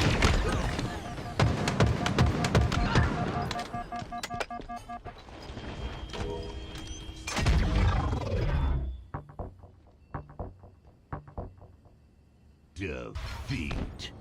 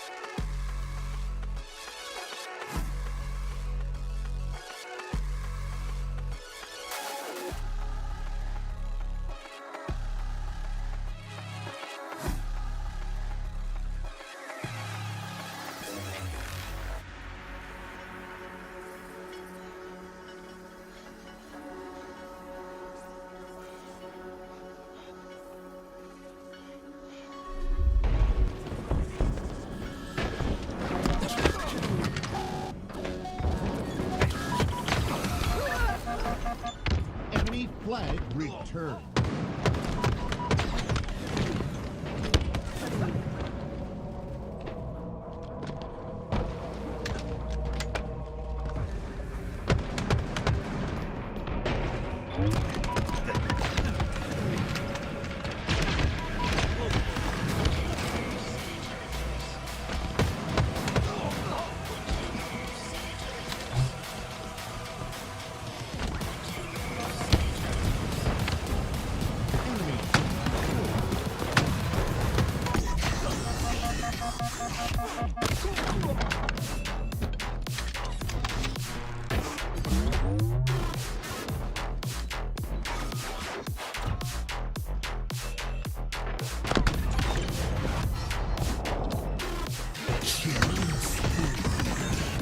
Double kill.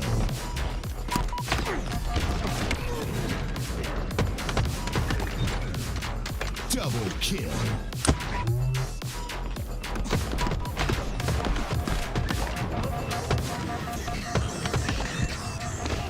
Double kill.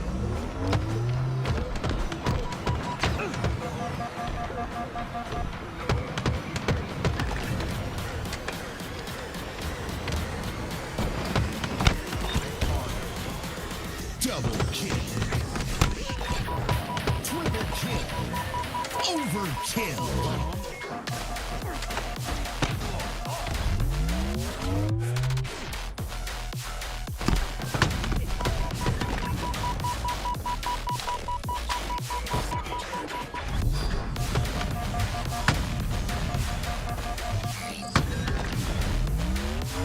Snipe. Bomb reach.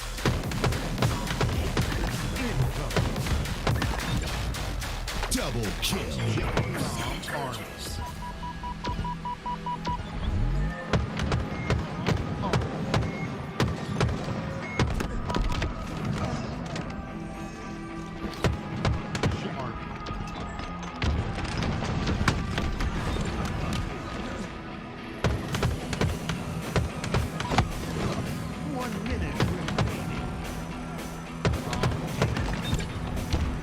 Double kill.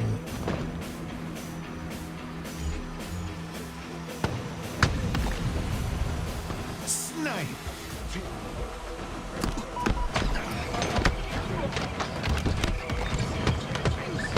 Double kill.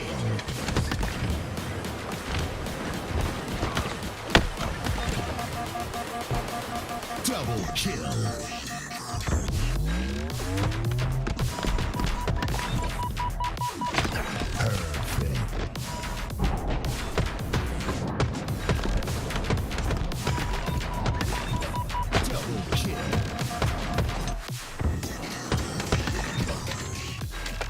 Killing spree. Enemy halfway to victory.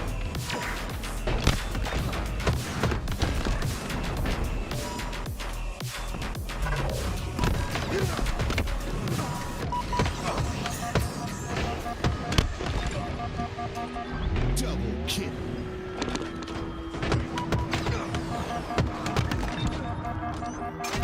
Reversal.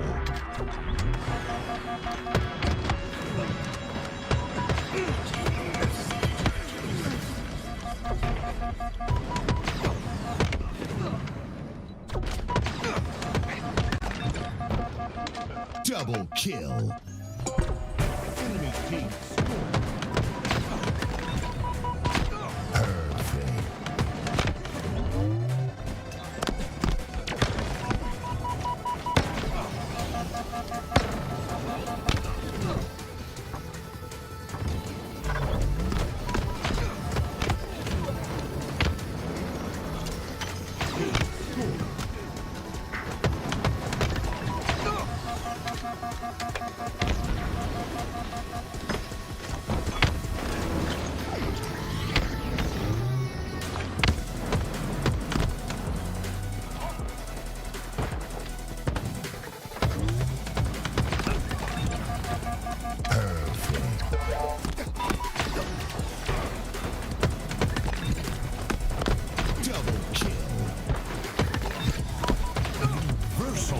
Triple kill.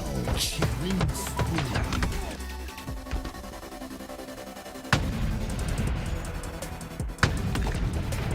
Snipe.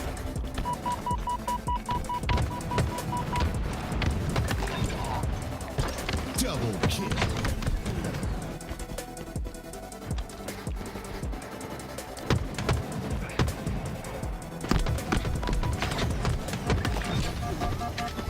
Triple kill.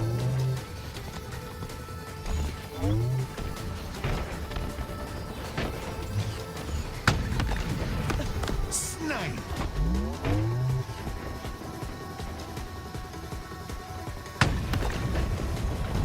Snipe. Snipe.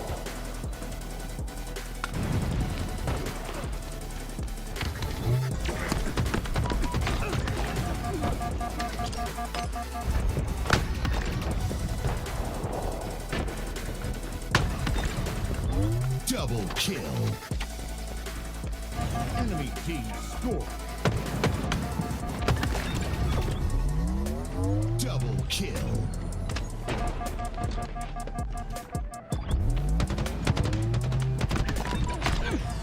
Perfect.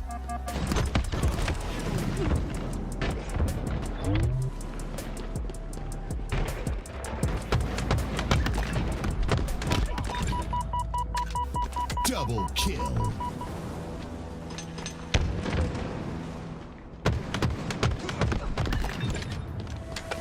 Perfect.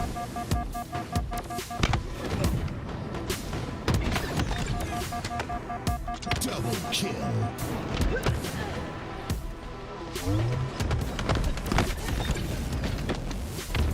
Double kill.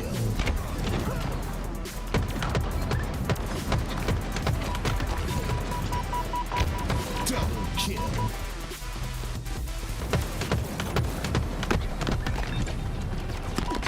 Killing spree.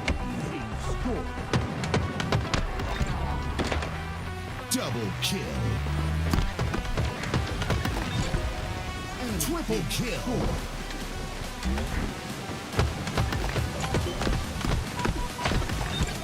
Enemy team nearing victory. Double kill.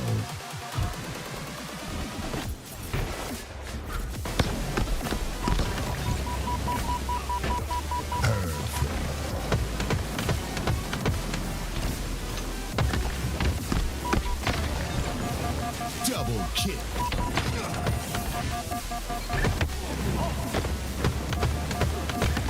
Team took the hill. Double.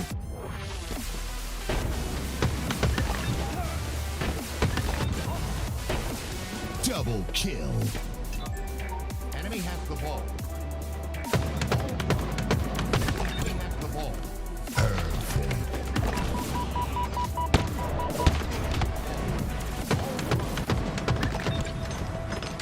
Double kill.